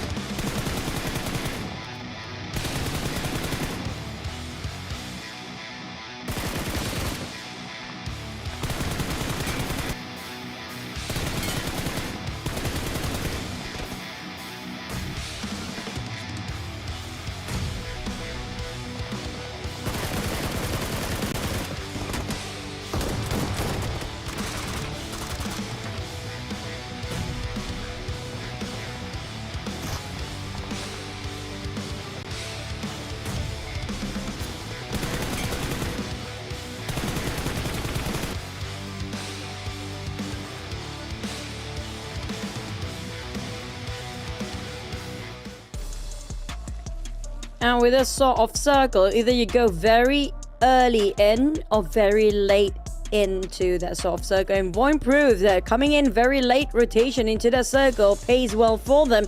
1,839 damage, 64,000. And they coming up from Severny just now we've seen.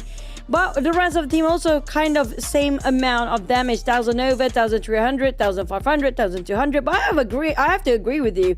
These Avies today has been very consistent indeed. When it comes to the grand finals, they showed up.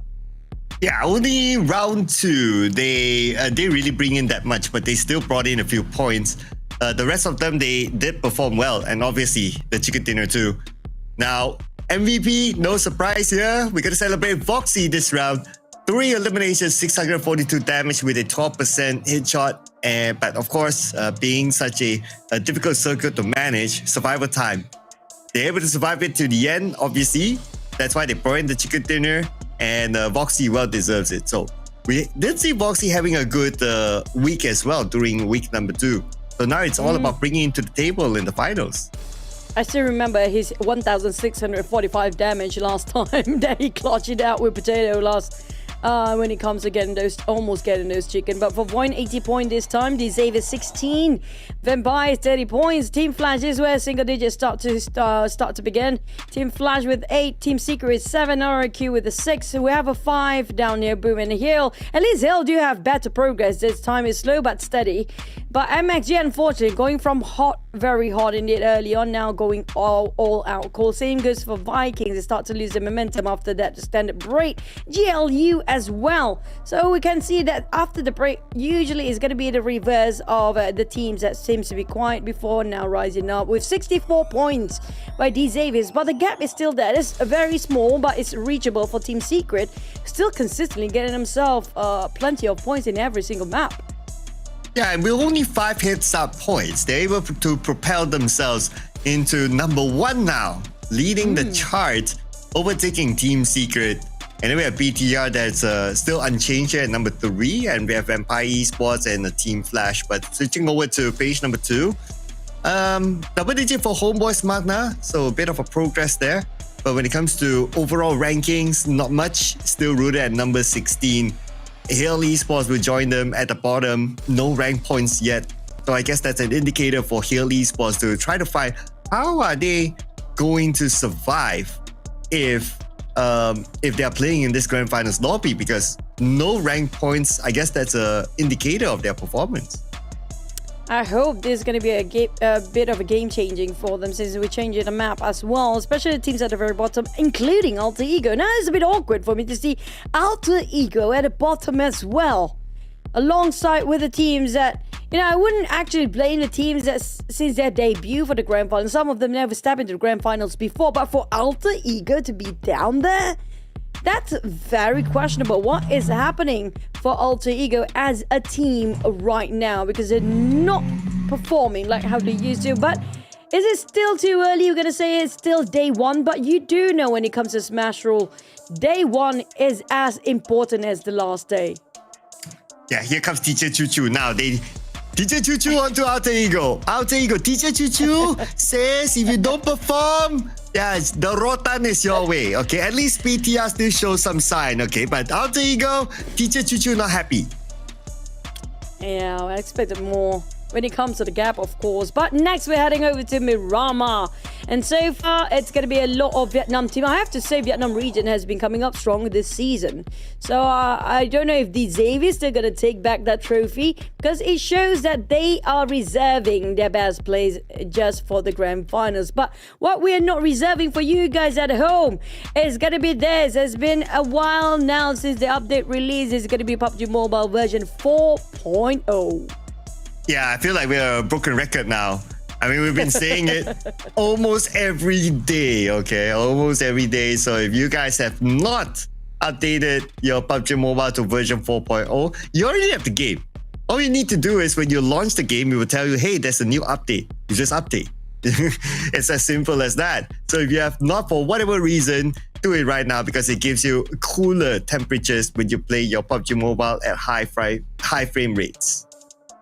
Well, I mean, if you want to fry, you fry in this one. It's going to be Predator versus 4 Survivors. This is fun. And Unfail coming September 26th, which is today, by the way, is new thrilling pursuit and escape game mode. It's sort of a panic room, but at the same time, there's one Predator that will destroy you. So make sure you guys join in and download it right now. And hashtag PUBG Mobile, hashtag Unfail, and hashtag PUBG M400. Now, if you happen to be, want to be, the hero of, if you have girlfriends playing with you, this is going to be the best mode to impress her. Well, if you want to impress her, you can show her that, hey, G-Dragon is collaborating with PUBG Battlegrounds and PUBG Mobile. Just don't let her forget about you after that. Just saying. But if any of you want to try, why not, right? Because it's available right now on mobile. So if you happen to capture any reactions from your girlfriend when they see G-Dragon inside PUBG Mobile, don't forget the hashtag PUBGXGDragon, hashtag PUBGX, PUBGMXGDragon, hashtag PUBGMXGDragon. That's a lot of hashtags for you guys there. But there's not going to be plenty because there's a very limited amount and limited on when it comes to time as well. It will available until the 4th of November, which could be the Lotus experience that arrive in PUBG Mobile. So make sure you guys take command of the road in style and join in the in-game motor cruise event and claim the iconic Lotus car, #Amira and #Amaya. So it's precision, performance, and exclusivity awaits, and it's only available for a limited amount of time, like I mentioned, 4th of November. Now we're back to it, talking about the teams that performing here. These Xaviers, they are slowly building up the momentum, and right now seems like they're doing okay. And when they stop to build momentum, these Xaviers, they don't stop. If they're still gonna get it through the same like they did in Erangel before, high chance the next Miramar map, they will actually still be in the top 4. Yeah, I guess we need to give the cue to Team 2 Focus, if not it won't come up. But yeah, next time I can just put it up, just saying, right? I would say Eagle, okay, very different. I was a bit late with VOIN, okay. I don't know why, it's so happened like since the group stages is such. The Vikings and Hale, ooh, you want to talk about your pick? Oh, they are the bottom teams right now. And I want to see the teams. Oh, wow. We're starting off with a very strong performance. Yep. There you go. They need to give it to Hale and the Vikings for this kind of vibe. But even look at the players. They're looking at the cheerleaders like, how did they even do that? Vampires. We mentioned about not having Tony K, that this impacted them. Then you said they are quite stable. I agree, when it comes to stability, they are stable enough. But they have not got the edge like how they used to play when they have Tony K. But just now, you have to give it. So Vampires did score the top 4 just now. Yeah, Tony K is probably training to be a cheerleader. Oh man, don't be surprised if you see him down there, with a skirt or something one day. Doing backflips. He got pretty face. He can actually pull that off. And he got the body too. I didn't see that one, but yeah, okay. Okay, look at that. He got a package. Okay, he got a package. Okay, that's gonna be it. We're gonna stop there right now. Okay, these Avies, it seems like they are on the roll right now, but Alter Ego, they definitely couldn't actually push through yet. And so far, the only time we get to see Rosemary really perform is where the rest of the teams got eliminated and left with him and by himself only. I feel like he's restraining himself a bit too much when it comes to working with the team. It feels like he's a bit overthinking, don't want to make a mistake that might cause the whole team to actually fall alongside with his mistakes. So I think that's going to be the case for the side of Alter Ego for now. But this is like the worst performance coming from Alter Ego so far when it comes to the grand finals. Well, Team Flash definitely not restraining themselves. They have been putting up a good performance. Just that maybe start of the day it wasn't really their game. But as we had this next few rounds, so far they've been showing like, okay, we're back guys, so don't forget about us. And plus they are one of the top seeding teams. All they need to do is maintain the pace for tomorrow, which they should be able to.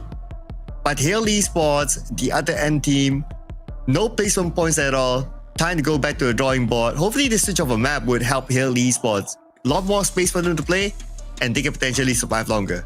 Let's head on to Miramar.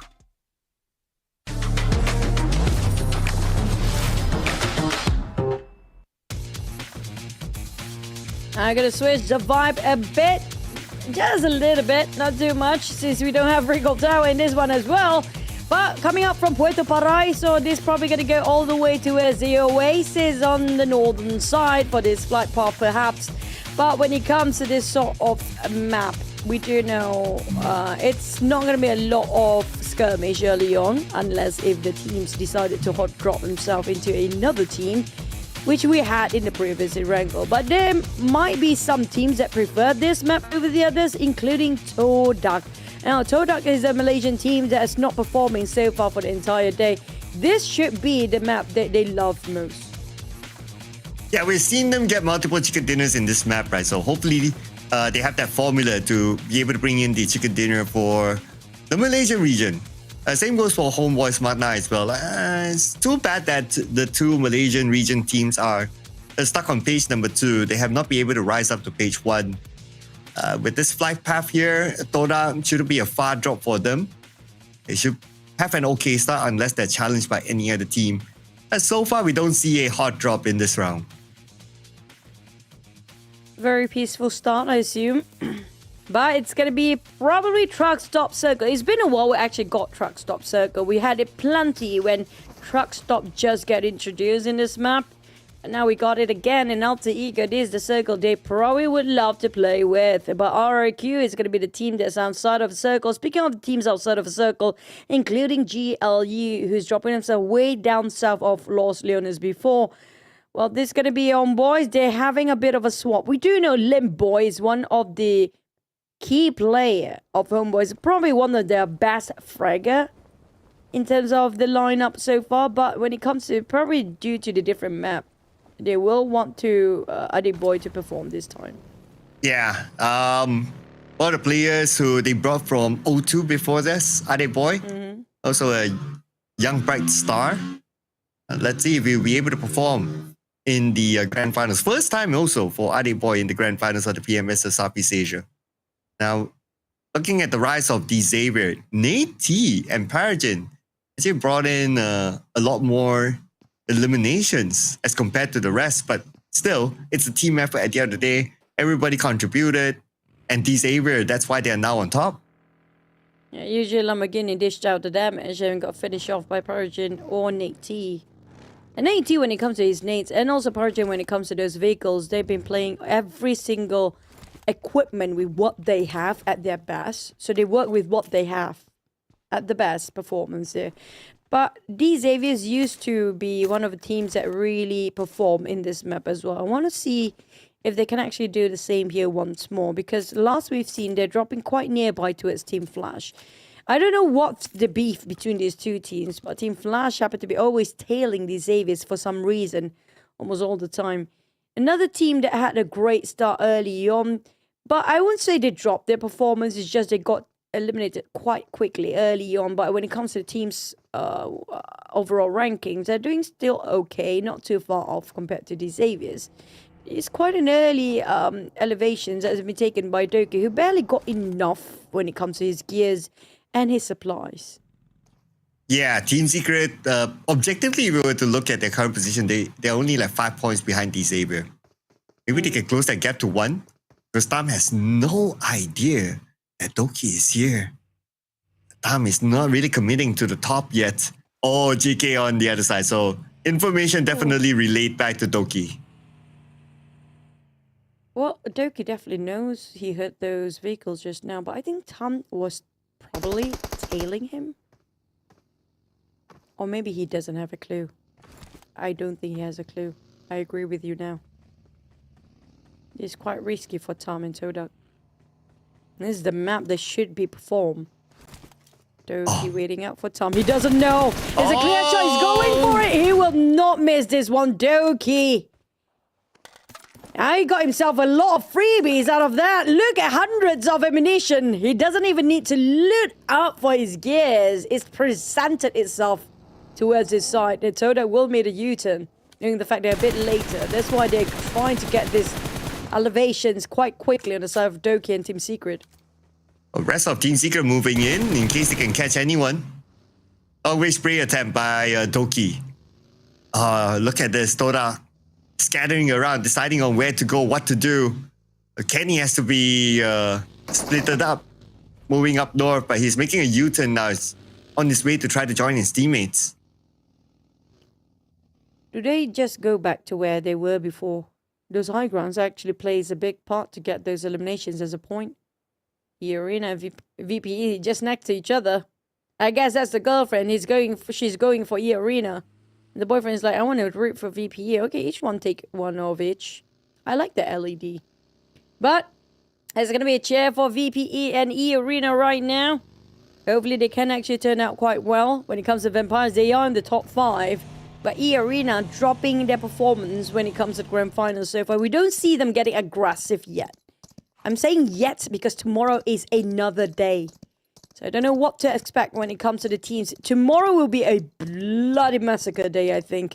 A lot of teams will try to take each other out quite early, I assume. Yeah, especially the page 2 teams when it will start to get desperate for them to bring in the points. To not be at like page 2. One of them is going to be TODAK, but now 3 players versus 4 from D-Xavier.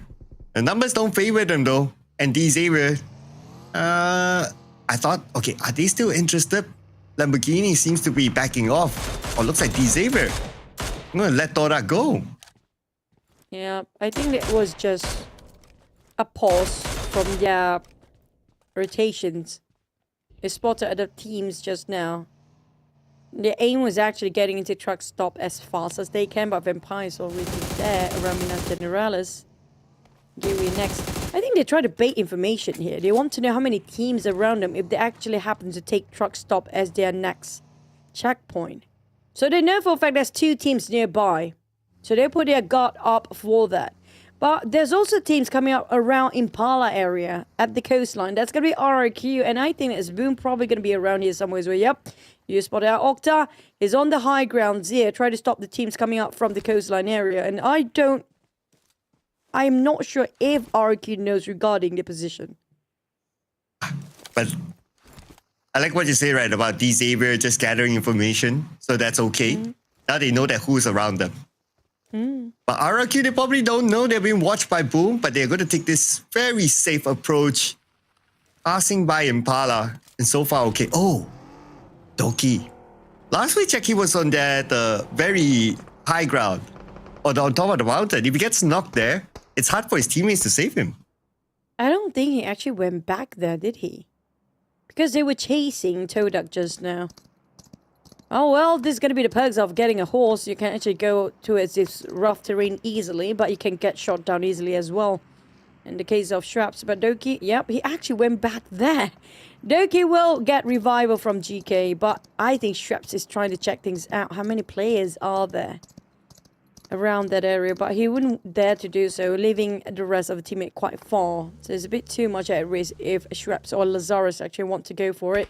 It's going to be La Bendita and Graveyard Circle. Well, BT already got himself in there. Well, we do have plenty of teams still inside of the blue and even outside of a circle. So I assume at the edge of a circle, things will get heated up in probably stage 3 onwards. Ooh, and BTR has the middle of the circle. But of course, while the game goes, D-Xavier Team Secret is still in it. So they can still gain points for themselves. So BTR, focusing on themselves, they have the circle, so they'll be pretty okay. Now, MXG, the team that scored the chicken dinner today for the Thai region, time for them to get in. We're back on to D-Xavier. After scouting, so I guess they have enough information, they'll be like, okay, which direction is needed for us to focus on when it comes to like maybe stage 3 or so, depending on how the circle goes. But for now, the information that they have is just for them to keep. I don't expect them to make any big moves since everyone's pretty comfortable in the circle. At the same time, they have no information regarding vampires that seems to be sharing to compound them. On the other hand, Homebois MAQNA, this time they're sticking as a 4, knowing the fact if they go separate ways, high chance they got eliminated, pick off one by one. We do have a very late rotation team that's going to be GLU, still cutting across power grid. They're moving in parallel motion for the rest of the teammate. They're falling in behind. But they are the only ones in the blue zone right now. GLU is taking this a very, very careful. No elimination yet for any of these teams. Stage 3 going to hit soon, and like it or not, Graveyard is going to be that place that everybody wants. But I expect a lot of edges. The circle edge team will fight and cancel each other out first. Speaking of high ground scheme, ooh, so close. Okay, second attempt. Third attempt. Oh, flying car! Scope out. Okay, Kim has to stop. If he exposes himself again, maybe Rosemary would have got him. But now Rosemary, he knows. Is he going down? No. He wants the high ground. Hey, if any case, I think for Kim, never mind that. I just want to say he lasted longer. And the biggest enemy is his own teammate based on the last performance. But for Rosemary, I think that's going to be him securing 1 point on the side of Alter Ego. He's a bit far off from the rest of Alter Ego right now. Alter Ego, the rest of them don't seem to be nearby to his Rosemary. But for Homebois, it's taking a slower rotation due to Rosemary. That's a very long shot as well. Got a headshot from that far. At the same time, still in the blue. We'll shift forward to stage 3 soon. So it will depend on how many healing utilities he has. And Homebois MAQNA looks like they are heading towards the northern side to come in. But if they go there, then they'll meet with the Vikings. As the circle shift towards somewhere in the middle. Alter Ego also tanking the blue, but they have decent amount of healing utilities, 4 first aids on one of the players. So that's still okay for stage 3. But Boom Esports, okay, they're going to take the middle. You can do it. Come on. Yeah, easy. But speaking of Alter Ego, seems like they're moving in the same direction as Homebois MAQNA just now. I think they're going to have another go against each other, whilst ROQ are probably going to be the third party. If they not been taken out early, of course. Because Alter Ego right now, they're trying to find those long shots. And try to give as much damage as they can just to paralyze the movement of Alter Ego right now. Sorry, ROQ. For MXG, they're walking straight into Hill, KTN. He's the first one to be eliminated just on the side of MXG. He doesn't want to go through that again. You have to make sure you choose the right direction there. Stage 3 still seems to be very quiet for now. Nobody got eliminated except for one player of TODAK, that's it. Yeah, TODAK and Homebois MAQNA. So 2 players out. Might see the next one though. Depending on what Krypton will do here. Okay, he does have Gem Force in front. But he cannot move forward because there's a support player on the other side. So at most is gathering information unless you can give a quick damage onto maybe Gen Force. But Gen Force has enough cover. He's still going to go for the wraparound though. Oh. Moana, Ganyang. There's a bit of fleeting done. Or do they want to commit to it? Comes Nate to its Krypton, just mid-air explosion. I think both teams will part ways, knowing the fact they're not inside of a circle yet. Oh, Gen Force is itchy to get to its Krypton. Snape. He needs to make sure that he's reserving a bit of his bullet. It's not as plenty as the other Alter Ego players. Try to stop them from advancing forward. It seems like they are very interested to fight against each other, ROQ and Alter Ego. They will part ways now. I think oh, Rosemary, that's a very good shot coming up from ROQ. Now on the other hand, Team Flash, boom. Well, another greeting, I assume. And greeting with a rain of bullets. But this is where we'll start to see a lot more fights happen. We're still at like, what, 62 players, 16 teams. And a lot of teams playing by the edge. So if we look at the southern side, a whole bunch of them. And as the circle will shift, goes onto the inner side. Now TODAK can play the gatekeeping, same goes for Vampire. So it's going to be a very interesting multiple fight session at the south. Oh, this is where things are going to get heated up. Ready up, ladies and gents. The fight's going to happen. And now it's on action. Team Flash taken down by Octa. Here comes a Zero to finish off with a finishing touch of running down with the vehicle bows. You giving your back towards your team and the opposing team. There's a flying car across the other side. Zeus, the terrain will cover them for a bit, but the blue zone will not give them mercy at all on the side of Boom. They're being forced to stay in the blue by the side of Team Flash. And Zeus when it comes to terrain plays, Team Flash is doing so good playing alongside with this slippery slope as well. Yeah, and they're managing Boom Esports very well. Leaving with Boom Esports with Mastery now on the other side. And Mastery is busy with D-Saver, so he's caught between 2 different teams. While Team Flash, they can move into the circle now. Boom, knocked down by Hill. Oh, okay. Hill on the south, getting involved. But Mastery, look at this vehicle, is smoked up, so I don't know if he'll be able to survive this stage. I still remember Zeus and the rest of Team Flash when it comes to versus another team before. Lamborghini. But at the same time, they always know how to play around the terrain. Like when it's steep slopes, they always know how to, jiggle around it. But for these Avies, they're keeping an eye tight onto a side of Mastery, who's having himself to use those band-aids, but it's going to be stage 4. It's not going to be enough, but Alter Ego versus VOIN is going to be next one. 2 down on the side of Alter Ego, and VOIN seems to be winning this one, but Rosemary saying no with that AUG, shutting down Foxy, the MVP of VOIN, straight away. Ha ha ha ha! Rosemary, headshot onto him, lots of damage. And Potato playing the support role from behind. Zeta at the forefront, again dealing a lot of damage to Snape. Snape now has to stop to heal, but the blue is not going to give him that opportunity or that much time to heal. Knocked down by Razak from the side. At least Rosemary managed to pick up on MAQNA. And Snape, on the other hand, down to 1 HP. And there's going to be play zone, finishing him off straight away. For VOIN, they're not giving Alter Ego any room at all. Zeta spotted out by Rosemary. Rosemary almost shredded completely his helmet, almost damaged to complete 0. And Zeta spotted out by Zeros. There's going to be Team Secret being the third party. This will be a sandwich for VOIN.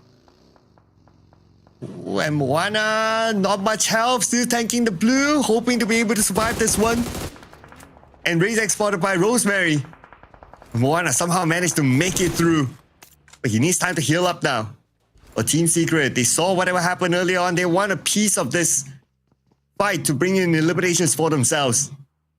Interesting enough, Razak is still spending time in the blue. Now he has to cut across to get into the circle, but then again, Rosemary is ready for him to deal the pain. Zeros on the high ground. Razak in a sandwich situation. Yeah, now who got the point? Is it going to be Alter Ego or is it going to be Team Secret?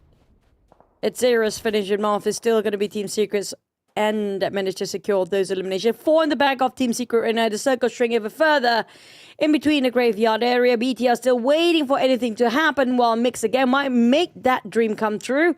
Vampires coming up from the south. Not much team coming up from the north, so Potato is still plenty of room for him to take cover to last long enough. Because Team Secret now, their next target is going to be the Vikings.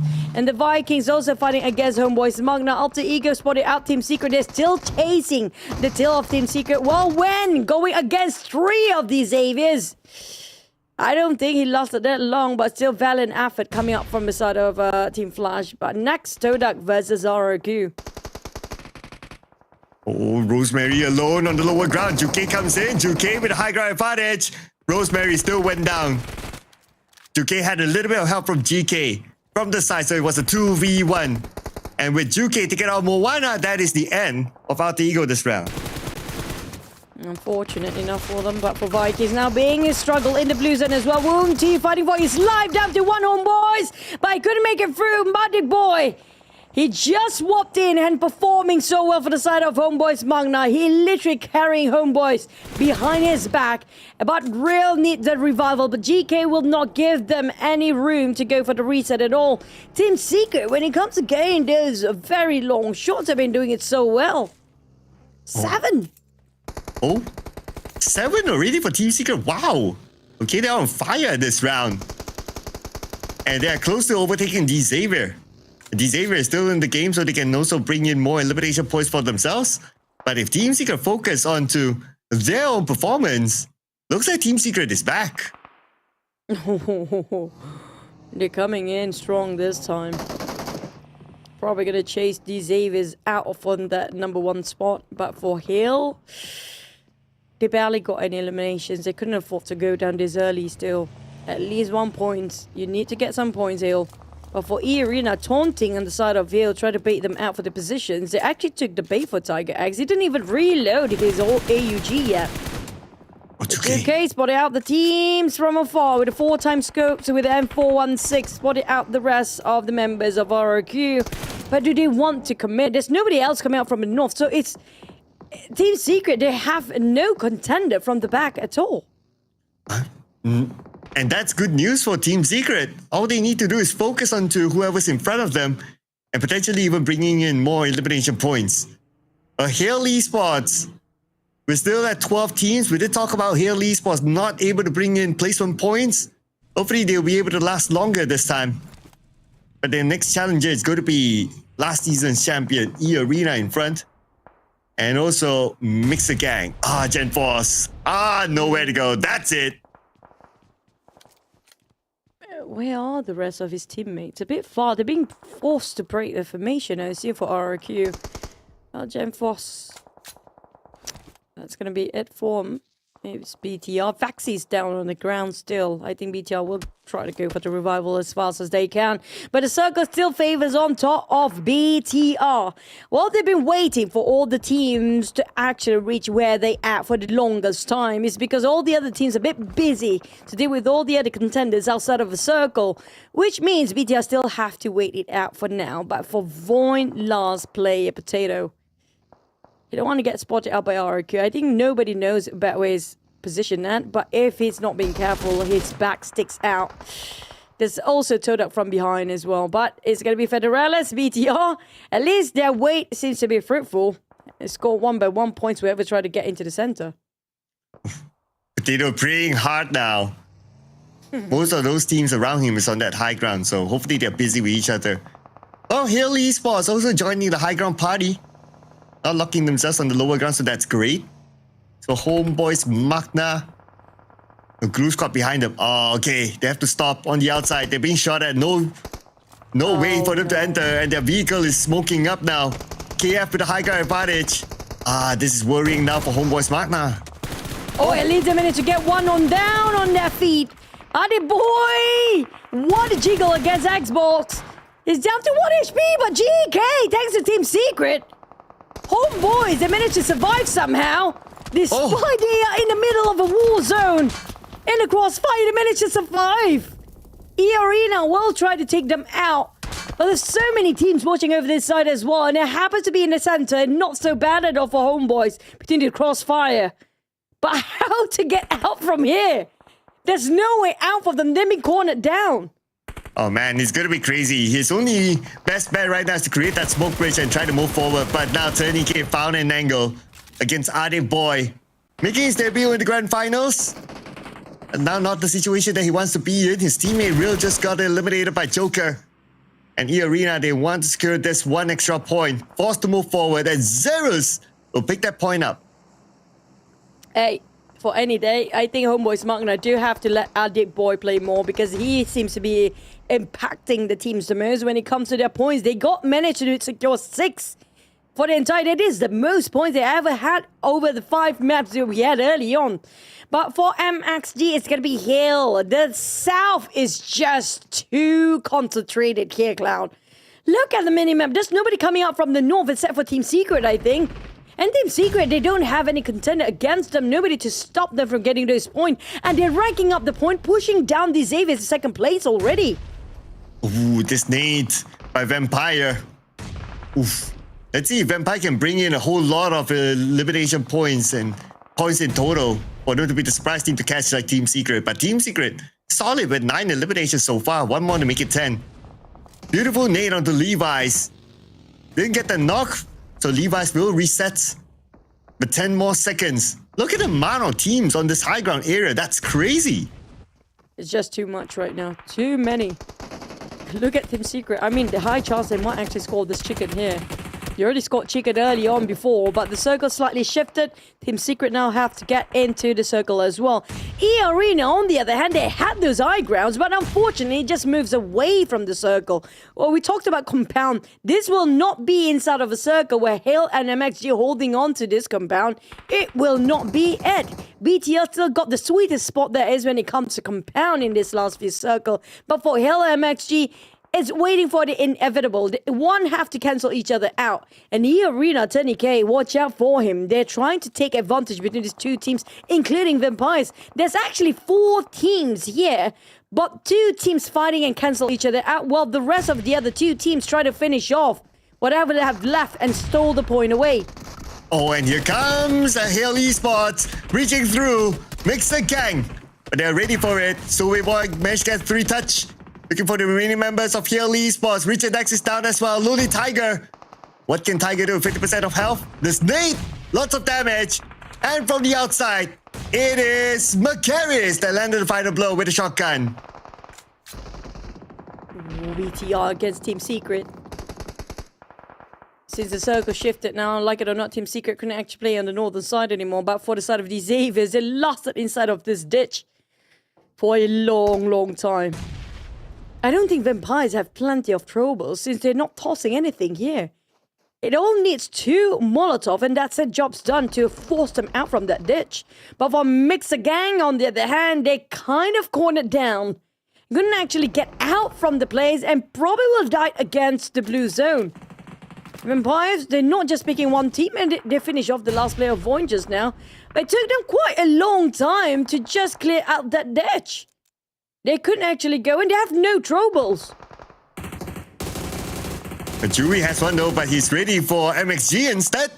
And he'll be happy to pick up those exit frags. And that's MXG eliminated out at number 7. But eArena actually stole away a few elimination points. Ooh, okay, so they actually kind of shared it with Vampire Esports. But here comes eArena rushing in. You blink and you miss a moment. Team Secret out. Yep, that rush was crucial on the side of eArena, stopping not just Team Secret, but also their ranking points plus their elimination points because they got the most out of the boards here right now. But finally, somebody with the troubles is here from Vampires. But it's a bit too late now since Nate start to fight back. But Levi is going to be on the ground straight away. Unfortunately for Vampires, when they actually have the troubles to work against these Xaviers, it's going to be Canny coming up from off angle, shutting them down. 2's down. Mela, they're still aiming for TODAK now and leaving these Xaviers saved by grace after all. I don't know how, but these Xaviers got so lucky. The one that actually rushed towards their side just and don't have any troubles. The moment they have, there's another team seems to be interrupting Vampire to shut down these Xaviers.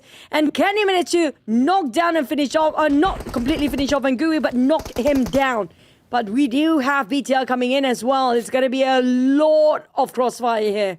Oh man, Vampire, right now they're like the living undead. Multiple knocks onto them, but they still survive. Another nade across. Damage on the Vampire from BTR. BTR, one more nade. Still splash damage, but not able to get the knock. They could be distracted by other teams soon. A Vampire, time for them to move. Blue behind them. Red Bull will be the one on the vehicle to lead the charge. But TODAK is still in this. Joker goes down to that. Down to 2 players. What a troublemaker for TODAK. Plays such a nuisance to his Vampires and all the other teams out there, including the Xaviers. Dap, he got his reserve at 51. They barely got it now, but finally somebody going towards the Xaviers ditch.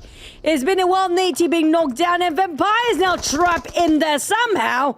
And BTR finish off another team. That's going to be eArena. BTR, they have a full squad. Vampires down to 1. That's going to be Lazarus. Schwapped what he's going to do about this, down to 1 HP, and that's going to be jobs done. Well done. And it's going to be TODAK with 2 players against the entirety of BTR. And here comes again that one more to go. It should be pretty straightforward here for BTR. And BIGETRON wins it. And this is going to be their opening personal chicken dinner in the grand finals. Finally, we get to see them in action here. What a day. I mean, these Xaviers just now, they've been in the ditch for the longest time. They tried to shut them down by Vampires, but have no troubles. Couldn't even be picked out because BTR was there watching them as well. But for BTR, out of nowhere, coming out from the compound, waited the longest time in the center. Nobody's crossing their path. It's just waiting things or waiting for the players to run away from somebody and just shoot them down. They got plenty of elimination stills by the end of the day, just waiting things out while waiting for the points to come into their hands by themselves. Yeah, they stood away from a lot of the major fights that happened down south, so that was their advantage. And for the most part, they took long-range shots. But whatever it is, if you're still able to bring in the eliminations, that's cool, right? So it's still a healthy amount of eliminations for BTR. Now, to be exact, it is 10 eliminations. So 20 points for BTR. Being a team that is on the first half of page 1, this 20 points will be crucial for BTR. Oh, and the damage-wise, it's going to be still back at the MVP chart later on for Federales. We have high expectation that he delivers on the side of Federales. Every single time he make a comeback for the side of BTL when they need it and when they need the points, is always the first one to take the lead. But for the side of Red Phase, unfortunately, he didn't send any eliminations. I think he's probably reserve those eliminations later on, perhaps for the last map.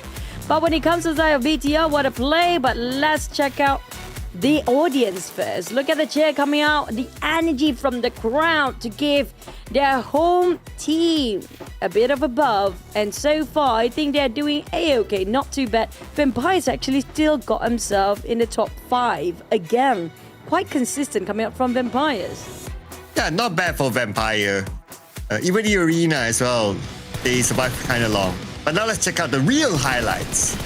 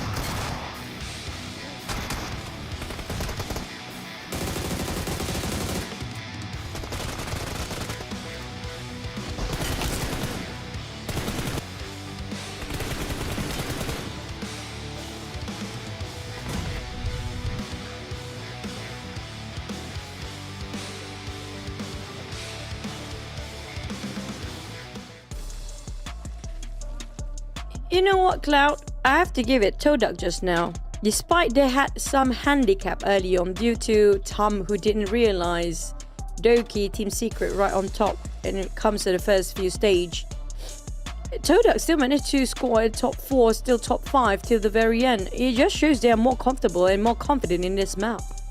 Yeah, you have a good point. Yeah, and this is arguably one of their better showings, even though like they didn't have Tam at the very beginning, thanks to Doki. Imagine if they had Tam. Probably the result might be different. But it is what it is. And the thing is past, so we're going to focus on the future. That is a Vexy. One of the younger players from the academy of BTR now making it into the main lineup as a staple name with 5 eliminations and 613 damage with 20% headshot. And BTR, finally they scored a chicken dinner. So can we say they're back? Can we say that they are continuing their form from Super Weekend number 2? Well, we have one more game to go today. Yeah, for me it's not yet. It's just the warming up for them because we've seen them go crazier than this. But with that 10 eliminations, I guess their waiting seems to be very fruitful because that 20 points, that 10 eliminations coming up from the last minute just now, as they're just waiting inside of the compound and being in the center of circle for the longest time. But Vampires has been quite consistent here today, so I assume when it comes to the top 3, they might actually squeeze in. But BTR, I think they want to snatch that number 1 point and that number 1 spot by end of today. But Team Flash actually scores quite plenty of eliminations too. But unfortunately, we're looking at the same teams that are getting no points at all. That's going to be GLU and Hill again this time. But RRQ seems to be going out quite early as well. RRQ, they had plenty of opportunities early on today. I mean, a lot of circles been playing on their side. Yeah, but they were not able to capitalize it, so they will still remain on to page number 2. But for number 1, it is still these areas, 71 points. Team Secret only 1 point behind them. And BTR 69, so they are 2 points behind these areas. Wow, so tight, the points up there. And then you have Vampire Esports with 13 points difference between themselves and also these areas. But of course, we not only have today, we also have tomorrow to set the match point. Unlike a normal Super Weekend, the Grand Finals is a total of 3 days, ladies and gentlemen. So we still have games to go. Flipping over to page number 2. So despite Homebois MAQNA having a okayer round this time, but still not able to come up with that dreaded number 16. Hey, at least that's the most point they managed to score in the map. So I think, sorry Limboy, nothing against you. He did so well during the group stage, but I think, yes, putting Addict Boy to play in the last few maps actually plays better for Homebois MAQNA right now. But for Hill, also the team that seems to be stuck themselves down there and still getting themselves a 0 point when it comes to the rank point for now. But we ended up our day with the last Miramar here. Who do you think will score this one? MXG, the only Thai teams coming up, but Vampires have been consistent. Is it the time for them to score that one in Miramar? Ooh, and if they do score the final Miramar, there's a big chance that they will be at number 1.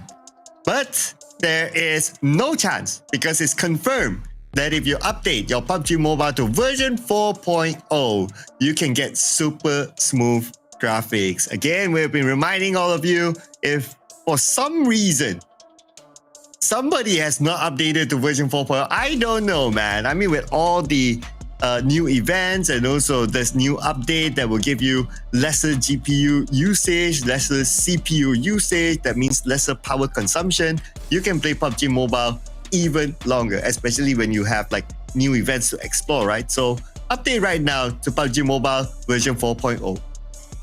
Yep, and also coming up, yeah, it's gonna be you being the hero for your girlfriends to fight against the evil Predator versus 1. Predator versus 4 survivors coming September 26th, which is gonna be today. It's a new PUBG Mobile thrilling pursuit and escape mode, so you guys can actually have fun and try to impress your teammate here, try to be the hero that you're meant to be. So make sure you guys try it out, and also don't forget to hashtag away, hashtag PUBG Mobile, hashtag Predator versus 4 survivors. Sarang sarang heyo. Okay, I don't know the lyrics to a G-Dragon song, but I do know G-Dragon for sure. A lot of my girlfriends always get excited when we talk about G-Dragon. A lot of your girlfriends? Yeah, my girlfriends, like girlfriends, you know. Female like, friends? Okay, yeah, female friends. Yeah, that works as well. And I have one particular female friend that is a huge fan of G-Dragon that I remember whenever we meet, it's like the topic is always about, oh, what G-Dragon is doing right now. Well, there's an update for you out there that G-Dragon is in PUBG Mobile. So if you're not a PUBG Mobile player or user yet, this is a good reason to download and enjoy the new G-Dragon X PUBG Mobile. Yep, if you want it more flashy, also coming up, it's going to be the latest experience arrive in PUBG Mobile, and it's only limited amount of time that will be available, starting from the 12th of September, which is going to be the last 2 weeks already available in the game, up to only the 4th of November. So make sure you guys join in the game, the Motor Cruise event, and claim the iconic Lotus car, hashtag Amira and hashtag Emeya, because it's going to be only until November 4th, okay? Now, when it comes to performance-wise, BTR, the BTR that I love most when it comes to last week's Super Weekend is how crazy things can actually get. Okay, for example, I put you what happened, yeah? Just to recap. They already eligible for Smash Point. Usually the teams already eligible for the Smash Point. They'll play it very conservative, very safe, because they want to secure the chicken for the next one. But BTR was doing the other way around. They bulldozed every single team despite putting themselves at jeopardy and at stake for that chicken dinner. And they scored and smashed it anyhow. And that's the BTR that I want to look forward to when it comes to this grand finals. And that's why the Super Weekend point gap, when they smashed it, is like super far. Like number 1 and number 2, I remember was like, we're talking about like what, 3 digits versus 2 digits. That's how far it is. And they do have the firepower to do so. I mean, with this kind of lineup, Filipino Terminator, Frenzy, who's also Razy, who's also at IGL that can frag as well. So they have a full package to be able to execute that. And this is also the best time for them to do so, because you want to be the team to set the benchmark or set the match point. And we did see how that worked out for BTR during last week's Super Weekend. They set it, they score big, they smash, we all go home early. But that's true. At the same time, I feel like BTR is the only team that have the complete package when it comes to delivery. But right now, I feel like they're playing a bit more subtle and not too flashy like how they used to in the last week's Super Weekend. Maybe they are trying to pace themselves slowly and not pushing too much and, you know, invested too much of the energy too early on, because that might drain out and exhaust them quite early later on, maybe by tomorrow or even the last day of the grand finals. But speaking of which, the other teams on the second page now, they should realize if they try to play tomorrow as much as they can, they might get stopped by the top teams as well, because tomorrow will be a huge day for the top team to just stretch out the gap even further to make sure they can get the smash point benchmark slightly a bit further than the rest. So right now it's the best time for them to get those numbers going for the teams on the second page. Yeah, teacher Chuchu not happy, you know. Look at her look. She's like, I'm not happy with you. You don't get A, you don't come home, okay? You sleep outside. You get B+, you're out. Okay? No. We are PMSL Southeast Asia, okay? If it's not an A, it's nothing. All right? You gotta put in the A game, right? Don't give me your sad face right now, okay? No, I won't accept your sad face. You have to put in the work. You know, teacher Chuchu not happy. Speaking of teams that's not making us happy, I have to agree. Alter Ego did not make me happy at all. So the teams to focus here this time is going to be Mixer Gang, which I'm a very late comer, but I do know TODAK they performed to. We just saw how they managed to sustain themselves despite their losing quite early for their firepower just now. So I can say TODAK really plays well when it comes to Miramar, but I think when it comes to Team Secret and especially Vampires, seems they already have the momentum in this last map where the last one still managed to do such a well performance. Yeah, it's a matter of sealing the chicken dinner for Vampire, right? So that they can at least, okay, one thing is about themselves sealing the chicken dinner for the points, which is like duh. But because they're playing in front of the home crowd and we saw the support for Vampire and also eArena, by the way, I'm sure they want to celebrate the fact that if any of these teams are able to bring in the chicken dinner for the home fans, and they can have like, you know, this huge celebration. So the last game is not only for themselves, but also for the audience that made their way through, raise the jam, and they're here in front of their favorite teams, hoping to celebrate their chicken dinner. If Vampire scores his chicken with such a huge fan base come cheering for them, I think the cheerleaders would definitely will fly if they score a chicken after this. Fly like a bat. Yeah. Put in like bat wings, and then like they like do the, I don't know what you call that. Trampoline jump? The toss? Yeah. I clearly haven't been a cheerleader before. Definitely, I'm not eligible for it. If people were to toss me, I will smack them down. So. Anyway, no cheerleader. I guess they are waiting for like you get a chicken dinner and then we cheer for you. You don't deserve it until you get a chicken dinner. They're being teacher choo-choo now.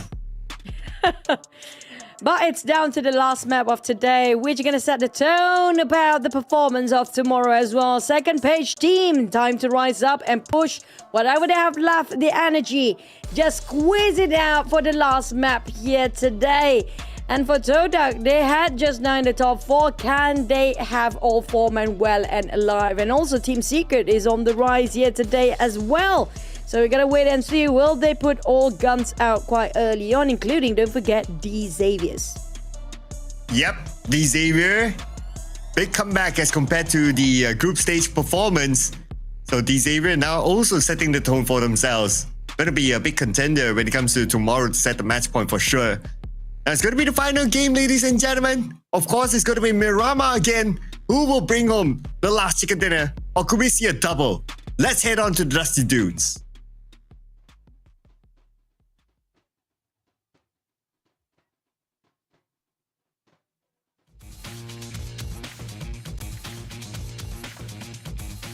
Am I the only one that hear that? I thought I'm the only one too. From Patona to the northern side, is it going to be Torre Ahumada? We have no clue. We're going to wait and see for the overview when it comes to the map this time. But just now we had a graveyard circle. I don't know what to expect. It's been a while we actually get to see Impala Circle, no? Oh yeah, my favorite kind of circle. Come on, it's time. It's time for the circle gods. They have kept circles from us. They gave us 2 military base. It's a good time to put in Impala. And even better if like it goes to the island on the right side of Impala. That will be epic. Yeah, I think Miramar Circle seems to be not balanced. It's always in the center, isn't it? It's so difficult to get in very northern or very south. South we've got plenty. I don't want south. It's either going very north or very right side, or even like Pattona. I mean, like, we had Pattona for the longest time. We never get to see circles that have Pattona till the very end. But when it comes to a clash drop, you know, between the teams, seems like the South Los Leones. Oh man, Los Leones. They have plenty of space between the teams if they want to share it. But Hot Drops seems to be not so much. I guess quite a calm start once more. Yep. Just like how we saw in the previous Miramar, like it's going to be chill. Maybe some pickups here and there, but that's very situational.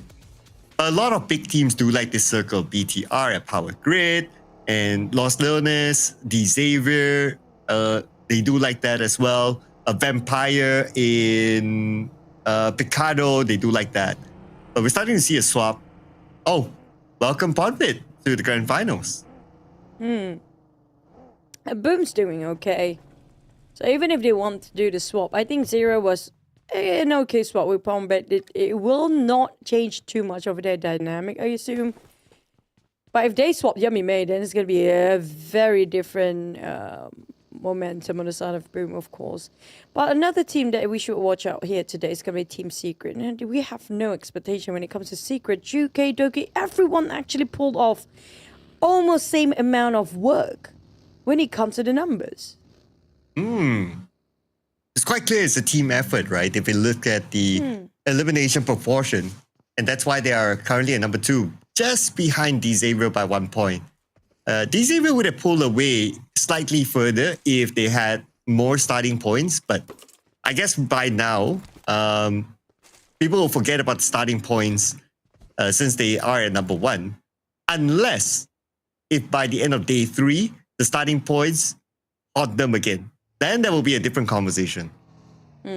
That's true. And for the Vampires, no swaps. We're not looking newsy at all when it comes to the Grand Finals yet. I'm not sure if we get to see him at all for the Grand Finals. Gotta wait and see. So far, they're doing A-okay with the top 5 performance here. But when it comes to the gap between Vampires onwards, there's a bit of a stretch, isn't it? Vampires and Team Flash got 10-point gaps. Vampires for BTR have 11-point gaps. But BTR towards Team Secret, not so much. So Vampire, they probably want to smaller the gap by end of today. I think probably get into the 70s as well. If they can actually pull that one off, that means probably high chance they try to get those chicken.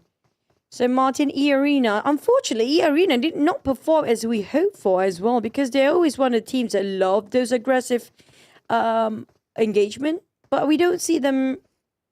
We see them rotating, but always in the direction of where they might get shot down by a third party. Yeah, and I guess many times when we see them on screen, it's like there are always like a lot of teams around.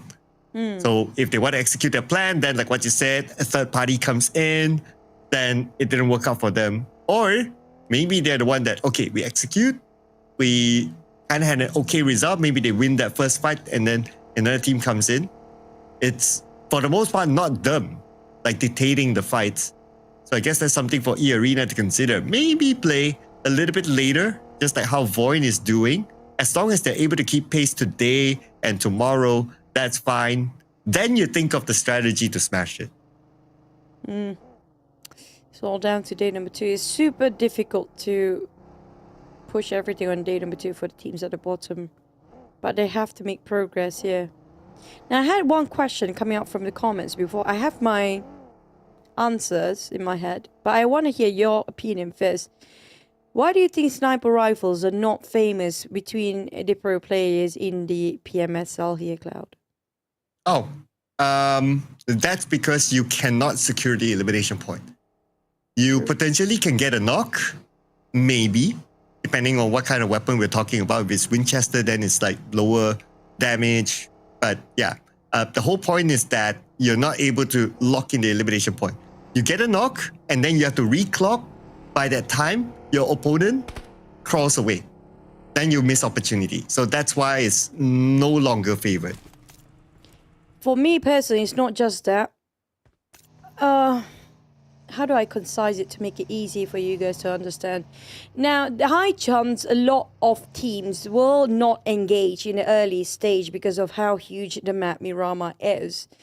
And if you actually pick up yourself like a car 98, which is my favorite weapon, by the way, the thing is you have to collect the bullets. Now, if you collect only sniper rifle bullets, it will not be fruitful when it comes to the stage 4 onwards, because the distance will not be that far for you to use sniper rifle.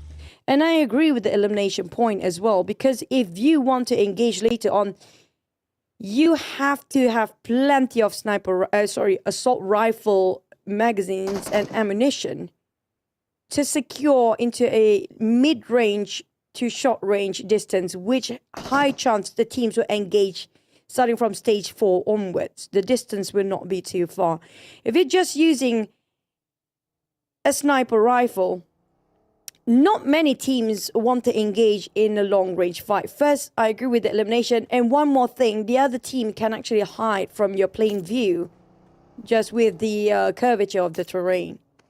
So for you to collect the sniper rifles ammunition in Miramar, as a first stage, if you want to have fun with it, you can, but to collect those ammunition and to waste out your pockets with sniper rifle ammunition, that's not going to be wise at all.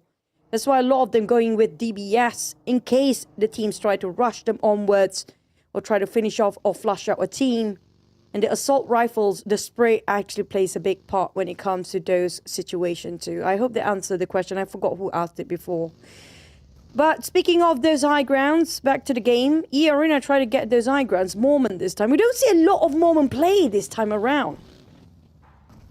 Yeah, we don't get to see the Mormon dance. He should be dancing with the cheerleaders. Oh yeah, he will make a good dancer with the cheerleaders. That's right, that's right. Maybe they should get him as a guest, you know? Like, instead of like a show match, it's like a guest performance by Mormon. I wouldn't mind that. But I also want to add on to your point on the ammunition, right? For Kar98K. So it uses the same ammo as like a AKM or barrel or Groza, which is also not the most popular of weapons, because normally people go for like an M4. 5mm, yeah. Yeah, and then DBS is like a shotgun bullet, so that's totally out of the question. But because they normally go for M4, then that adds on to the reason why the Kar98K is not as valuable, because then you want to swap the bullets over, but it's not compatible with the M4, so don't use it at the end. That's why a lot of them using a Mini 14, because Mini 14 considered as DMRs, not rifles. Designated marksman rifle, which actually use the same amount of bullet, same sort of bullet, the green one, 5.56 ammo, with the rifles. So if you want to use sort of sniping ability in the game, it's best to go for the Mini 14 instead at mid and long range. It's the best weapon to use in Miramar as well. But on the other hand, back to it's a game, La Bandita, we do have some engagement between Alter Ego players and also Boom. Seems like the previous champions having a beef against each other, I assume. Always Alter Ego and Boom Esports being compared with each other. I guess because they happen to be from the same region and their color scheme is about there as well. And when it comes to like winning PMSL Southeast Asia, it's like, okay, one season is Boom, another season is Alter Ego. So that's why they have this kind of like a soft rivalry with each other. But as of now, both teams not really rivaling each other because, yeah, I mean, we're talking about number 8 for Boom, Alter Ego number 14. It's all about the bigger goal, which is trying to get the top 3 at least. Top 3. You know, with so many good teams this season, down to even 7 players, I have to say their firepower is a team that we cannot discount anytime. I'm sorry, Boom, you're not included this time because we don't see the best of Boom for a very long time. I think Boom prefers Sunhawk. Remember Yummy Man when it comes to DBS plays, he's a DBS god in that terms. Unfortunately, there's no more Sunhawk for him this time. Yeah, no close range, surprise, open the door, DBS guy, waiting at the side sort of thing. Now that makes me wonder, is that one of the reasons why, like, Yummy hasn't been performing? But honestly speaking, even when we had Sanhot last season, he has been dipping in terms of personal performance. We don't get to see the best of Yummy, especially when he was the FMVP of the region at some point. I don't know about this. I do hope that, you know, there'll be an interview one day just to delve into the mind of Yummy on like, why haven't we been able to get to see the best of you? I think that's a legit question. Yeah. I think it's been a while. Yummy May. I miss that guy. He's a very nice guy. It's been a while we actually get to see the players face to face, so one day maybe perhaps we get the on-ground English cars as well. But when it comes to the teams, MXG taking things very slow indeed, coming up from South Los Leones before, but BTR already started action, and Red Face spotted out eArena. Now this is going to be a really good fight between eArena and BTR, both of them actually having very heavy hitters on their lineup. But MXG, the moment they get out from the blue, is going to be them against RRQ. Got those elevations, but since they do have those elevations prior from MXG, so they have to make a U-turn for MXG. They know for a fact nobody got eliminated, not a single person here, but MXG gets slow. Speaking of timing, La Paz straight in the door, and straight Gaslow opens it for him as well. But that's the longest wait for the first split in the grand finals so far. And we're going to see more than only one blood being spilled. And RRQ, they're looking for a revenge. The Pico is down though. But he's being picked up by Oppa Ganyang style.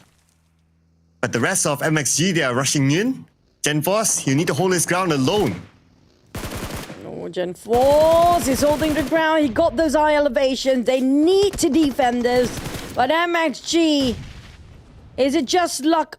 Now finally get to show their firepower, what they made of to secure their previous chicken. Can Makaris do it? But it's 2v1 for Makaris, but Nate made an explosion, but Ganyang coming down, finish off Makaris straight off the bat. MXG, they are in shambles, down to 2 players. Gatslo get revived by Zubo, but the Nate from GenForce is a matter of time. He didn't get a knockdown.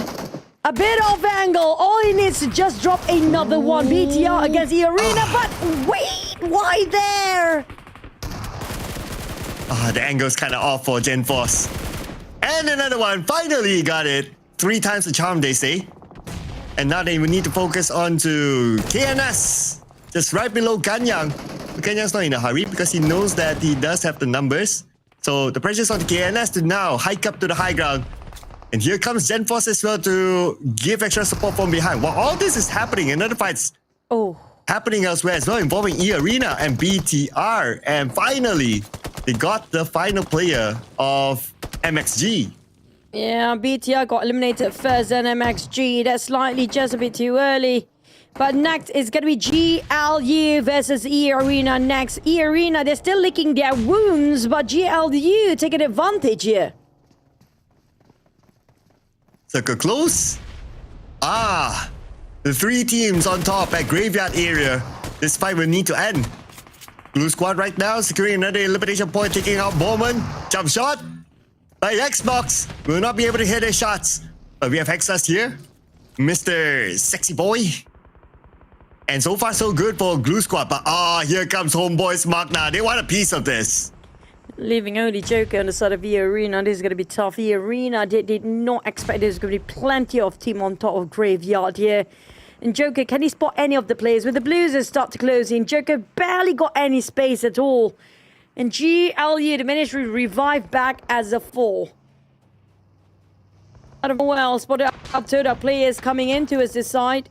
TODAK a bit more proactive than the last game, since they have 4 men now live. But you know, Homebois MAQNA bowing out, knowing the fact that this is not inside the circle. It's not worth fighting for. But Noel, can he hold against 3 of TODAK? I don't think so right now. Hexas next. It's going to be Vikings taking the jab from afar. Yeah, and the Vikings wanting to get involved as well. Hexas now on the ground. Only KF left the final. Oh, not the final to player. That's Xbox. But now, make it the final. And Xbox. How far is he? Okay, he's on the other side. So he's not going to go in for the save. But maybe he can go for exit frags. Now we have him on screen waiting for Joker to come out of this church. And that's where he will take that shot for sure. Oh, Joker. Just biding his time here. just have to wait a bit more longer. He does have 2 first aids, but he couldn't actually expose himself too early. Jumping down, has to be extra careful now. At least there's Buggy and a Dacia waiting at the back. He's trying to find any supplies that he can actually find around the death boxes laying around from his old teammate. I think some of them shouting that they have plenty in some of their boxes. But for Vikings, after took the fight, and TODAK is still going against them. But it's going to be a three-way war. TODAK versus Homebois versus Vikings, and now Vampires arrive as well. We do know Vampires are coming in as a third party, not wanting to engage directly. But for Break, he's spotted up there, just slightly on top, and he can see the smokes pop at the right time, down to 10% of HP. But Vampires, Lazarus or Shrubs, already taking out MAQNA. As Xbox players still survive at the back, but Kenny coming out of nowhere, popping his head, spotted out Vikings. Those shots coming out from Vampires from afar, those elevations, really put so much damage between these two teams. Oh, and Team Secret also showing up now from behind, locking in the elimination point out of Drunk. Blue Squad, on the other hand, just got eliminated. Oh, wait a second. No, they eliminated the Vikings. Okay, so Blue Squad, they still survive. Here's the nade by Vampire Esports. They want a piece of this fight, so they want those points for themselves. Can they secure it? That's the question. Mela coming up from the other side here. The rest of Vampires, they're split it apart. It's going to be a 2-2 formation. The other two, we don't see anywhere nearby Mela or Streps. Now, get to see Red Bull. It's very far indeed for the cover fire. But Kim coming up from the slopes. Mela just behind his Dacia. They know he's just behind here. He's playing a very dangerous game here, but it's worth the risk if it happens to be contributing to those elimination points. When Xavier gets the circle, and with the compound as well. Okay, this could be a good round for Xavier, but we're still only at stage number 5, so anything can happen. It's all about the defense right now for Xavier. But it's all about the offense for the teams of the North, including Vampire Esports. But they seem to be disinterested. They're disengaging themselves from the fight. Might as well focus on to get into the circle. You don't want to be caught within the crossfires of too many teams. Well, at least there's not too many when it comes to the southern side. Only 2 of them, Team Flash and Heal down there. TODAK, seems like this fight been going on for such a long time. Team TODAK, Homebois, MAQNA. And I think Vampire is parted wages now. But Boom and Team Secret is going to be next. TODAK still a ways with Homebois, MAQNA. Real managed to talk down on Kenny. It's going to be Tom left, sticking his knees back inside. Ooh, so close. But Adit Boys bleeding out. They need to go for the save. Kim coming up from the other side and finish off Tom straight away. Kim will go for the revive on Nordic Boy for now. Yeah, it's just a matter of time for Tom. But he's relaying so much information for the team as well. And for the final player of TODAK, Deb, still on the outside of the circle. Zone is closing though. We can see the blue right behind Deb. Oh man. He has to play with the terrain and hope that Homebois MAQNA forgot about him, or at least they try to play inside the circle so they will give him a little bit more space to survive. Foxy from VOIN, pretty much in the same situation, but even worse. Open space, shots onto him, and Foxy still trying to navigate around, but this road is going to be hard. It is going to be tough with Straps waiting on the other end as well. Just a matter of time. They're running on their feet here for the TODAK players and the teams that's barely getting out of the blue zone. And paving his way just to get into the circle, while Team Secret have to hold their grounds against Boom.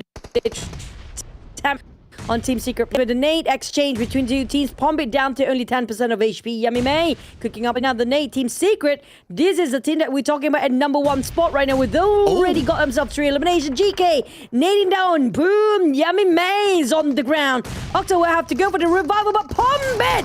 What a push. Unfortunately, he's there by himself. Octa coming in a bit later. He's coming from the back with the DPS. What a clutch. Octa can save the entirety of Boom in the very last minute here. 1v1 right now. Octa has to make it happen with the DBS. Going up against Zerus with the S-K. Doki being picked up. Octa navigating around the smoke, tries to hit his shots, but Octa, lots of damage onto him. One last hit, and Octa goes down. Team Secret, they still can't reset as a full team. Oh, stickling, clicking their wounds. Alter Ego is here. Alter Ego is here. Rosemary. Here's nearby. Oh, this is dangerous. They need to make it quick and fast because the Blues arrive and Alter Ego waiting to gatekeep them from advancing forward, denying the entry into the circle here. Well, the Xaviers, on the other hand, they got compound, they got circle, like you mentioned before. And the thing is, the circle still favors them. It's just a matter of time for them to score the chicken if they can hold their ground, of course. But don't discard on vampires yet. They are roaming around to find those eliminations. On the side of Team Secret, unfortunately, lost one member. Did they or not? The nades flying over this side. They barely got this one small corner to work with that reset right now. And 20 more seconds before the zone starts to close. It's just right behind Team Secret. Now they're creating the smoke bridge. But the Molly will stop them from moving out. And Alter Ego, they have them locked in. Alter Ego, Rosemary on the other side, all alone on top of this roof. Gets a good view. Only the smoke blinding him. But lots of damage at the Team Secret. GK knocked himself down. I guess he was blinded by the smoke, so he didn't know where the Molly was at. And Zerus is down as well. Only Doki left. Speaking out GK now, but at the same time, the blue is closing by Homebois MAQNA coming in. And that's the saving grace for the side of Team Secret here. They have to reshift their focus. Krypton 1v1. Alter Ego Moana reaching a bit later as Rosemary also down on the ground. They did not expect a third party this early. It's going to be Kim almost run up by Moana. Real right across inside of the smoke. They try to actually spray each other out, but Rosemary bleeding out. Moana down to only 20% of HP. But Team Secret is back on their feet. Team Secret just got saved, but they will actually shoot down on the one that seems to be their saving grace. Shamil's down and finish off. Alter Ego back on Team Secret. There's also Team sorry, the Xaviers coming out from top. On top of these two teams. Who actually win this one? It's going to be the Xaviers scoring by the end of the day. Team Secret are putting on hold with 79 points right now, not including their ranking point. But what a third-party play just now. Yeah, that was Team Secret saving grace. They would have got an even lesser amount of eliminations if not because of Homebois MAQNA. But for them to reclaim back those points. Now here Esports finally starting to bring in place on points. Still in the game with 3 elimination points now. And here Esports on the outer side circle. Dealing with Team Flash within the smoke. And here comes Tiger. They're going to close it on. They want to finish off the remaining members of Team Flash. Ooh, Team Flash slightly a bit of a low ground. But they got those grounds to cover themselves. They played so well when it comes to the ground, so we got to see whether they can actually pull it off again. But when knocked it down, naded down by Pazorix, Tops managed to reset himself, but the nade's gonna flying over the other side, and what a nade by Pazorix! Twice in a row right now. Tiger X going for the heel to a side of Richard, but for Team Flash, there's so many teams behind them as well. They have to make this quick. Oh, and Vampire now starting to come into the fray. Stage 7 is going to be upon us in about 15 more seconds. Mela gets gunned down by Lamborghini. And Apo is taking damage. As Lazarus will reposition himself on the left side of the circle away from the commotion. They are playing with the advantage of the road by playing up north where D Xavier is at right now. We get a confirmation of the circle and it will be pulled towards the middle. D Xavier still has their compound in the circle. Oh, but Gui spotted up the Xavier's position here. They're going up north, sending Gui just to feed off information towards the rest of the roster. But for Team Flash, the other one that's quite in the open right now. It's very bold to play in the center of everybody else. And a flat planer that barely got any curves here. Not much cover at all inside of Team Flash. Only Bose trying to cover himself with the vehicle, but Pale coming up has Oryx. Back to round 2 between Team Flash. Here comes Nate. Pazorix Nate is just so good at this point. Nasty Nate coming in. And another one needed them down. Coming up from Richard this time. Here comes Street Touch going straight towards their flank side. But Wen still holding the ground by himself. But thanks to Bose in an off angle. Bose. But for Wen. Straight towards the DBS play. And Hill running down just like that. What an angle by Bose. Again, Bo's angle was crucial to allow Team Flash to win this one. But they're not out of it yet. Here comes RRQ knocking down Tops again. And Win will need to do the pickup for the second time around. Another premature nade. He still has a little bit more time. But hoping for the nades to not land at the same moment. Popping up that smoke is going to be Win while Tops They don't want to stay within that smoke. It will be an obvious choice for their opponents to lob that smoke in. So they're gonna just be by the side and the revive will kick in. Team Flash should be back up as a full squad. RQ, do they just run straight into Team Flash or go the other way around? Feels like they're going to go a bit longer rotation here with RQ. Despite they want to go for the other way rotation, they have to reposition themselves now when going in straight. They're not even going to pause for a bit for Team Flash. Despite those fight against Hill just now, there's no stopping this, guys, for the side of Team Flash. They're going for another round against RRQ. But if they're not being careful, eArena joke is there for the wait, but these Avians, they couldn't wait inside of a compound. And when you got bored, you want to be part of this, and Gen 4 spotted out Joker.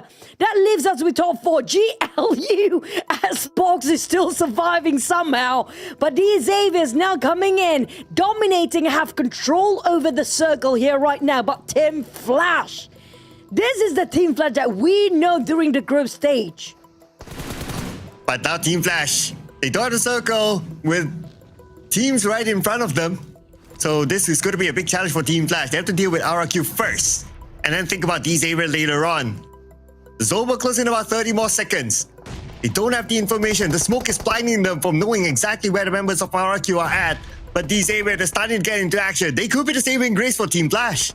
Oh, they might probably just be that. Because the only one these Avians have a clue on is going to be RRQ. Team Flash is across the other side of the street. It's a bit too far-fetched for them to go for Team Flash instead.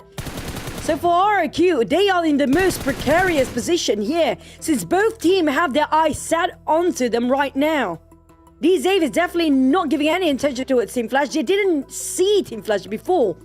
But for the side of Team Flash, Jan Force down to 1 HP. That was almost a perfect net coming up from Win. Here comes another one, toss over to the side of RRQ. They're being sandwiched both sides here for RRQ. Oh, it's hard to see these Avians not scoring this chicken dinner, but maybe Team Flash would have an answer for that. As they push their way through across the road, they managed to make it across. Now Team Flash, they need to continue on the fight. And Ganjang goes down. Zeus went down to the blue. He was not able to rotate in time. The fight will continue on here. RRQ, Napeko, with his name being cooked up. But Team Flash get good focus on the RRQ. Same goes for these area. Both of these teams, they want those points. Oh, RRQ in trouble. They're losing men. They are out. But I'm waiting for GLU. Xbox is not making any sort of an action here. He got a clear view to shoot down the rest of these Avis players. He's waiting for the right time. But Team Flash, we talked about their reset. They're doing it very quickly indeed.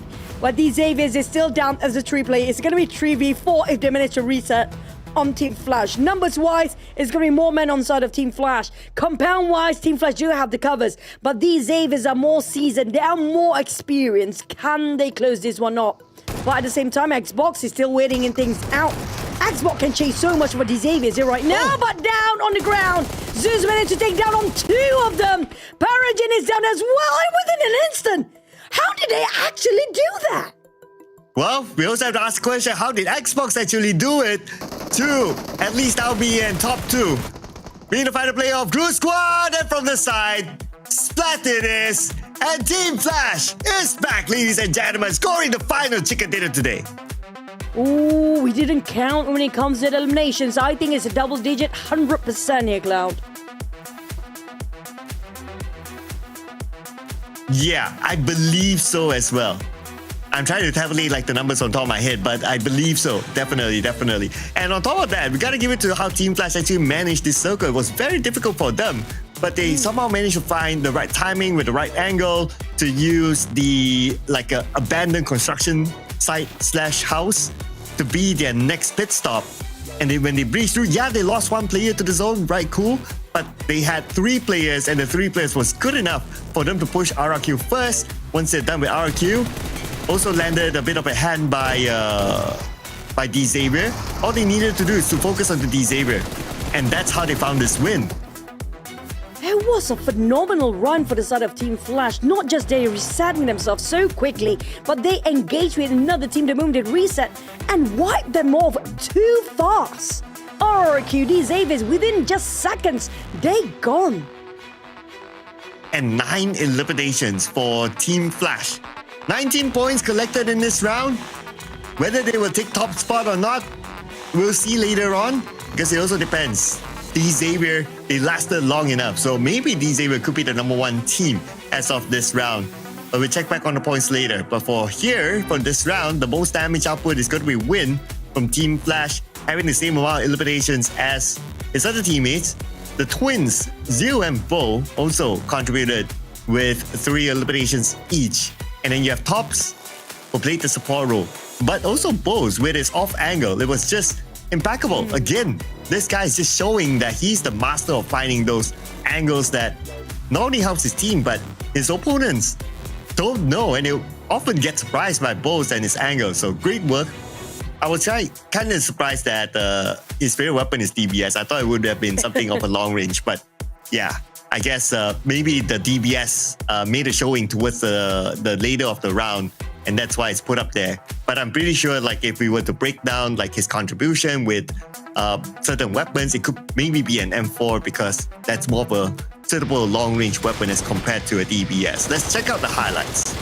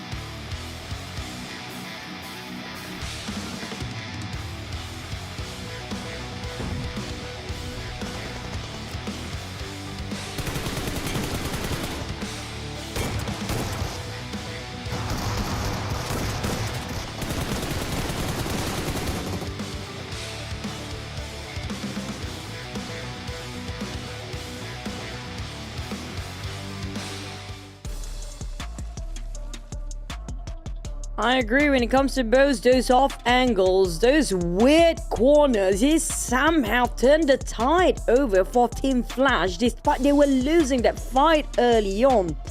And that was a turning point, completely reset Team Flash back up on their feet and managed to secure that chicken dinner just now. Yeah, and not only like Team Flash scoring the chicken dinner was great, and of course Bo's contribution, but the top 3 is all from the Vietnamese region. Maybe that's a bit of a clue. And then you have RRQ coming in. So it's great to see RRQ. They are one of those teams that had a bit of a struggle to find the level of consistency at the grand finals. But coming here in the top 4 teams in the final game, at least this will give them a bit of a good feel as we head on to day number 2 tomorrow. Now, of course, MVP is Win himself with the damage output. But we did talk about it earlier on. If we were to give, and I believe that you would agree, an MVP of our own at the Casters desk, it would be Bo. Yeah, I agree. His off angle is just amazing. But Win always the one that will be doing the fragging, the Terminator. And also when it comes to damage output-wise, he's going to be the front liner alongside with Zeus. But when it comes to the points, 19 points for Team Flash. I think they pushed down the Xaviers again, no, when it comes to second place. But I agree with you. Vietnam region this season is so freaking strong. Up to the point, I think except for the Vikings, of course, the other 3 teams all right on top. I feel like they're probably going to be the top 5. If this goes on, you might have even this match rule. It depends on tomorrow, really. It really depends on tomorrow. Yeah, the only Vietnam team that's not on page 1 is the Vikings. So they only managed to bring in 2 points. At least not a 0. Unfortunately, can't say the same for VOIN and Boom Esports. They went out 0 this round. And then we have BTR, who after scoring a chicken dinner, then it's only 1 point this round. So hopefully they'll be able to reset by tomorrow. Now, just to get a clearer picture on the overalls, DZavier is still on top, ahead by 4 points, followed by Team Secret, behind by 4 points. And then you still have BTR with a difference of 14 points with DZavier. But Team Flash, they are catching up. Very quickly as well. We're talking about the gap is just shrink even further between the top 5 teams, and Vampires as well as eArena now is swapping up places for 5th and 6th place, but the margin is just too minute for us to just say they're gonna take it over, because there's no one dominating over this lobby here right now. The top 8 teams especially the top 7, seems to be very aggressive, trying to take each other out. But on the other end, though, right now, Homebois MAQNA, I have to say, with Adik Boy playing, they have made progress. At least there's some swaps when it comes to comparing with Hill, got pushed down to 60th place instead. Yeah, I think it's quite clear. Like the game that he made his debut, he actually had the most eliminations among his teammates. So based on that, I would like to see Adik Boy playing again tomorrow, and let's see how far Homebois MAQNA can go. For today, our daily MVP. Interesting, Mr. Levi's, who some of my female friends from Vietnam says that he's very good looking and very attractive. He is. And also between Levi, I think Nate T is probably also the one that's very close when it comes to getting the daily MVP. But nonetheless, congratulations for Levi. We've seen him multiple times across the board here when it comes to getting the MVP with 2.7 average elimination, 434 damage. Is he gonna still be here tomorrow for daily MVP? We're gonna have to wait and see, because the other team seems to be on the rise as well. Yeah, but his perfect teeth is definitely going to be here. Look at that smile. Even I find it attractive now. I mean, the smile, okay? You know, we admire things that are beautiful, okay? So good job for Levi's and also the rest of the Xavier. Well deserved for the number 1 spot. What a big comeback overall as compared to their group stage performance for the last 2 weeks. This is a very different Xavier, and it came at the right timing. I agree. When it comes to when it matters, they push forward. But when it comes to the interview, let's see who get interviewed here. Is it Levi or not?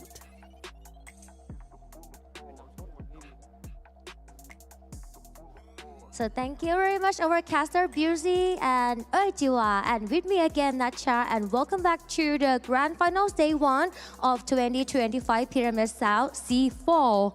That's about all the 6 matches for today. So exciting, so much fun, and full of energy. And now we're right here with our player from Vietnam, right?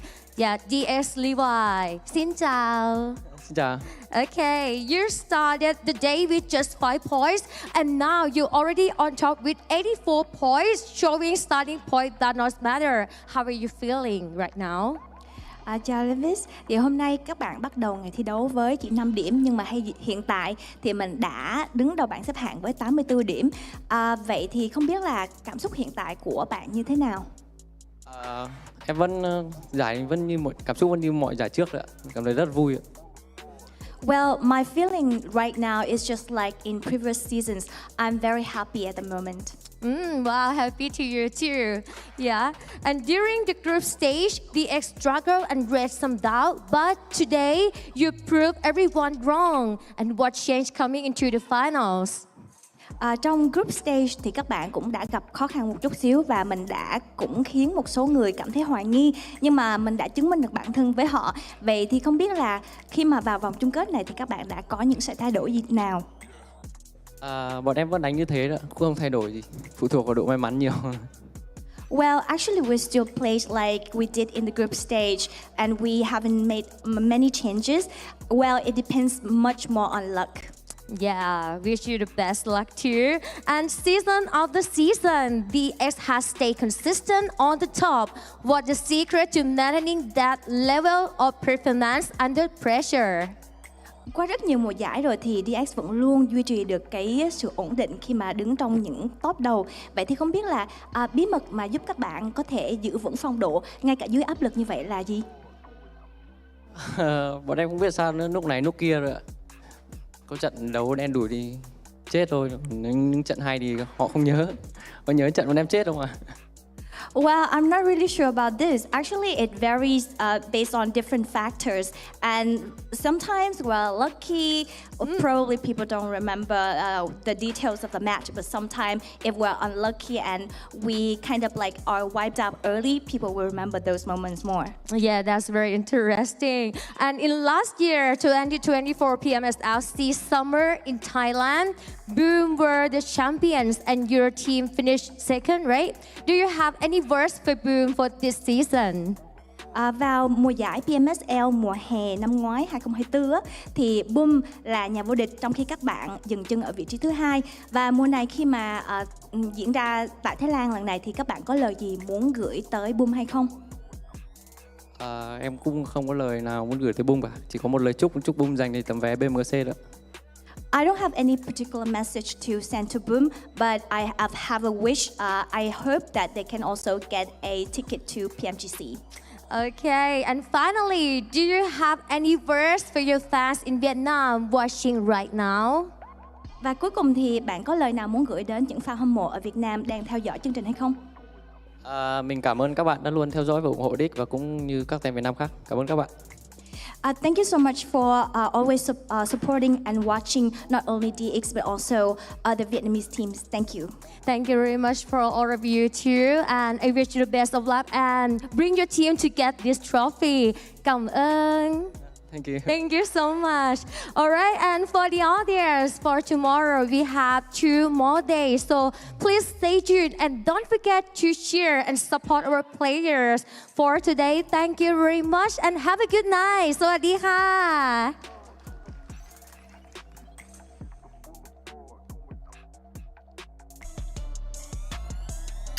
Well, no message for BUM because you focus on yourself. But if you look at like overall performance, clearly they're way ahead of BUM. So they don't need the message. They just need to perform. Yeah, I think they definitely have something up their sleeve. They're just not saying it out loud. And I think of all the players of these Xaviers, the most with the smile, a bit more cheerful personality, that's gonna be Levi. And if you get Lamborghini, he will not be happy no matter what the situation is, no matter how great their performance is coming up from these Xaviers. Yeah, you give him like 10 chicken dinners, he'll still be like, okay. Yeah, just normal. Yeah. Yeah. I guess like what the interview said as well, right? Like the last time they competed, it's like they got second place, they lost to BUM. So that's the thing at the back of their mind is like, oh, okay, even if we get 1 chicken dinner, let's not celebrate yet because we felt that before, we felt the pain before. So let's keep it chill.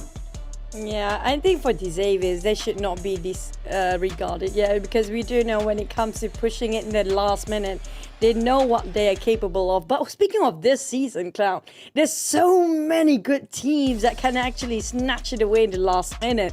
And there's a lot of surprises as well that's awaiting us when it comes to day number 2. I'm looking forward and super excited for tomorrow. Yeah, and can't wait for how much will be the match points. So that's number 1. And of course, day number 3, like who can smash it? Because we've been having good records of smashing it this season and also like the previous season as well. So teams are starting to really know how to smash games. That will be kind of interesting as well. So that's why, ladies and gentlemen, for you guys out there, when it comes to day 3, don't think of like, oh, maybe I'll watch later, you know. There have been instances that, oh, I tune in. Oh, wait, it's over? What? Yeah, that's what happened last week. So you guys don't want to miss out when it comes to day 2. Tomorrow will be the determination for the teams to try to set the bench point for Smash Through. When it comes to day 3, don't miss it out because right now we're wrapping things off for day 1 of the grand finals. I'm Choo Choo and we have the handsome Sir Cloud as always. We'll see you guys tomorrow, same place, same time. Tuning in tomorrow, don't forget, okay? Night, bye.